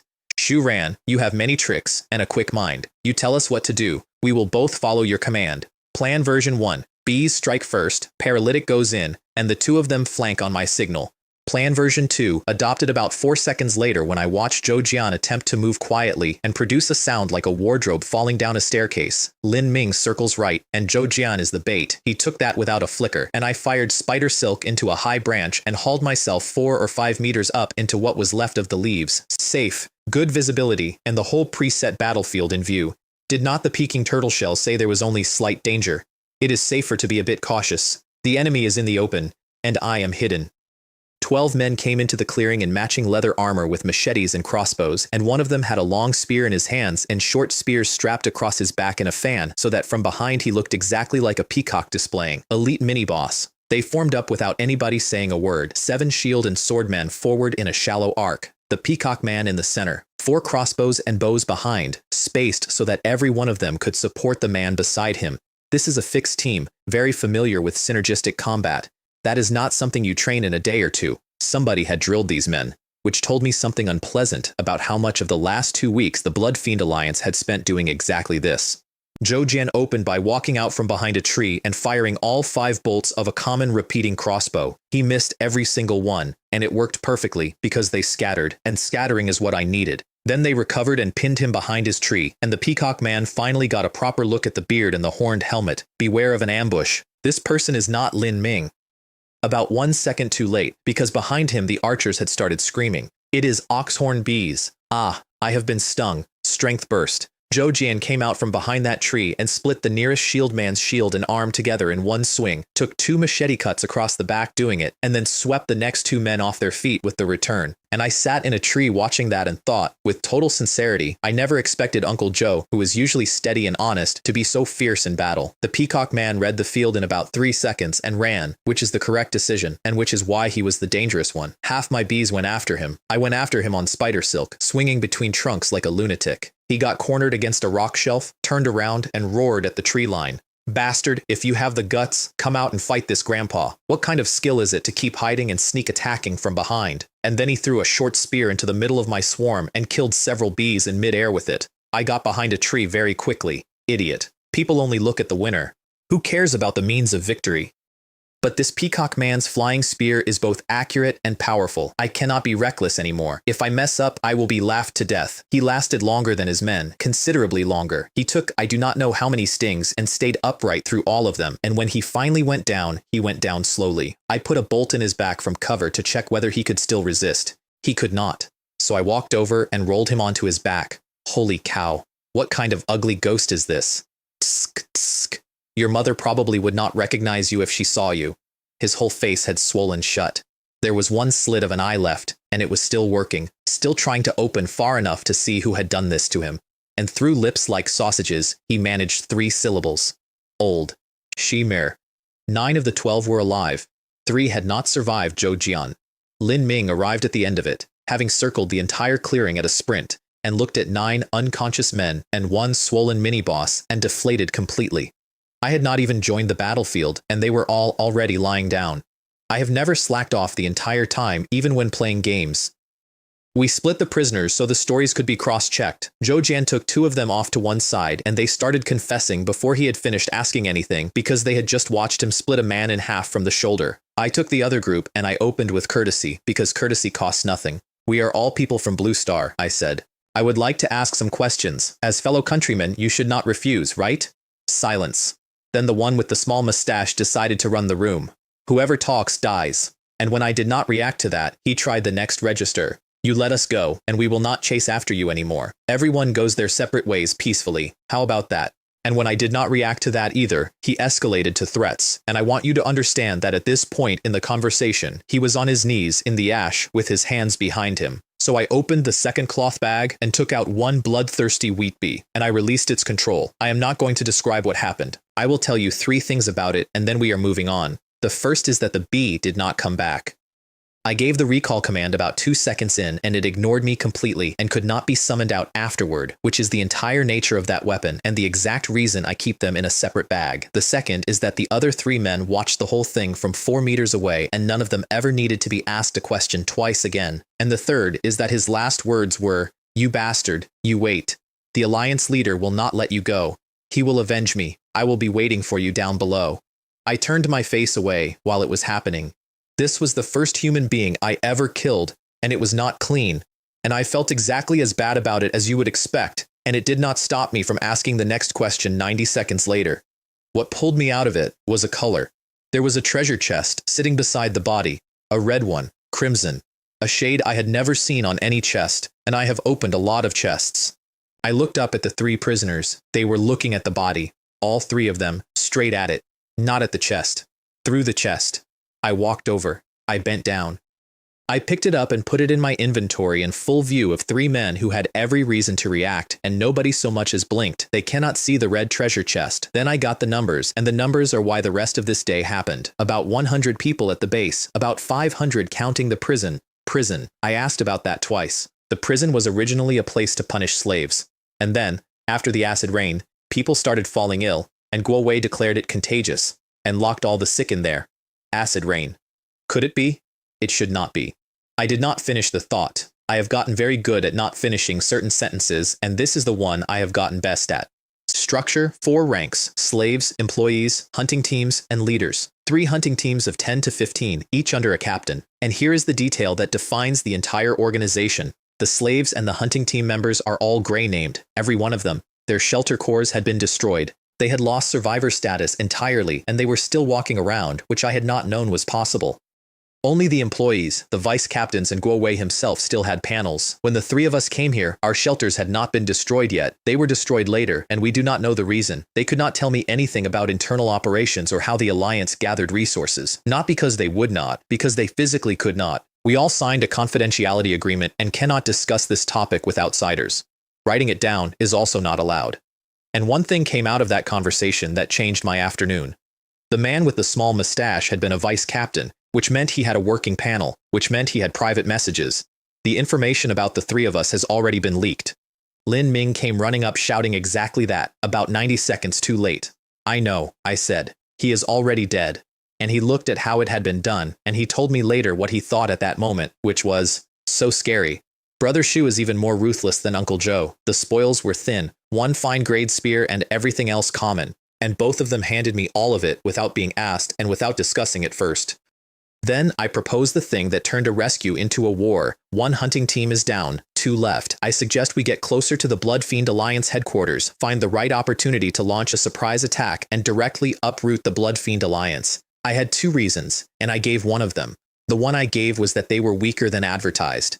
12 trained men had gone down to 2 people and a bag of insects. The one I did not give was that the turtle shell had promised me a huge gain, and a huge gain had not happened yet. That is a divination result I obtained by sacrificing my reputation. Zhou Jian said no. Our goal is to rescue Lin Ming. We have done that. Let us try not to create extra trouble. And I want to say that he was not being timid. He was being correct. He was the only one of the 3 of us who was being correct. So I argued, there are only 1,000 days of being a thief, but never 1,000 days of guarding against one. We have killed a lot of their people and learned their secrets. If we do not cut the grass by the roots while they are weak, should we wait until they are prepared and come knocking on our door? And then I did the thing I am least proud of in that entire day, which is that I threw the decision to Lin Ming, who was 19 and who had been conned that morning by a man he considered a friend and who was still holding the burn on his shoulder. Uncle Joe, I know Guo Wei. He is the kind of person who holds grudges and stops at nothing. Unless we stop trading with others in the future, otherwise these kinds of scams and traps are impossible to guard against. I agree with Brother Shu. Zhou Jian looked at both of us for a while. If things become impossible, we retreat immediately. Deal. Oh, and one more thing happened while we were arguing, which I only found out about afterward, and which is my favorite piece of comedy in this entire story. The peacock man woke up, tied to a tree, next to his 3 surviving men. He was told the enemy had run away long ago, and he immediately started making speeches. Those sons of bitches ran pretty fast, especially that insect-controlling old bastard. I will make him wish he were dead. Then, as an afterthought, did they ask about Alliance intelligence? You did not betray the Alliance, did you?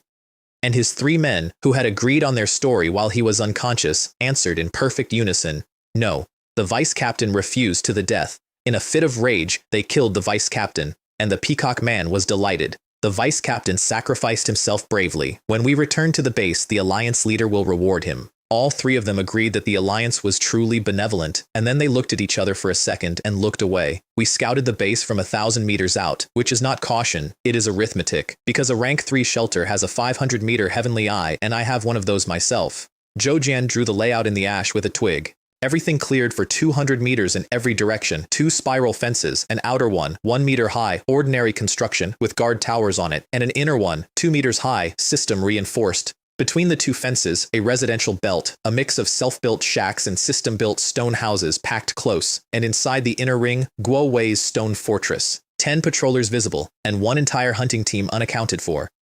We sat with that for a while, and then Lin Ming said the thing that everybody dismissed and that I adopted about 40 seconds later. Why consider where the hunting team is? Can we not just launch a lightning raid, rush in, and take out Guo Wei? Rush in directly without considering the hunting team? Is not that just waiting to be encircled? Do you not value your life? But here is the thing. All 3 of us were gold-rated survivors. Top 10,000 out of 2.7 billion, all 3. And the Blood Fiend Alliance's entire model is abandoning your shelter to support 1 man, which means it will never, ever attract high-level talent because nobody strong gives up their own shelter to become an employee. Plus, that eastern housing block was a maze, which kills massed crossbow fire completely and turns the whole thing into guerrilla ground where 3 people who can move are worth 30 who cannot.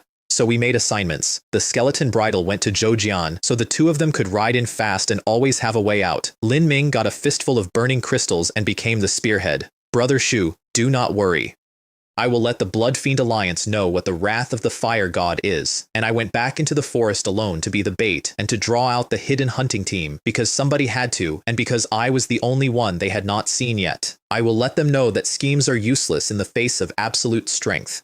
Zhou Jian, outvoted for the second time in 20 minutes, picked up his axe. Let us do it. Two riders came out of the tree line at a gallop, and Guo Wei saw them the instant they crossed his boundary, because that is what a heavenly eye is for. Wu Feng, they are here. East side of the stone fortress. Go quickly, dead or alive. And the base woke up, and the reaction inside it was not what you would expect from 100 people under attack. Zhou Jin told me what he heard as he rode past the houses. My heavens, somebody actually dares to attack the Blood Fiend Alliance? Who is so brave? Most likely they are overestimating themselves, like moths to a flame, some worried, some joyful, and some, he said, full of distracting thoughts.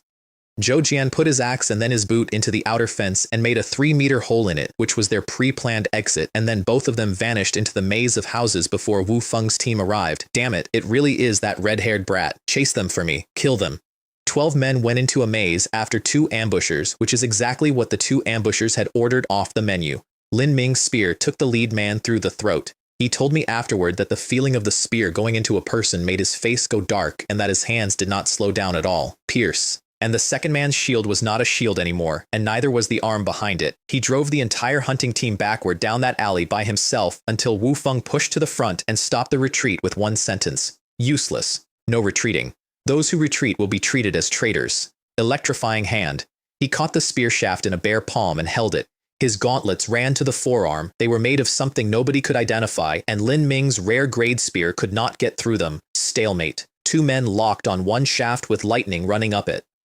Until the screaming started behind him because Zhou Jian had looped the block and gotten in among the crossbowmen, and I want to note what went through Wu Feng's head at that point because his men told me later, and it is the entire Blood Fiend Alliance in one thought. These were his core men, brothers he fought and drank and spent his evenings with. Too many losses would inevitably affect his say within the Alliance, not that they would die, that it would cost him standing.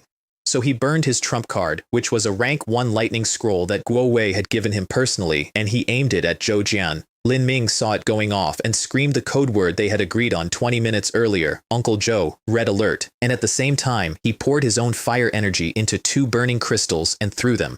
Zhou Jian drank a life water about a heartbeat before lightning came out of an empty sky and put him flat on his back with his right shoulder gone and his nerves and organs being destroyed and repaired at the same time. He described the pain as at its maximum. He is not a man who exaggerates about pain. And then the crystals went off in mid-air at both ends of that alley, 2 rings of fire, sealing a narrow lane between 2 stone walls. At the same instant, nobody walked out of it. Lin Ming stood there patting out his own smoldering coat and looked at what he had done with an expression I would describe as professional confusion. Did not Brother Shu say the attack range was 3 meters? This looks like 6. It was 3. His flame demon bloodline had doubled it, which neither of us knew until that second, and Wu Feng's own gauntlets betrayed him because they were built to amplify energy, and they had no opinion about whose energy. His hands were finished. Wu Feng, having calmed down, realized that he was no match for Lin Ming now. His eyes slowly filled with despair. Blaze across the plains. Pierce. And from somewhere behind them, a shout. Stop. Lin Ming did not stop. The spear went through Wu Feng and came straight back out, and then he turned around. The man walking toward him wore full iron armor and an iron helmet and had a scar at the corner of his mouth. I need to explain what Guo Wei had been doing for the previous 4 minutes, because it matters.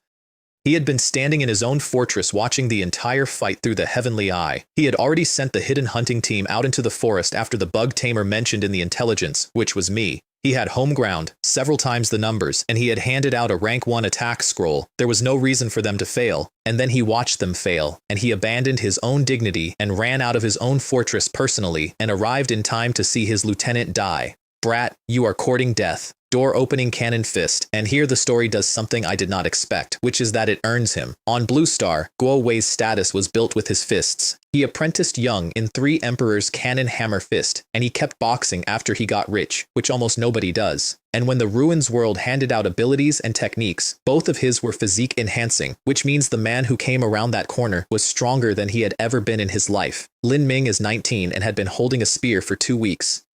His shaft got hammered into an arc, which took his range away, and then a consecutive cannon fist folded him up at the chest with a sound like somebody stepping on a crate. He went backward through the air, and then Guo Wei's spine went cold, and he threw himself sideways, and a double-bladed axe came down through the space where his head had been. Zhou Jian was up. The life water had done it. He put himself between the two of them. Lin Ming, quickly drink the medicine, and Guo Wei, looking at his own dead lieutenant, thought this, and his men repeated it to me afterward. With more than 10 people and rank 1 lightning magic as a trump card, he could not even kill one person. Could he be any more useless? And then he switched instantly without any transition at all from murder to negotiation. Your purpose in coming here was to save this red-haired boy. Now that he is saved, we have no reason to continue fighting. How about we stop here? Internally. Temporarily admit defeat, trick these plagues into leaving quickly, and then settle accounts one by one once he recovered. And then he aimed, and he aimed well, because he had spent 30 seconds watching Zhou Jian fight and had correctly identified what kind of man he was. My original intention in establishing the Blood Fiend Alliance was to help these weak people. Look around you. The fighting we do destroys their homes. It takes their lives. A ceasefire is the best protection for them. He knew these hypocritical people too well. As long as they were bound by morality, they would not harm the weak. And it worked. Zhou Jian was genuinely tempted. Both of them were hurt. I was unaccounted for somewhere in a forest, and he is a man who has somebody at home waiting for his care. And then a woman came out from behind Guo Wei at a run and shouted across the yard. Do not listen to Guo Wei. He is a murderer. Many people here have been broken in that prison. Killing him is saving us. Bitch. Traitor. He threw a dagger at her in the middle of her own sentence because he hated traitors more than anything else in his life. She dropped under it. And Lin Ming, on the ground, with cracked ribs, put a fireball into Guo Wei's right knuckle duster and took half the arm guard with it. He drank a potion. The hand knitted. He pulled out a spiked club. It seems you have chosen to die. Tsk. It is not certain who will live and who will die yet. Lin Ming's private assessment of that moment, which he shared with me later without a trace of irony. It was standard procedure for the protagonist to overcome dangers and win with difficulty. I, meanwhile, was up a tree in a forest 3 kilometers away with 160 bees split into 2 groups, waiting. I heard a boom in the distance and thought, Lin Ming. I had given the pair of them 4 burning crystals and 4 bottles of life water. For the great opportunity the Peking turtle shell had promised me, I had truly spared no expense. And then I felt the right-hand swarm die. Not one by one, in a mass, in about 2 seconds, dozens of them at once. The hidden team's captain was a scruffy man whose whole face was covered in acne, and what he had done was open his mouth and breathe out a cloud of poison mist. His men were extremely impressed. They said so, loudly, repeatedly, and I learned later what was going through his head while they said it, and it is the saddest thing in this whole arc. He never thought that after being discriminated against on Blue Star, he would actually reach the pinnacle of his life in the Ruins world. Not only did he awaken an ability, but he also became the second in command, self-proclaimed, of a large organization. The goddess he once yearned for was now different every day. I did not attack. The sudden death of dozens of oxhorn bees in a short time made me wary. Even I could not kill dozens of oxhorn bees that quickly, so I ran a test instead. I opened the second bag and shook out all 50 bloodthirsty wheat bees. If this group of people were so abnormal that they could kill 50 bloodthirsty wheat bees, I would go straight to the base and tell the others to evacuate urgently. The bees fly silent. That is the thing nobody expects. They were within 2 meters before anybody looked up. The scruffy man stepped forward to demonstrate his ability a second time and sprayed. The front rank went down in the mist, and the ones behind them saw their own dead, and magic contamination triggered, and they doubled in size in the air, and they came through it. I am sorry, I said from the tree, with my head turned. I overestimated you. But I cannot control them now. May you all take care of yourselves. Then the clearing went quiet, and I told the wheat bees to rest where they were, because they had about 20 minutes left to live, and I had no use for them, and I ran for the base. I arrived at an empty battlefield. There had been a fight in front of the stone fortress. There was no longer a fight in front of the stone fortress. There was a spiked club lying on the ground and a lot of smoke that was not from any fire I could see, and nobody at all. What had happened in the 4 minutes before I got there was this. Guo Wei was individually stronger than either of them, and he was being suppressed anyway, 2-on-1, and he was only surviving because Lin Ming and Zhou Jian had never fought together in their lives and kept leaving seams between them. He was waiting for the hidden team. Why is not Yang Wei here yet? Should I just use my trump card to deal with these 2 flies? And then his panel lit up with a private message. Boss, help. His face changed, and Zhou Jian, who had been watching his face for 4 minutes, caught the half second and hit strength burst. Golden Bell shield went up half-formed, and the axe shattered it. The club went spinning away. He took the rest of it on his armor and left the ground, and in midair he threw a handful of what looked like pineapples. Uncle Joe, watch out for grenades. They dove. It was mostly smoke. Damn it, this dog is so cunning. Only one low-power grenade, the rest were all smoke bombs. All right, be thankful. If they were all grenades, we would be crippled even if we did not die. If we do not kill the snake, there will be endless trouble. And they went after him toward the fortress, which is where I came in, into smoke and an empty yard. Whatever happened, the answer will be there. And then somebody caught my sleeve. It was the woman, the one who had shouted. Up close, her whole face was covered in dense red hives, swollen so badly that I could not have told you her age within 15 years. Guo Wei is not in the stone fortress. Where is he? The large stone house behind it. He is trying to open the prison door. You need to stop him quickly, or everyone here will die. What is in the prison? And her eyes filled up. Demonized survivors. Over 300 demonized survivors are locked inside. That direct answer confirmed the thing I had refused to finish thinking 3 separate times that day. The sick people. The ones who got caught in the acid rain. The contagious ones. I put it on the group channel, and Zhou Jian's voice came back with actual disbelief in it. What? How dare he? Is not he afraid the demonized corpses will kill everyone here? That only means he does not care about their lives. I came around the corner of the fortress at a full run, with a leg technique under me. The prison gate was already wide open, and they were coming out of it in a mass, the way water comes out of a broken pipe, red-eyed and unhurried and absolutely uninterested in which direction the houses were. And on the far fence, one iron-armored figure was climbing over into the forest. Guo Wei truly deserves to die. I put a 3-edged arrow through his helmet from about 60 meters. It did not kill him. It opened his scalp and made the helmet useless, and he came off that fence and turned around with an expression of pure, exhausted grievance. Damn it. Are you guys chewing gum? Is there no end to this? Did I kill your parents or dig up your ancestral graves for you to cling to me like this? Then he looked past me and saw nobody. Where are the other 2? They were not eaten by demonized corpses, were they? And I asked him the question I had come around that corner to ask. You actually turn your own kind into demonized corpses and raise them. And he answered it. That is the thing. He was not embarrassed, and he did not deny it, and he did not spin it. He said it plainly while he was unbuckling his ruined armor and dropping it in the ash because it was slowing him down. Nonsense. Subordinates. They are all my slaves. These wastes can die as many times as they want. Since they betrayed me, it is just as well to clean them all out. Clearing them out makes room for new goods. For the first time in my life, I wanted to kill someone so badly. I drew Heaven Slaying, and he looked at it, and the first thing out of his mouth was, "Nice blade." Then, because he could not help himself, "It is not your place to tell me what to do. I was cutting people before you were even born. Today, Grandpa Jiang will teach you a lesson. Do not meddle in things that are not your business. Fists against a rank 1 rare grade blade, mountain-splitting cannon, chain cannon, heart-piercing cannon. Every one of them thrown correctly, from a stance, by a man who had been doing this for 20 years, and every one of them answered with footwork he had never seen, because Wugong leg is completely unflashy, and he had no idea it existed, and with a blade that kept arriving from angles that made no sense because half of the blades he was seeing were not there. He backed off after about 40 seconds and looked down at his own hands. Both brass knuckles half severed. Both hands opened up. Good blade. Then, and I want to be accurate about the tone here, because he was not angry. You are very good, stronger than those 2 just now. Killing a strong person like you will make my terrible mood much better. Bear transformation. Golden Bell shield.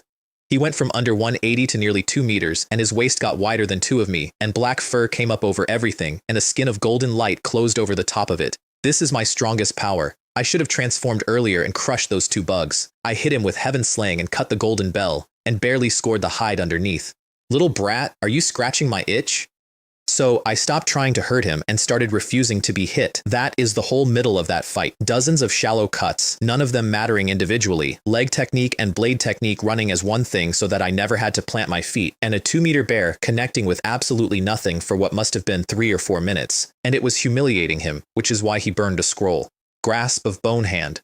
A hand of bone came up out of the ash and closed on my calf in the middle of a retreat. And the bear came in to finish it, and I had one thing left, and I used it. Gravity fluctuation. The die came up negative. Gravity in that 5-meter circle flipped to -1, and a 2-meter animal mid-charge suddenly weighed nothing at all and went up off his own feet. And then 3 seconds ended, and it snapped back to normal in the middle of him recovering. 2 stumbles. That is all I needed. I cut the bone hand off my leg, and I was gone. And then he offered me a ceasefire. His second one that day, and this one came with a taunt attached. If you do not go back now, you will probably only be able to collect their corpses. I did the arithmetic on that, and the arithmetic was that Lin Ming and Zhou Jian had 4 bottles of life water between them, and a rank 1 man was standing in front of me, and if I left now, this happened again next week on my own doorstep. So I said 2 words, quietly, mostly to myself. It is about time. And charged. Are you people crazy?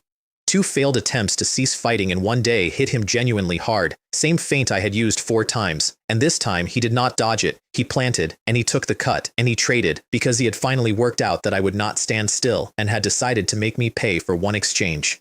Heaven slaying. There is no sound to it. That is the thing about that skill. There was a silver flash across the gap between us, and then a very quiet noise. The bear paw stopped less than 10 centimeters above my head. Good. Blade. And then he came apart, right shoulder to left chest, and both halves went down separately. I sheathed it. I just wanted to use you to brush up on my cultivation method proficiency, but you, instead of being a good sparring partner, kept blabbering on and on. So annoying. Mystic Void Blade Art, Major Achievement 22%, Wugong Leg, Proficient 66%, and a second Crimson Treasure Chest. Then I turned around and looked properly at what was walking around the compound, because I had not had time before. Red eyes, black patterns across the face, fangs, dark nails. Aside from their modern clothing, they were not much different from the ones I had fought during the Acid Rain trial, except the previous ones had all been modern people in suboptimal health. Damn Blood Fiend Alliance. And I want to be honest about my very next thought, because if I clean it up, I am lying to you. My next thought was, the Blood Fiend Alliance's accumulated resources are all in that stone fortress. If I do not deal with the demon corpses, I will suffer a huge loss. I have already invested the funds. Inside the fortress, there was one open hall with all the plank partitions torn down, packed with survivors, doors and windows nailed shut, and no light in it at all. Nobody came within 5 meters of Zhou Jian or Lin Ming, and nobody came within 5 meters of the woman with the hives, who was sitting by herself against the far wall. Zhou Jian let slip that Guo Wei was dead, and the room went off like a dropped plate. No, I do not believe it. Nobody can kill the Alliance leader. What Alliance leader? Why should not he die? He deserves to die the most. Ha ha ha ha. Guo Wei is finally dead. We are free. Free for what? It is all demon corpses outside, and I claim the kill myself, out loud, deliberately, in front of everyone, to increase my deterrence and to shut up the ones who were stirring. Because the ugly truth in that room was that Guo Wei had been right about one thing. Those weaklings could only survive by relying on him. If he died, this gathering place would cease to exist. And they all knew it, and about a third of them were more frightened by his death than by the corpses. The 3-way call ended with the only conclusion available. The only route to that warehouse ran through 300 bodies, so I recalled my wheat bees from the forest. 34 came back out of 50. 10 of the 16 I lost had died of their own magic contamination, on schedule, 20 minutes after triggering. Bloodthirsty wheat bees are a bunch of terrorists, and they have self-destructing properties.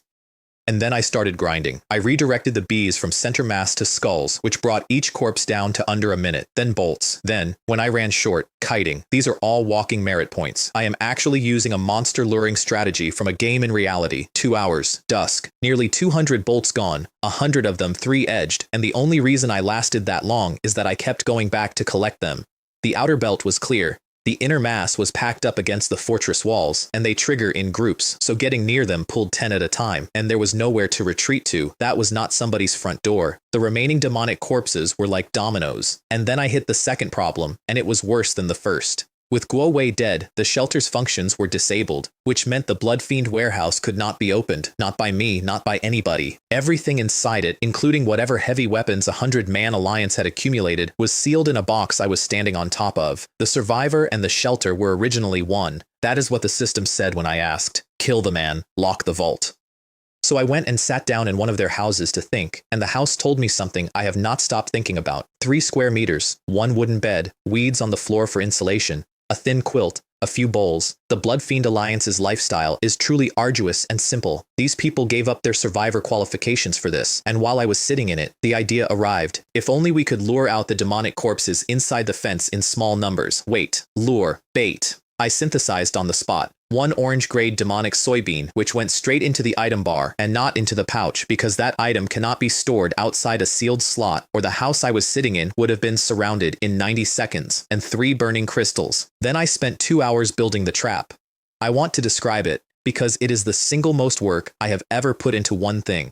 A wooden platform, already equivalent to a small basketball court, cut with the cold iron ring-hilted saber and not with heaven slaying, because using a rank 1 rare grade blade as a wood-cutting axe would have been vandalism. It cost that saber about a third of its durability anyway.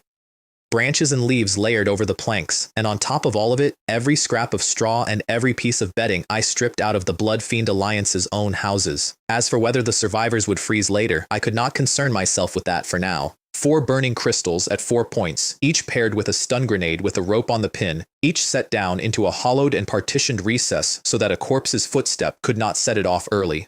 And in the exact center, a small wooden box on 4 ropes. Bait. Meanwhile, inside the fortress, the survivors were coming apart. Half a day with no water, in the dark, nailed in. And some of them had started shouting on purpose, loud enough to pull corpses to the walls, because a certain kind of person would rather cause the disaster than wait for it. These outsiders are not trustworthy. They are stalling for time. Once 12 hours are up, they can teleport away, and then we will be dead. And it is all that woman's fault. If she had not betrayed the alliance leader, Lin Ming lost it. These demonic corpses were released by Guo Wei. You are still speaking up for him? Do you not remember who caused your subhuman lives before? And somebody in that dark hall answered him. But at least we were alive then. Zhou Jian raised the axe and the hall went quiet. And the woman with the hives stood in the corner holding the hem of her own shirt in both fists, white-faced, thinking a question I did not learn until later. Why did they still think she was a traitor? Then 100 corpses came out of the main gate for the bean. One of them got the box in its mouth. 4 pins pulled, 4 flashbangs, and 4 burning crystals went off together. I watched it from the top of a 3-meter watchtower, and I am going to describe what I could see from there, which was a plaza turning into one continuous sheet of fire, and shapes moving inside it that did not stop moving. 2 things I learned standing on that tower. The first is that demonic corpses avoid fire, not fear, aversion. The subconscious way a human being steps around something disgusting on the pavement. The second is that avoidance is all it is, because the burning ones kept walking toward the fortress until their legs stopped working, and then they crawled, and they kept crawling until the fire reached their heads. Tisk tisk, such abnormal vitality. I dropped off the watchtower and there they were, coming across the yard. Shu ran, Brother Shu.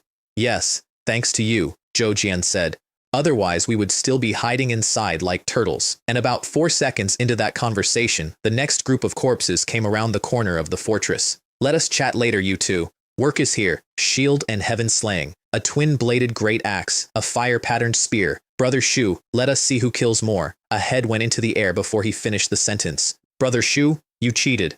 Lin Ming put 2 points of cold light through a corpse's eyes at 8 meters. Zhou Jian simply halved whatever arrived in front of him. And I took the last head, because I am not a good sport. Lin Ming wiped his mouth on the back of his hand and stared at my sword. Brother Shu, this blade of yours is too beautiful. It is absolutely stunning. And then Zhou Jian went very still and did not answer him because he was looking past both of us at the bonfire. Something was standing up inside it. It walked out through the flames, charred black from head to foot, muscle and skin fused into one surface, and its face was a blank slate. The features had gone. Even the red eyes, which every single demonized thing in this world has, were just 2 dark hollows. Demonic corpse. Fire. Rank 1. Normal. Description. Originally just an ordinary demonic corpse, it was lucky enough to swallow a demonic being and evolve. Due to its body being damaged by flames during evolution, it barely managed to become rank 1. This misfortune was also a blessing as it gained from the concentrated flame energy and successfully awakened fire resistance, fire vision, and some fire abilities. My bait, my fire, my promotion. This one is mine. Nobody steal it. Lin Ming was already moving before I finished the sentence. Azure dragon emerging from water. And a ring of fire came out of that thing's center and threw him backward through the air before his spear reached the skull. Smack. You just charged forward without even using your detection skill? Are you in a hurry to be reincarnated? Next time for sure. I will definitely change next time. His leather armor had holes in it, and the skin underneath was scalded, and the only reason he was standing up at all was his own fire resistance. The thing was not blind, which we established immediately because it tracked me across 4 meters of lateral movement without a head turn. Do not be careless. Its vision is very accurate. It hit hard enough to shove a 10 physique man backward with every swipe. And it was slow, but only because its own muscles had melted into each other, which is a bad reason to be slow because it does not make you weak. Zhou Jian waited for one clean opening, took it, and put a full strength burst axe into its back. It staggered 2 steps, and the skin barely broke. Rank suppression. The rank 0 great axe was suppressed, and the instant I committed to close the gap, the fire ring went off again and threw both of us. My serpent skin shield came back with a hole burned through it. If that had hit my face, I would be disfigured. Its repelling fire ring is instantaneous, Zhou Jian said. We cannot withstand many hits. I have a way to immobilize it, I said. You two create an opportunity for me. Later, when I say run, quickly get away. Lin Ming held it and got his tiger's mouth split open about 8 seconds later because he glanced sideways at me, and then the two of them, who had never fought together, who had been leaving seams open in front of Guo Wei 20 minutes earlier, suddenly clicked. Spear flowers landing exactly where an axe was not. Strength burst going in exactly when the spear pinned it. The axe went into bone and it stumbled. Run. They bolted. I threw a frost crystal underhand, ice blue halo, and a 2-meter charred thing became a pitch black ice sculpture. We stood there for about 3 seconds, letting our shoulders come down, and then the ice cracked from the inside. All 3 of us went at once. Strength burst. Flame spear, blade glow, killed rank 1 demon corpse, 10 merit. Total, 313 merit points. And then Lin Ming said, in a voice about an octave up, golden treasure chest. I had killed over 200 demon corpses that day and had not gotten a single chest out of any of them, not one. And the system explained it once I asked properly, and the explanation is one of the few genuinely reassuring things I have learned about this world. Demonized intelligent beings almost never drop chests. It is a deliberate restriction to stop intelligent species from farming each other. And this gold chest was a cross-rank kill reward. 3 rank 0s took a rank 1. Both of them told me to take it, so I opened it in front of them instead. 1 red orb and 2 orange. I put the red one away and threw them 1 orange each. This is the spoils of all 3 of us. Without you, I would not have won. I am already being a bit thick-skinned by keeping the red light orb. Do not make it difficult for me. The corpse itself dropped a rank 1 spine, blue grade. Finally, they are all killed. Now it is time for the puzzle, and the puzzle arrived about 4 seconds later. Detected, survivor, Shu Ran, 997 killed survivor Guo Wei 4 and occupied his shelter. Please choose occupy or destroy. Occupy. It becomes an affiliated shelter, level locked, cannot be upgraded, can still be built on. All existing buildings continue to function. And I can teleport to it from my own altar for 2 merit and back at any time. Destroy. The system dismantles it, returns most of the basic materials, gives me 3 random draws each from its resource building blueprints and its workbench blueprints, and opens a temporary gate so I can loot everything inside. I am rich. I am really rich this time. Then I tried to have both. System, can I occupy it first and then destroy it later? I wanted to praise my own cleverness. Refused. Flat. No elaboration. So I asked to see what was in it before choosing, and I got a temporary panel. Rank 3, stone fortress. 2 fences. 5 watchtowers. Resource buildings. An orchard. Unplaced. A residence. Stone. A prison. A logging camp. Unplaced, meaning a building model sitting in storage that had never been put down, which I found astonishingly generous until I worked out the actual reason, which is that an open-air orchard is worthless with 3 months of extreme cold arriving. And then the prison, which I read twice, demon prison, rank 1, fine. Attribute, emotion crystal, a resource building created by the demon race for cultivation. Intelligent beings confined within will suffer mental or physical strain, generating extreme emotions and condensing emotion crystals, usable as a cultivation resource or as material to upgrade the prison. Tisk, tisk. What a wild imagination. To actually use a prison for cultivation, but it does not seem very useful to me. And the last one, residence, stone. Its mold can be reused, and new residences can be built by providing materials. Does that mean the residence is not a resource building, but the mold that can repeatedly build residences is? Please explore on your own, survivor. If I could figure it out, I would not be asking. And while I was standing there reading a menu, Zhou Jian shouted my name across the hall, and one man in that crowd went pale and moved further back into it. I did not notice. I want to be clear that I did not notice, because it matters in about 6 minutes. Then 2 women came out of the crowd. The first was the one with the hives. Up close and in torchlight, her face was worse than I had thought. Dense red bumps over every visible surface, so swollen that the shape of her face was gone, and hair that had not been washed in days. She saw me look at her and pulled at the hem of her shirt, and I did not react to her face because it did not occur to me that I was supposed to. I remember you. Thank you for the directions. What is your name? Fang Qin. She had never signed the confidentiality contract, which is why she had been able to shout across a yard. She had already lost her survivor status before she ever arrived here, and the contract only binds survivors. She got about 6 words into explaining that when she was interrupted, because a second woman walked out of that crowd, and she did not belong in it. Full of vigor, complexion rosy, wearing a light blue winter qipao that had been looked after. In a hall of 100 people in rags, she looked like a guest. My name is Bai Hua, and I am half a founder of the Blood Fiend Alliance. Her name means tree. What a misnomer. Her ability, Contract of fairness. It summons a physical contract, and as long as both parties feel the conditions are basically equivalent, the terms take effect. No combat power at all, and extremely useful in specific situations in the way that a strategic level ability is useful. She had written nearly every contract in that alliance. That was her half of the founding. Lin Ming asked the obvious question and asked it bluntly. Why would an ability user give up her own shelter for this? And her confidence cracked briefly, for the first and almost the last time I ever saw. It was me being too clever for my own good, unable to accept reality. She had been a lawyer on Blue Star. Guo Wei had been her teacher's biggest client. So you were helping a tyrant, Lin Ming said, and she did not argue with him. He courted her on the regional channel. He guessed her ability from 3 lines of text, which is the single most impressive thing I ever learned about Guo Wei. He sold her a future, and then he showed her the thing that made her believe it, the Hearthstone. It can continuously produce substones. As long as a substone is used, one can be teleported to the vicinity of the Hearthstone. Everyone here came over this way, some fleeing danger, some giving up their shelters willingly, some tricked. I asked where it was, and she said Guo Wei carried it on him, always, and that it should be in his inventory. I had searched the body, there was nothing on it. Her own fall happened on the day newbie protection ended. A beast came. She was alone, and she was frightened, and there was a promised future sitting in her hand. She crushed the substone, a decision I regret to this day, and here is the one piece of foresight she had, and it is the reason she was still alive and rosy in a hall full of people who were not. Before she traded for that stone, she made Guo Wei sign a contract. Joint operation. No hierarchy between them. And he could not harm or coerce her. She was the only person in 500 who had read the terms first, but the part of her account that actually mattered was the timeline, and it damns both of them. The Blood Fiend Alliance existed before she arrived, and by every account I got, from her and from Fang Qin and from 3 prisoners in a forest, Guo Wei at that point was strong, but still fair. Clear rewards and punishments. Everyone trusted him and kept his secrets willingly. Then she arrived, and after that, he did not need anybody's trust, because with her contracts, he could simply enforce silence. And it was after that, he slowly changed, and the Blood Fiend Alliance also changed. Not only did they establish classes, but they also began to implement slavery.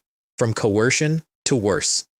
And it ended with the acid rain, when everybody who had been caught out in it was made to bind their own hands or lose their food and water, and then walked into that stone building, until today, when the door opened. And then Manhwa said something I did not want to hear and needed to. Your team was able to destroy the Blood Fiend Alliance this time because you got lucky. The Alliance's real strength was never in that compound. Guo Wei had gathered a large number of ability users over 2 weeks, all of them holding substones, all of them counting themselves members, but their own shelters were doing well. They had houses and warehouses, and no reason on earth to walk away from them, so they never came, and he never called them, because he was afraid they would usurp his position. So the hunting teams we fought were the bottom of that pile. Ability users whose own shelters had already been destroyed, who had nowhere else to be. And Guo Wei himself had been badly injured during the acid rain trial and had spent the last few days recovering. Which explained the thing that had been bothering me all evening, which is that the leader of a 500-person alliance had gone into a fight with 1 lightning scroll, 1 bone hand scroll, and a handful of smoke bombs. They must have been used up during the acid rain trial. Then Fang Qin gave me the same organization from the bottom of it. 4 ranks: Guo Wei, the hunting teams, the employees, the slaves. The hunting teams she described as devils with blood on their hands. They had run the labor gangs so hard that the population collapsed, and only then, when there were not enough people left to do the work, did they reluctantly control their hobbies. Peak headcount, around 500. Current headcount, around 100. And a loophole that I have thought about a great deal since. Survivors whose qualification has been revoked never trigger the trials at all. Not the leopard, not the acid rain. Nothing. Slaves are people who do work, she said, and that was where her voice went. She talked for a while about quotas, about what happens when you do not make one, and about the fact that the punishment for not making one is not being beaten, it is that you do not eat. And about the stone building behind the fortress, which was the answer to everything, which is why 20 armed men had flinched at the word. Every day people would, she said, because they could not endure it, and she did not finish that sentence, and I did not ask her to. While she was talking, a sound started spreading through that dark hall from the back in 1s and 2s, and I finally looked properly at the room and noticed the thing I had walked past twice. Most of the survivors in that hall were women. These damned beasts deserved to die, Lin Ming said, and I found that I no longer felt anything at all about the people I had killed that day. I only regretted that they had died so easily. Then she explained the mechanism, and the mechanism has a name, and the name is the ugliest part. The employees are the ones who still have working shelters. Their job is to lure other survivors here, to be assimilated, extorted, or killed. The Blood Fiend Alliance calls this fishing. Did Guo Wei study in Myanmar? And it worked because of two rules that the Ruins world left open. The first is that your qualification is only revoked when your shelter core is destroyed or you die. So an employee can teleport in, live here permanently, work for Guo Wei for 2 weeks, and keep a fully functional panel the entire time because his empty house is still standing somewhere in a field 500 kilometers away. The second is that trial difficulty scales to your shelter rank and your supplies, which means a man living in a cave with nothing, whose shelter is an untouched wooden shack in an empty field, passes the acid rain trial safely. Holy crap, you can play like that? And then Bai Hua closed the loop, and when she did it, I actually laughed out loud in a room full of crying people, which I am not proud of. The employees kept their own supplies, all of it, hoarded, in their own inventories and their own untouched shelters. And Guo Wei's shelter held everything else, which raised his trial difficulty, not theirs. If it were not for the heavy losses in the acid rain trial, she said, Guo Wei would not have ordered his employees to frequently cast their nets these past 2 days, ultimately leading to him being counterattacked and killed by his prey. Serves him right, Lin Ming said. He harmed himself and others. We both passed the acid rain trial, I said. But we had huge improvements while he suffered heavy losses, which proves he was wrong. Then I asked the question I had been holding since Zhou Jian's first message. How many employees are left here? Is there anyone named Li Guang among them? Because the methods and reasons for deception were too similar, as if they were trained by the same scam teacher. Neither woman knew. That is how deep the class separation ran in a compound of 100 people. The lawyer who wrote every contract in the place and the woman who had been in the labor gang for 2 weeks both had no idea who the employees were. And then a man's voice came out of the crowd immediately. Boss, I know Li Guang. He was just here. He was a big man, and he waded into that crowd, shoving people aside and shouting, Everyone move aside. Li Guang, stop hiding. I see you. And a 2-meter circle opened in the middle of a packed hall, the way people step back from something on the pavement. Han Dong, you bastard, you sold me out. What does this have to do with you? And Han Dong, who had been a construction worker on Blue Star, said, I just want to see you suffer, you bastard. You tricked me into coming here. I walked over. Li Guang, this morning I was still thinking that if I were fortunate enough to meet you, I would definitely thank you for your guidance. I never expected that fate would be so kind to me. We meet tonight. It was all Guo Wei forcing me. I really had no choice.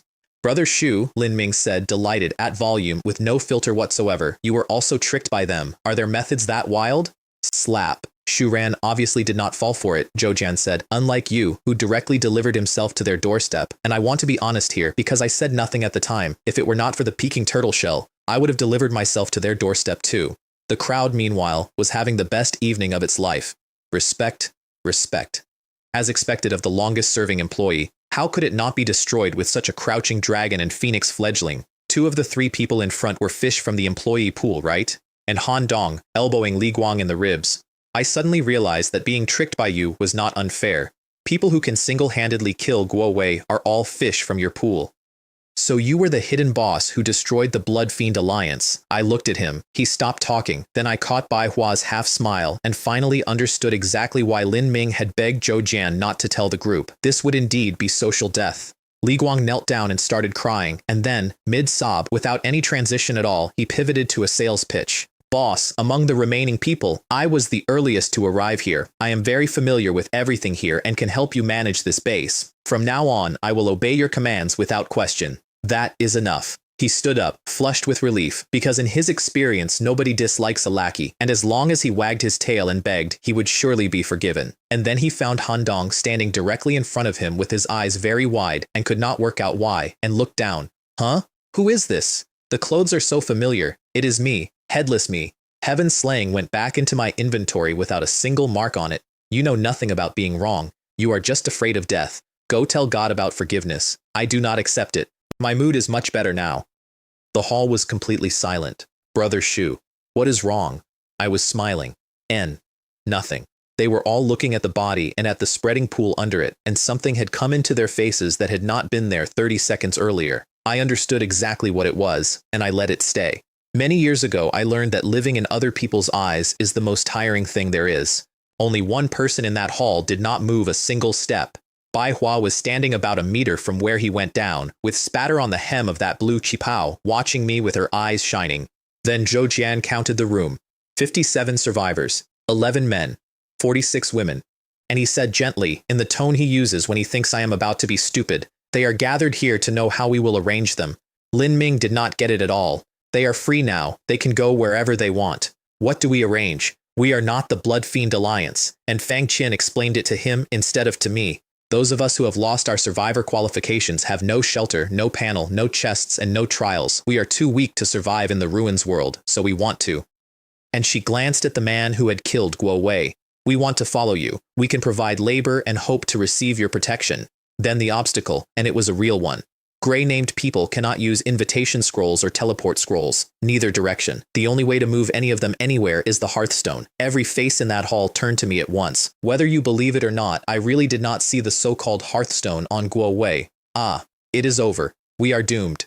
And then Bai Hua raised her voice and quieted the room in about 4 seconds and spent her entire promised reward on one thing, a private conversation. We went 10 meters from the door. I had about an hour left on my teleport. "Shuran, you probably have not decided whether to occupy or destroy Guo Wei's shelter yet, have you?"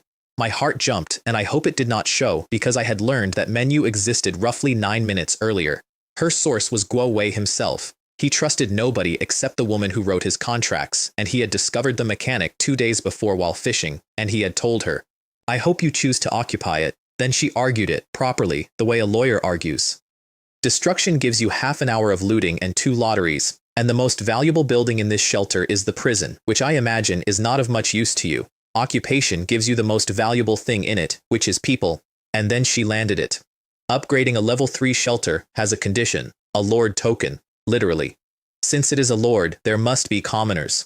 Guo Wei even speculated that the number of commoners would determine the shelter's development in the future, and she would write the contract that guaranteed they could not betray me. I clapped, twice, slowly. "What you said is very good and the reasons are very sufficient, but," she stuttered for the first time, "oh, nothing. What I mean is, I originally intended to choose occupation. You wasted your breath, but I still want to thank you. Your analysis was very good." She told me later what she thought at that moment, which was so difficult to deal with. "Is this guy a stoic?" And she got the last word anyway, by throwing one fact at my back as I walked off. "Then you certainly do not know that the bloody treasure chest from killing a survivor allows you to draw 3 items from the deceased's inventory. That Hearthstone is in your hand." My stride broke for about half a step and recovered. There are still things you do not know. Survivor successfully occupied shelter. Warehouse connected. 1 free transfer of everything inside. I went back into the hall and told them, "The shelter stands. It is mine now, and it will keep standing, and it will keep protecting whoever is inside it." And 100 people in the dark started crying and cheering at the same time, and somebody at the back shouted, "Long live the boss," which I have never gotten used to, and which happened at least 4 more times that night. Then I gave them the condition. "Everyone who stays signs. Do not worry. I am not Guo Wei. I will not oppress you. The only requirement is that you harbor no thoughts of betrayal." And Bai Hua produced the contract, already drafted, already written, before I said the word, and it shocked me, not because it was soft, because it was brutal. No betrayal, no disclosing my information to anyone, obedience, and the text said, "even to the point of death," and her own name was already on it. What I owed in return was 2 lines, a safe place to live, and not to let any of them die without cause. I signed. All 57 signed. With complaints they did not voice, because they had long been accustomed to passive acceptance, which is a sentence I have thought about more than almost anything else from that night. Pact of Fairness. The book came apart into 58 points of light, and every one of them went into a body. What I felt was a faint, subtle restraint, like a thread tied somewhere I could not point to. What they felt, they told me later, went all the way down, and then I built an administration in about 90 seconds, standing up, in a dark hall, and I want to walk through it because every single decision in it was made on the spot and most of them held. 4 survivors still had working panels. I called them out and made them all add me on private message. Sun Bao, who has a black mole on his jaw. Xu Mei, Gao Li, who is under 150 centimeters tall, and Zhao Shuang, who has the face of somebody who used to be an influencer and which is, I think, full of technological enhancements. 1 ability user. Bai Hua, who was swaying on her feet with her head swollen from having contracted 58 people in one go.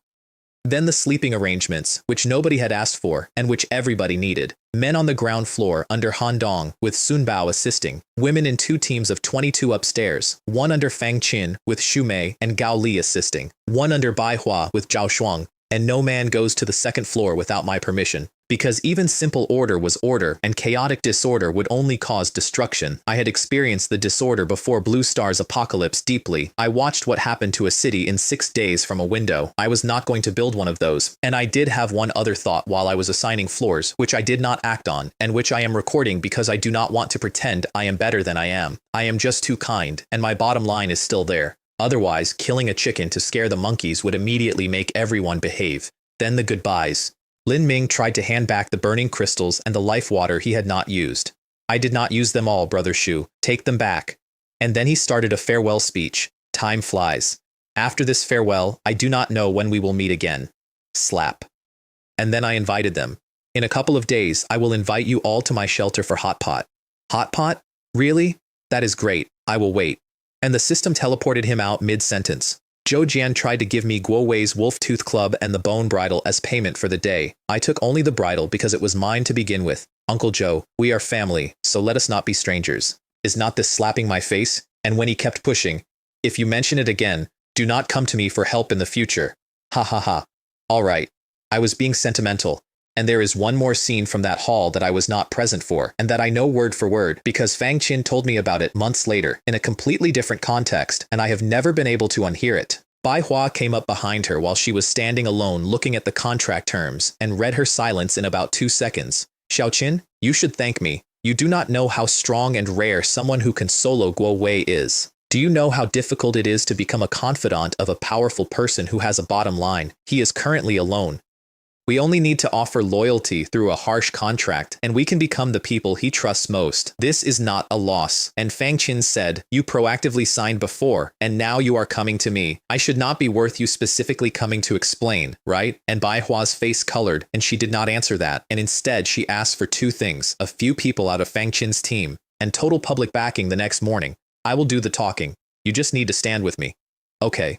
I appeared in my own living room covered in ash and dried sweat, and Xiaobai came across the floor at a dead run and stood on my boots squeaking at me for about a minute. 88 horned bees left, out of 200. This time I really owe it to the bee swarm. It is just a pity the bloodthirsty wheat bees are too uncontrollable. I heated water. I ate 2 reheated meat patties because a single compressed biscuit at noon had been my entire day. I took a bath indoors instead of going out to the hot spring because the wind outside was the kind that removes decisions from you. And then I sat down on the sofa. Home is still the most comfortable.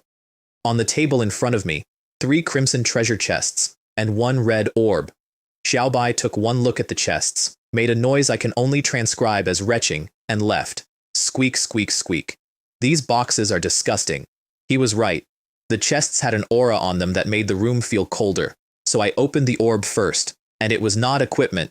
It was a seamless silver box about 20 centimeters on a side. No lid, no seam, no button, no marking. Magic crystal refinement and disassembly device. Version 9.9. Rank, none. Quality, perfect. Attributes, as you wish. Intelligent, efficient. Description. The painstaking work of all members of a certain kingdom's Academy of Sciences, representing the kingdom's cutting-edge runic technology. And then the next sentence. But mistakenly discarded into a trial field by a careless experimenter. 4 sizes, portable, elementary, complete, overloaded. 1 magic crystal to switch between them, and it comes with 10. Working time minus 100%. Magic crystal output plus 100%. I asked 3 questions and got 3 different kinds of nothing. System. What is a magic crystal? Explore independently. What is runic technology? Nothing at all. What is a trial field? Nothing at all. Second time I have seen that phrase. Binding it required covering the center of the box with my palm, which I did, and 3 hollow needles came out of it and took blood. Damn it, system, you old trickster. You did not even tell me you needed blood. Then the top surface lit up with text in a script I had never seen in my life, in an alphabet that did not resemble any alphabet, and I had a genuine moment of despair. Oh no, what if I get an item but cannot understand the language? And the box, which was apparently paying attention, extruded a small drawer. Ruins World Universal Language, Rune Capsule, Oral, Swallow, Learn. Foolproof operation, very suitable for students who are unwilling to study hard. I swallowed it, and the scribbles on the surface resolved into words while I was still looking at them. Then it asked to be named, and noted that the name would also serve as the awakening command. And I thought of a very famous fictional artificial intelligence with a very similar sounding name, and I said no, I will just call it number 9. That other name is too unlucky. I do not want to snap my fingers. Intelligent Core number 9 greets you, my master. And that was the entire interface. No voice, no conversation. A manual. It is a transcendent rune, yet there is no voice introduction. I still have to read the manual myself. What it does is simple and enormous. You feed it demonized creatures. It gives you magic crystals or demonic materials. The disassembly device is an automated production line. Demonized creatures are the raw materials. Magic crystals and materials are the products. And the manual used the phrase magic crystal roughly 200 times without ever once defining it in the manner of a document written by people for whom it was as obvious as the word water. Number 9 did not know what one was either. Truly living up to its name as an artificial idiot. But I do not have that common knowledge. Then the 3 crimson chests, which Xiaobai flatly refused to come near at any price. Squeak, squeak, squeak. No. Too disgusting. The rule on those, a crimson chest draws 3 random inventory slots from the dead survivor, and slots can be empty. Chest 1, 200 arrows. For a short bow, I do not own. It is not even as good as a wooden treasure chest. 2 empty slots out of 3 draws. That is just ridiculous. Chest 2 came from the small mustache man and I'm going to move through it quickly. Women's underwear, 1 set. Stockings, 5. Bras, 3. Used. Damn it. Clothes are clothes, but why are they used? What kind of fetish does this person have? Straight into the fireplace without looking. And because I was not looking, I did not notice that 1 stocking caught on the iron rack and did not go in. Remember that. Chest 3 was Guo Wei's, and it came up 3 for 3. Enlightenment Tea, 10 taels. Hearthstone, 1. Resource Migration Scroll, 1. The Enlightenment Tea is the exact bait Li Guang used on me. The thing I was going to walk into an ambush for, and it had come to me anyway, out of the body of the man who had ordered the ambush, for free. With Enlightenment Tea, the cultivation of the dragon chart should be put on the agenda, and the Hearthstone was a red circular stone with no pattern on it at all. Level, none. Quality, none. A wondrous item with unpredictable teleportation abilities. I imprinted it and read the rules, and they were straightforward. 1 substone per person. Extras go dead, and then I froze with the stone in my hand. Do previously distributed substones stay live? Because Guo Wei had been handing those things out for 2 weeks, to everyone who joined, to everyone who was fished, and to every ability user he had ever wanted to impress, which meant that at that exact moment there were an unknown number of strangers holding a one-way ticket to wherever this stone was. And this stone was in my bedroom. I invalidated every single one of them in one thought. Nearly 100 substones went dead at once. That was close. I did not expect Guo Wei to have distributed so many. No wonder Manhwa said the Blood Fiend Alliance was not just those few ability users in the base, and then I fell asleep on the sofa with the very clear feeling that I had forgotten something. It shouldn't be important. 2 things happened that night that I was not there for. The first is that the Peacock Man and his 3 men were still tied to trees in a freezing forest, 4 hours after we had left them, with their lips going blue. Boss, why has not the Alliance leader come to rescue us yet? He has not forgotten, has he? No.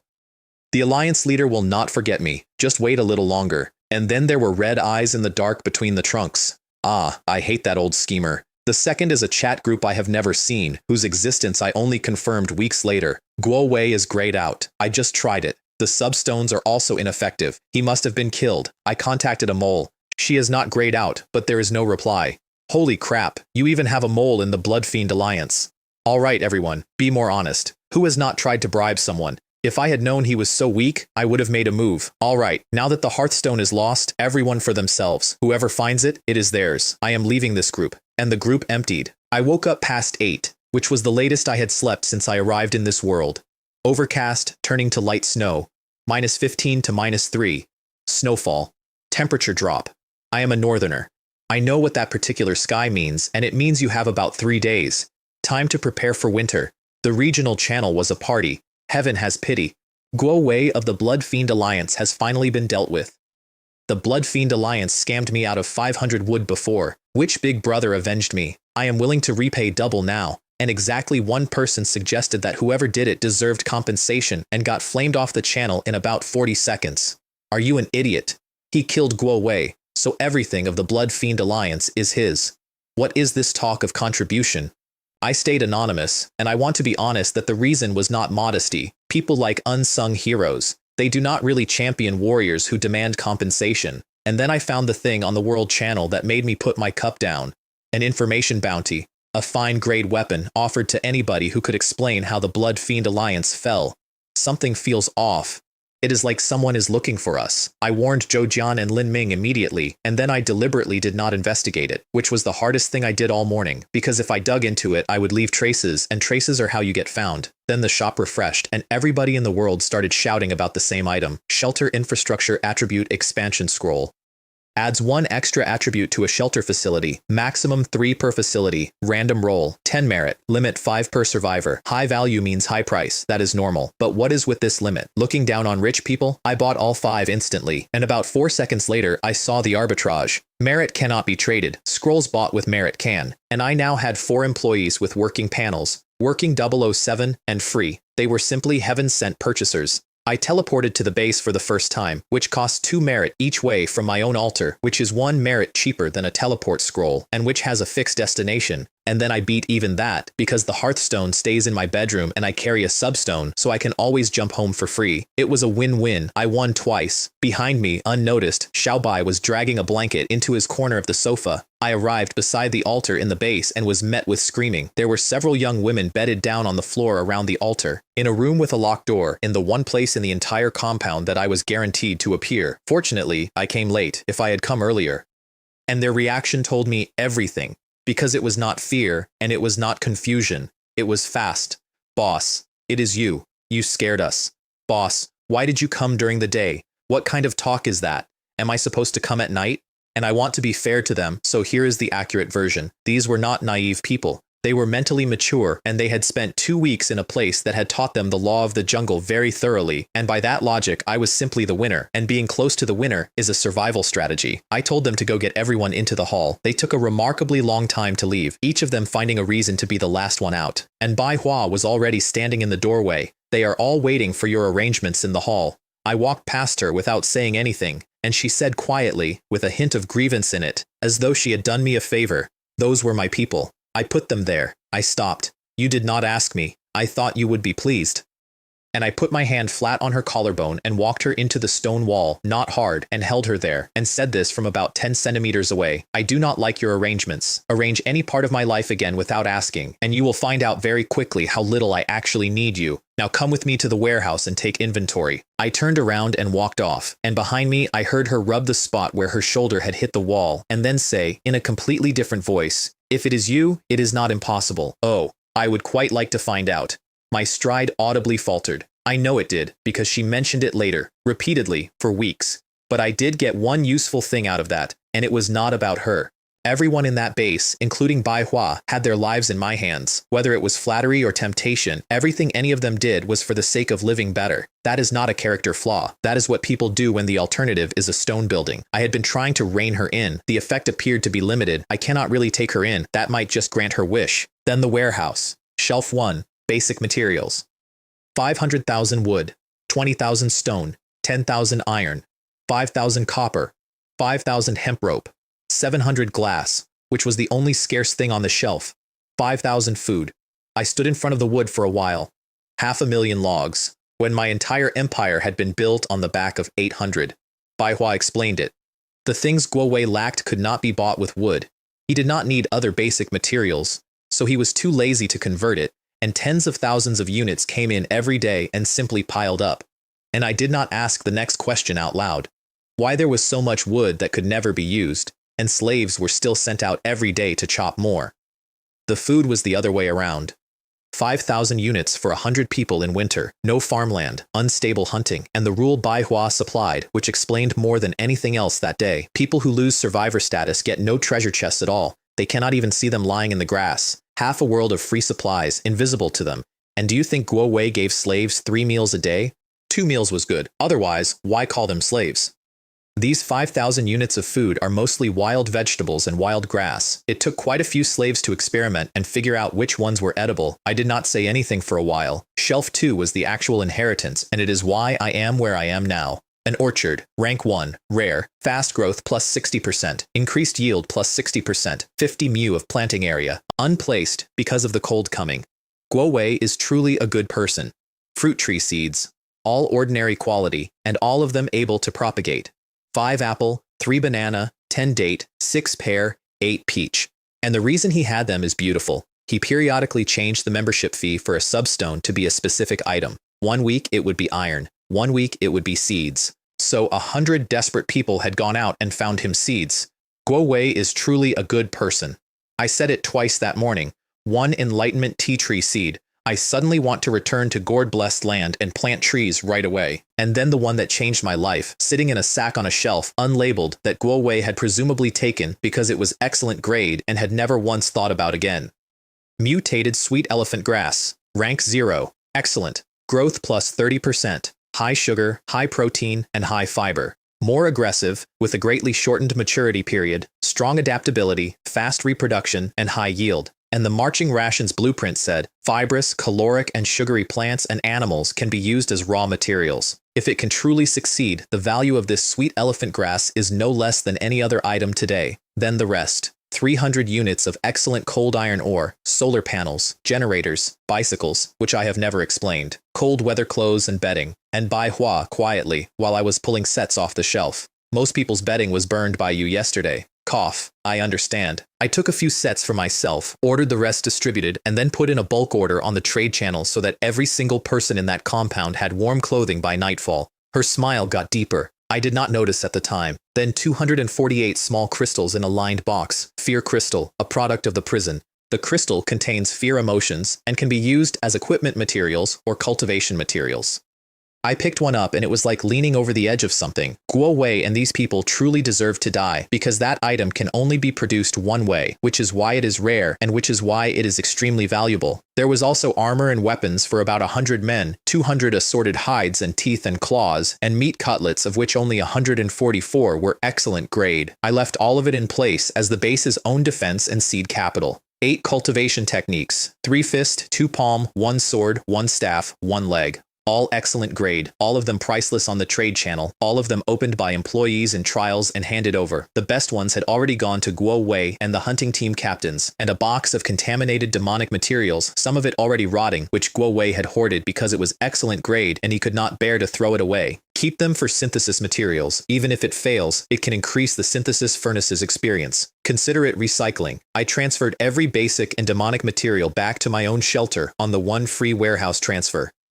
And then I asked the last question, which was why a 500-person alliance had so little quality equipment. And Baihua explained that too, and this is the answer that has stayed with me. People whose survivor qualifications have been revoked do not get treasure chests. So Guo Wei arranged for a vice captain in every hunting team, a real survivor with a panel, whose job was to land the final blow on everything, because the chest only drops for a survivor, and even so, it would take killing more than a dozen prey to get 1 treasure chest. It seems that after losing survivor qualifications, there is no difference between them and wild animals in the ruins world. And I watched her face go bleak while I said it, and heard it about half a second too late. Sorry, I did not mean to belittle you. It is fine. It is all our own fault. And then privately, which she told me much later, I have not completely failed yet. I still have capital, and the opportunity to turn things around is right before my eyes. She had saved 1 more item back during the chaos and wanted to show me in the workshop, so we walked the length of the corridor, in high heels. Tap, tap, tap.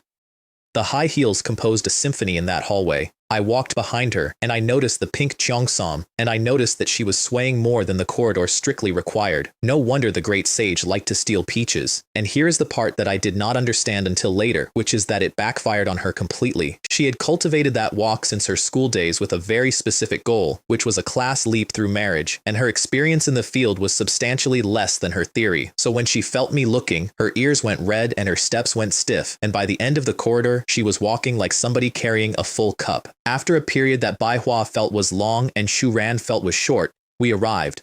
The thing she had saved back was a glass sphere the size of a grapefruit, residential crystal ball, stone house, a special resource building. By consuming basic materials, stone houses can be built according to the survivor's wishes. 3 to 100 square meters, 1 to 3 meters high. It is a treasure. It is like a reusable building blueprint. And then, about 2 seconds later, deflating. It does not seem to be of much use to me. Both shelters currently have more rooms than people. She watched my face while I said that with an expression I could not read at all, and asked me twice whether it was useful. Then I looked at the base's workbench, and the workbench flipped my entire plan. Leather armor, machetes, repeating crossbows, short bows, torches, shields, quivers, nothing else. Not 1 civilian item. Practically an ancient armory. I had walked in there intending to have these people gather resources and stay alive. With these blueprints, they could totally open an equipment shop, so I burned all 3 remaining expansion scrolls on that one workbench. Production efficiency doubled. Workstations +3. Production tasks +3. Now the workbench can have 6 people carrying out 6 production tasks simultaneously. I need to consider how to get orders and arrange production. Then Manhwa came back with Fang Qin in tow, walking half a step behind her, and I knew before either of them opened their mouth that this was a delegation. If you have something to say it quickly. We are applying to move to the main shelter. Reason 1. The other people at the base are somewhat resistant to Fang Qin and me because of what happened before. That is no reason, because it genuinely is not. Did she think it was elementary school students having a spat and wanting to change seats? And privately, employees not getting along is not necessarily a bad thing for the person they work for. Reason 2, which was sharper. The base is mostly women, and the few remaining men are the ones from the hunting team who were not wanted before. If we encounter danger, they will definitely not save us too. Can you bear to lose 2 loyal subordinates? With tears. We have only known each other for a day. Loyal my foot. Reason 3, which actually worked. We can help you handle the trivial matters in the shelter, saving you time so you can focus on improving your strength. And neither of us has a system panel. We can only rely on your shelter to live. Coupled with the contract, you can completely trust us to use us. And then she leaned in and said, at a volume intended for exactly 1 person, any command is fine, you know. Which visibly made Fang Qin uncomfortable because she has her own principles and was not prepared to obey any command. What actually decided me was neither of the reasons. I needed somebody to run the household, and I needed somebody to farm sweet elephant grass. I agree to your application. But there is a question. Do you 2 know how to farm? 2 faces went from ecstatic to completely blank. The hall had transformed overnight. Somebody had opened the windows. There were women talking in corners, and one of them laughed while I was walking in, which was not a sound that building had made in 2 weeks. Han Dong jogged over to report, and while he was reporting, he glanced between me and Bai Hua and drew a conclusion that was entirely wrong, and I did not find out what it was for another month. Her methods are truly impressive. I will have to be more respectful in the future. Then I told the room what this place was going to be, and I said it plainly because I did not want anybody hoping for something I was not going to give them. I will not exploit you like the Blood Fiend Alliance did before, but I also will not support you for free. You can think of this place as a company. I am the boss, and you are the employees. Point system. Everything priced in wood, because everybody understands wood. 1 wood equals 1 point. 1 iron ore equals 5 points. Food and lodging free for now, and later bought with points. And points can buy anything available on the trade channel. That last line is the one that broke the room open, because they had stopped hoping for very much. Safety and enough food was the ceiling of what any of them was still asking the universe for, and I had just told them they could have things. Appointments. Sunbow, the one with the mole, got warehouse access, all logistics, and every point tally in the compound. Boss, do not worry, I can do it. I guarantee not a single mistake. And every face in that hall turned to look at him with naked envy because logistics is a safe job with good benefits, and they had all worked out the value of that in about a second and a half. Han Dong got a security team. 10 men. Defense only, no hunting, because if I formed a hunting team out of what was left in that compound, they would only serve as monster food. And I announced the treatment publicly and generously because Han Dong had to actually be able to recruit 10 people into a job whose description is standing outside. And then I called for Helan. A short, stout, middle-aged woman looked around the hall trying to work out who else was called Helan until Fang Qin went and got her by the elbow. Sister, He, come here for a moment. He is calling you. Sister He, can you farm? She checked Fang Qin's face first. Then she straightened up. I can. I have been farming for over 30 years. She is about 50. Then Xu Mei, Gao Li, and Zhao Shuang got 14 people each and became captains, and Xu Mei asked the question the entire room was holding. Boss, what about Sister Yu and them? Yesterday, both of them made contributions. They applied to work at the main shelter, and I agreed. And every face in the room changed, because the main shelter had just become a place that existed and that a person could get to. So I painted it on purpose. Everyone, work hard in the future, and excellent employees will also have the opportunity to receive additional rewards. I did not specify what, deliberately. Then gloves and food went out, and I gave the first task, clear the corpses, and while they were forming up, I went around the back of the fortress with a silver box to the strip of ground next to the prison where almost nobody had chosen to live. Number 9, deploy full form. Please maintain a distance of 5 meters or more. And then the box grew. Not transformed. There was no unfolding, no rotating panels, no theatrics of any kind. It simply became a metal building 5 meters by 4 by 3 in about 9 seconds, with the calm of a thing that had done this 10,000 times, and the ground compacted underneath it while it happened. Matter cannot just appear out of thin air, can it? The mass was real. It was not stretched or hollow. Whatever it had been doing inside a 20-centimeter cube, it had been doing with all of that in there, and I have never worked out how. The right side is the intake, controlled entirely by number 9, with storage for up to 10,000 magic crystals. I fed it one demon corpse. Mechanical arms came out with blades and pincers on them and took it apart and drew it inside, quickly and neatly and without any drama at all. It looks pretty stress-relieving. It would be even better if it was not decomposing demon corpses. Under a minute. 1 minute. 2 magic crystals. Energy cost, 0.1. Remaining, 89.9.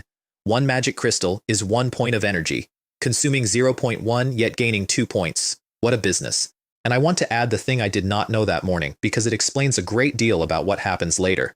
An ordinary decomposition device gets 1 magic crystal from a rank 0 demon corpse. Some of them get less than 1. Mine gets 2. That machine was a golden goose sitting in a shed, and I had not yet worked out that it was exactly the kind of thing that gets people killed. The crystal itself is a small black sphere, and it looks unpleasantly like the eyeball of something. Magic crystal. A universal energy source in the ruins world. Energy can be extracted from within through a magic crystal energy array, with many uses. Universal energy source. I could not use one that day. I could not use one for weeks. And I made a decision standing in front of that machine anyway, which was that from now on I would collect every mutated corpse I could physically reach. Every Blue Star person understands the significance of energy. Then I came back around the fortress, and the corpse detail had not moved. 50 people standing in a yard full of bodies, not touching any of them. They look so much like zombies. Will they spread infection? Can I go chop wood? I will chop more today. And I stopped about 30 meters away and stood there and watched them, with no expression on my face at all, and did not say a single word. Manhwa read that correctly in about 4 seconds, which is why she is worth what I pay her. She understood I was testing them, and she waved over Handong and Sunbao, who came at a run, because they had both worked out that their own new positions were currently sitting in that yard. Handong was the stick. All of you, move them. Anyone who does not act is disobeying orders, is a traitor. The base does not keep traitors. I will stand right here and see who dares not to move. And Manhwa was the carrot. If we do not clean it up and an epidemic breaks out, think about who will be unlucky. And then, without a pause, the boss has set a special reward, 5 points per demon corpse. The number of demon corpses is limited. First come, first served. And it flipped on that one sentence. In under 10 seconds, a yard full of people who would not touch a body became a yard full of people organizing into pairs. Let us team up and split the points equally. I watched that happen, and something in my chest let go slightly. 300 corpses, 50 people, and by mid-afternoon, the disassembly device's arms were idling because the raw material could not arrive fast enough. Then I called the 5 managers over. They came with their gloves and their sleeves in a state I will not describe, and I opened with this. I chose you to manage the others, not because you are excellent, but because you are the only 5 I can call by name right now. And then, without pausing, I do not mean to belittle you. I just want to tell you that you are not irreplaceable. Do not be too complacent. Handong's security team goes full-time on physical training and weapons starting today. I do not want to come rescue you one day because of an attack by an ordinary demonized monster. The security team cannot have slackers or deserters. If there are problems, I will come looking for you. Sunbao supplies them with anything they need and without limit, and bans waste. The 3 captains get 2 workstations each on the 6-slot workbench, with Sunbao selling the output. And then point values, wages, and task pricing, which I handed straight back to them. You 5 should discuss and decide. Truly a hands-off boss, one of them thought. And I know that because he told me later while drunk. With one instruction, be generous early. More points will allow for circulation and increase work enthusiasm. And then I asked if anybody had questions, and nobody had questions because in their previous employment, a question was a way to identify yourself. Are you kidding? What if I say I have a problem and you fire me? Until Sunbao risked one. Boss, how do we price the goods employees buy with points? 30% above the trade channel price, because the base has to pay for itself. As long as the equipment shop's profits could cover expenses, this base would still have a reason to exist. And then one last item, delivered as a personal favor and received as one. Sunbao, I am giving you a task. Go to the trading channel and collect expansion scrolls. Bringing 3 people home cost me 6 merit because the teleport charges 2 per person for anybody who is not a survivor. From now on, I will use only substones for anyone who comes. The day's take. an entire warehouse of materials, and 642 magic crystals. I did not believe there was any other individual survivor richer than me. The first thing Bai Hua said, arriving in a dark stone basement, was, "Boss, is this your shelter? Is it this simple and empty? Are we going to sleep under one big blanket? Can you not tell this is the basement? Stop acting. 3 empty bedrooms on the 2nd floor." She pointed at mine. "Boss, can I choose that room?" "No, you cannot choose. If I cannot, then I cannot." She took the one next door. Fang Qin and Helan took the Far East room together and did not complain about sharing, and I understood about a week later that neither of them wanted to sleep alone yet. House rules, delivered standing in my own hallway. My bedroom is forbidden. The cultivation room is forbidden, especially you. Bai Hua reacted to that like a concubine being sent to the cold palace with a full body slump, which I ignored. Kitchen. Who can cook? Helan can. Fang Qin can. Bai Hua cannot. At all. And she was visibly humiliated by that. And the reason came out in one line. On Blue Star, she had eaten meal replacement products for years, deliberately, to protect her skin. Helan got the 3 meals, with a minimum of 2 premium steaks per meal, and I watched a 50-year-old woman become genuinely happy about being told she had a job. Fireplace duty to Fang Qin, and then, "Number 1, come here."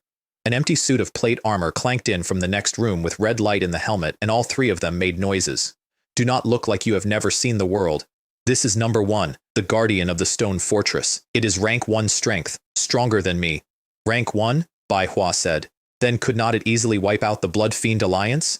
And I did not correct her. "Number 1 cannot leave the fortress. It is a guard unit. It has never taken a step outside that building, and it never will." I said nothing at all, and she drew the conclusion she drew, and this made me appear even more profound and unfathomable. Then the backyard, and the septic tank, and the standing side job that came with it. When you have nothing to do, collect trash nearby and throw it in. That was definitely an endless task. And then the warning that was also a contract. "Living here, you will have a lot of work. It will be very busy and tiring. If you feel you cannot accept it, you can say so now, and I will send you back to the base. We are not afraid of being tired." Of course I knew they would not leave. Saying it now meant they had no reason to complain when working. Then a black shape came sliding out of the ash across the yard, and all 3 of them stopped breathing, and it was only the magic fire thorns coming to see who was new. And then they saw the hot spring, and the hot spring landed harder than anything else that happened that day. This is not just a hot spring, this is a spirit spring building. Soaking in it heals hidden injuries. And, I added, because I am not stupid, it also beautifies the skin and delays aging. I want to soak in the hot spring. I will soak in the hot spring even if I die. We did the blood marking so the vine would recognize them as household rather than as groceries, 1 drop each. And Bai Hua's first question afterward was whether the vine minded them bathing in its pool. "Are not you going to ask if I agree?" And when they started toward it, "Go work for me first. You are young. Do not think about enjoying yourselves before you have even worked." That night, I burned 2 expansion scrolls on the fireplace. The first came up energy saving, minus 50% fuel consumption, which is completely useless to a man with 500,000 logs. The second came up high temperature, burn temperature doubled. Success. Today's luck is really good. And the heat wave off it woke up the mouse. Xiaobai was curled in the corner of the black leather sofa, and he was wrapped in something, a black stocking, salvaged, off the iron fireplace rack, the one that had not gone in. "Xiaobai, where did you get this? I should have burned them all, right?" "Squeak, squeak, squeak. This is my nest." I negotiated. I offered him a better one. I offered him one that would definitely make other mice envious. Squeak. Do not lie to a mouse. So I stole it, and I was mid-throw toward the fire when... Cough, cough. Shu ran. "What are you doing?" I put both hands behind my back. Bai Hua looked directly at my hands and then walked across the room until there was about a hair between us and said something at a volume of approximately nothing right next to my ear, which I am not going to repeat. I stood there with a completely blank face and one eye twitching. Why did this person have to see me? Am I the kind of person who would be tempted by beauty? And I was rescued entirely by a rodent. Xiaobai took one look at Bai Hua, went straight up my trouser leg, and started screaming. Squeak, squeak, squeak. Help. A monster wants to eat a mouse. She is a human. Like me. Squeak, squeak, squeak. Master is lying to the mouse. Her chest has mutated. My eyes moved before I gave them permission. Bai Hua cannot hear the mouse. Her 6th sense works perfectly well. She covered herself, glared at me with real heat, and walked out. Squeak, squeak, squeak. The mutant is gone. Xiaobai, you have really put your master in a big bind. Into the fire it went. Lunch the next day was the first meal in my entire life in this world that somebody else cooked. Sister He, your cooking is really good, much tastier than what I made before. I had furniture built at the base and shuttled up through the teleport by Sunbao, and Bai Hua had ordered herself a bed you could roll 3 people across. This bed is really big. I like big ones. They are comfortable to sleep on. And then He Lan, who had been sitting on the edge of that bed all morning working up to it, risked her entire new position to tell me I was about to do something stupid. Boss, it is just that. The temperature outside is too low now. If the seeds are planted, they will not survive. She was genuinely afraid I was going to waste hard-won seeds out of ignorance. And she said it anyway, to a man she had watched behead somebody 36 hours earlier, because she felt that a boss like this, who treated the lower class so kindly, was very rare, and she did not want him to lose his seeds. I laughed at her, which I regretted immediately. I will keep you in suspense for now. And then, because she had earned it, in the future, if you have any suggestions, just say them directly. As long as they are beneficial to the shelter, I will adopt them. Then I took all 3 of them down to the basement and put my hand on a bare stone wall, and a 5-colored gate opened out of it. Bai Hua and Heilon were only astonished. Fang Qin, who reads web novels, had already guessed. I watched her mouth the answer to herself about 2 seconds before the gate opened, and my reasoning for showing them at all was the contract, and I want it stated plainly because it is not a kind reason. These survivors cannot betray me. It is not that they will not. They cannot. They are the most suitable people to cultivate and plant in the blessed land. Otherwise, relying only on me, how could I ever use 1 square kilometer of fertile land? Sunlight after a dark basement. And then, Father. Huanmeng came at us across the field because the blessed land now had enough energy for it to leave the spring, and it could appear anywhere it wanted. The 3 of them stood there with their mouths open for a genuinely long time. Hey, snap out of it. Quickly wipe your drool. There are 3 reactions, in order, and I got all 3 of them out of people afterward. Bai Hua. A world. Shuran has a small world. This man is mine. No one can take him. And her own gloss on it, which I find both insulting and completely accurate. Given the chance, people would be very willing to be friends with somebody who owned a fully paid apartment in Thompson Riviera, and the value of this was far greater. Fang Qin was pinching her own arm and muttering, planting space. The boss has a planting space. A golden finger. This is a golden finger. And Helan squatted straight down and put her hand in the dirt. Boss, this soil is too fertile. We do not need to plow. We can plant directly. Then I did the thing I had been thinking about since the warehouse. I offered Huanmeng the orchard. Not to synthesize. I had no auxiliary materials that made sense for a rank 1 rare building anyway. I just held out the model. The light vines came down and wrapped it, and its glow accelerated. Father, it is useful. Very useful for the blessed land. Can I really have it? It would patch some of the plane's missing plant rules. It would boost forest-type growth. And it would cause a period of rapid growth, which can accelerate its independence from the ruins world's earth veins. I ran the arithmetic out loud. Another orchard the same size would only be more fruit ground. It is better to let the gourd blessed land devour it now. Strive to break free from its dependence on the ruins world as soon as possible. Huanmeng, absorb it. Grow up quickly. The vines went into the model and took it apart, and the orchard's rules came out of it as invisible rain and fell on my soil. And on the other side, the orchard's own 50 mu of land cracked and dried and went to desert in about 10 seconds. Then the ground started shaking. Ah, an earthquake. Do not panic. This is the blessed land growing, half an hour of it, 1 square kilometer to 1.5. And in less than 30 days, it can reach 2 square kilometers, and then it can try to access void energy. As long as I broke free from my dependence on the ruins world, I would truly have a retreat. Helan could not wait for the shaking to stop. Boss, the earthquake has stopped. Shall we start farming? The layout. Sweet potatoes already in on the left of the spring, ready in about 20 days, and every single one of them going back into the ground as seed. In at most 2 months, I will achieve sweet potato freedom. Fruit trees on the right, and the enlightenment tea tree by the spring, which I planted myself, and which I asked Huanmeng to look after personally. Do not worry, Father. A light vine parked itself over that sapling and started dripping essence onto it and stayed there. And then the afternoon's actual work, which was 3 mu of sweet elephant grass, with Helan in command and the lord of the territory taking orders. Sister He, you arrange it. We will all listen to you. It took us until dark, and I learned something. I had underestimated the difficulty of farming. According to Helan, it was fortunate that the soil was soft. Otherwise, as novices, we would definitely not have finished. The whole time I was bent over that field with dirt to the wrist, I was thinking one thing. Sweet elephant grass can be harvested in 7 days. By then, my speculation can be verified. That evening, Bai Hua whispered something to Fang Qin, got caught doing it, and Fang Qin braced herself and asked it out loud instead. Boss, we are a bit dirty. Can we go to the hot spring to wash up later? And I was simply baffled by the question. If you want to wash, then wash. What are you two whispering about? What? Do you want me to scrub your backs? How dare we trouble you, boss, Manhwa said instantly. Will you join us? We can scrub your backs. Dream on. But the reason underneath that question was not a joke, and I did not learn it for another 2 days. Fang Qin had not washed in 5 days, on purpose. She had kept a dirty face and made sure she smelled bad the entire time she was at the Blood Fiend Alliance, deliberately, every day, because of what the hunting team did with the people they noticed. Helan declined and boiled water in the kitchen instead. The other two went out with a torch into a yard at -15, and I am told the steam came off that pool like a chimney. And I'm told that at some point, Manhwa delivered a flat professional verdict on her own campaign. What is the use of being big if I cannot even seduce Shu Ran? Shu Ran always acted unpredictably, as slippery as a loach. And then something cold landed on her shoulder, and she looked up. The first snow of the extreme cold, coming out of a completely black sky. I was late to the group's trade fair that night, and Zhou Jian and Lin Ming said absolutely nothing about the Blood Fiend Alliance because I had asked them not to, which meant that Wu Lei spent about 10 minutes cheerfully relaying the gossip about its destruction to a group in which 4 of the 7 people present did not know they were talking to the men who did it. I signed off, poured the first water I had drunk all afternoon, and my panel lit up. Boss, it finally sent successfully. I was so anxious. I was completely confused. What is going on? What was going on is that Sun Bao had found 2 sellers of expansion scrolls at a fair price, had tried to ask permission before spending, and every single private message he sent me had failed.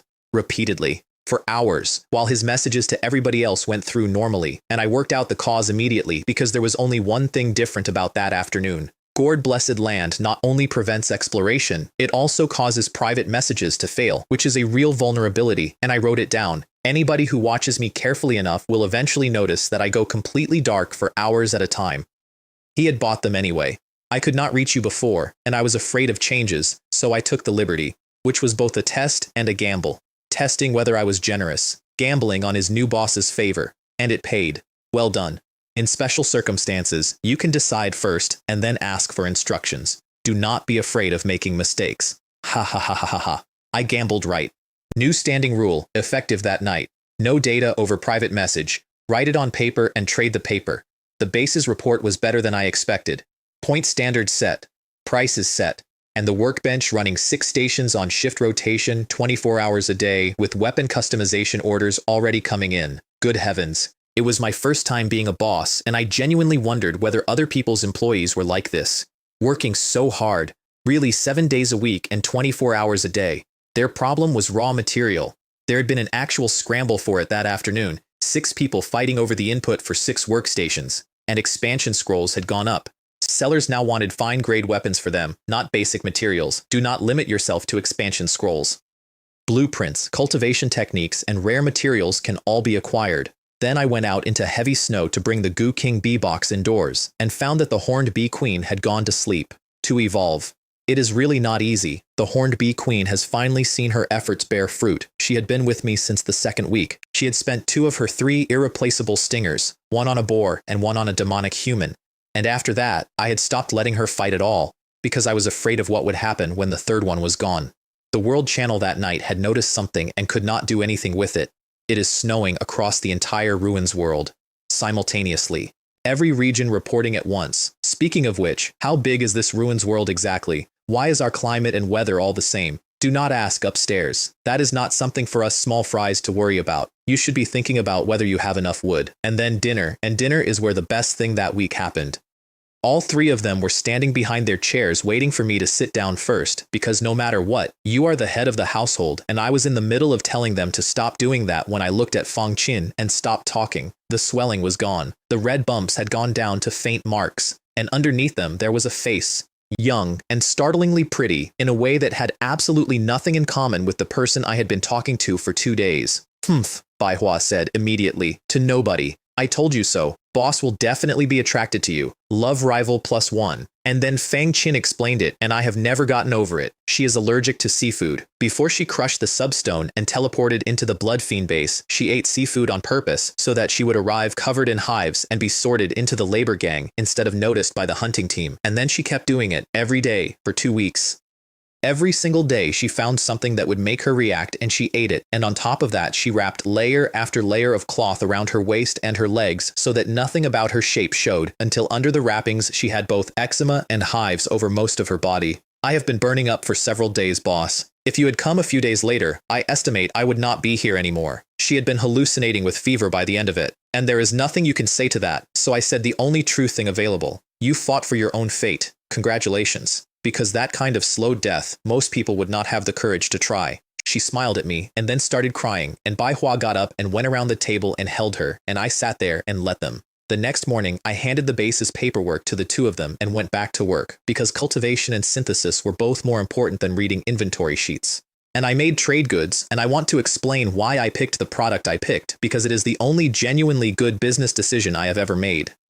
Besides being high quality, weapons and powerful, frost crystals and burning crystals have one enormous advantage. They are single use. Friends who have sold firearms know this. Bullets, bombs, and grenades are king. How can selling swords, shields, and knives get repeat customers? 4 syntheses, 4 successes. Then I played with the box of rotting demonic materials I had inherited, which included 3 perfect grade items, a seed, a root, and an unidentifiable length of trunk. What a pity. If they had not been corrupted, their value would have increased 100-fold, and what I got out of them was this.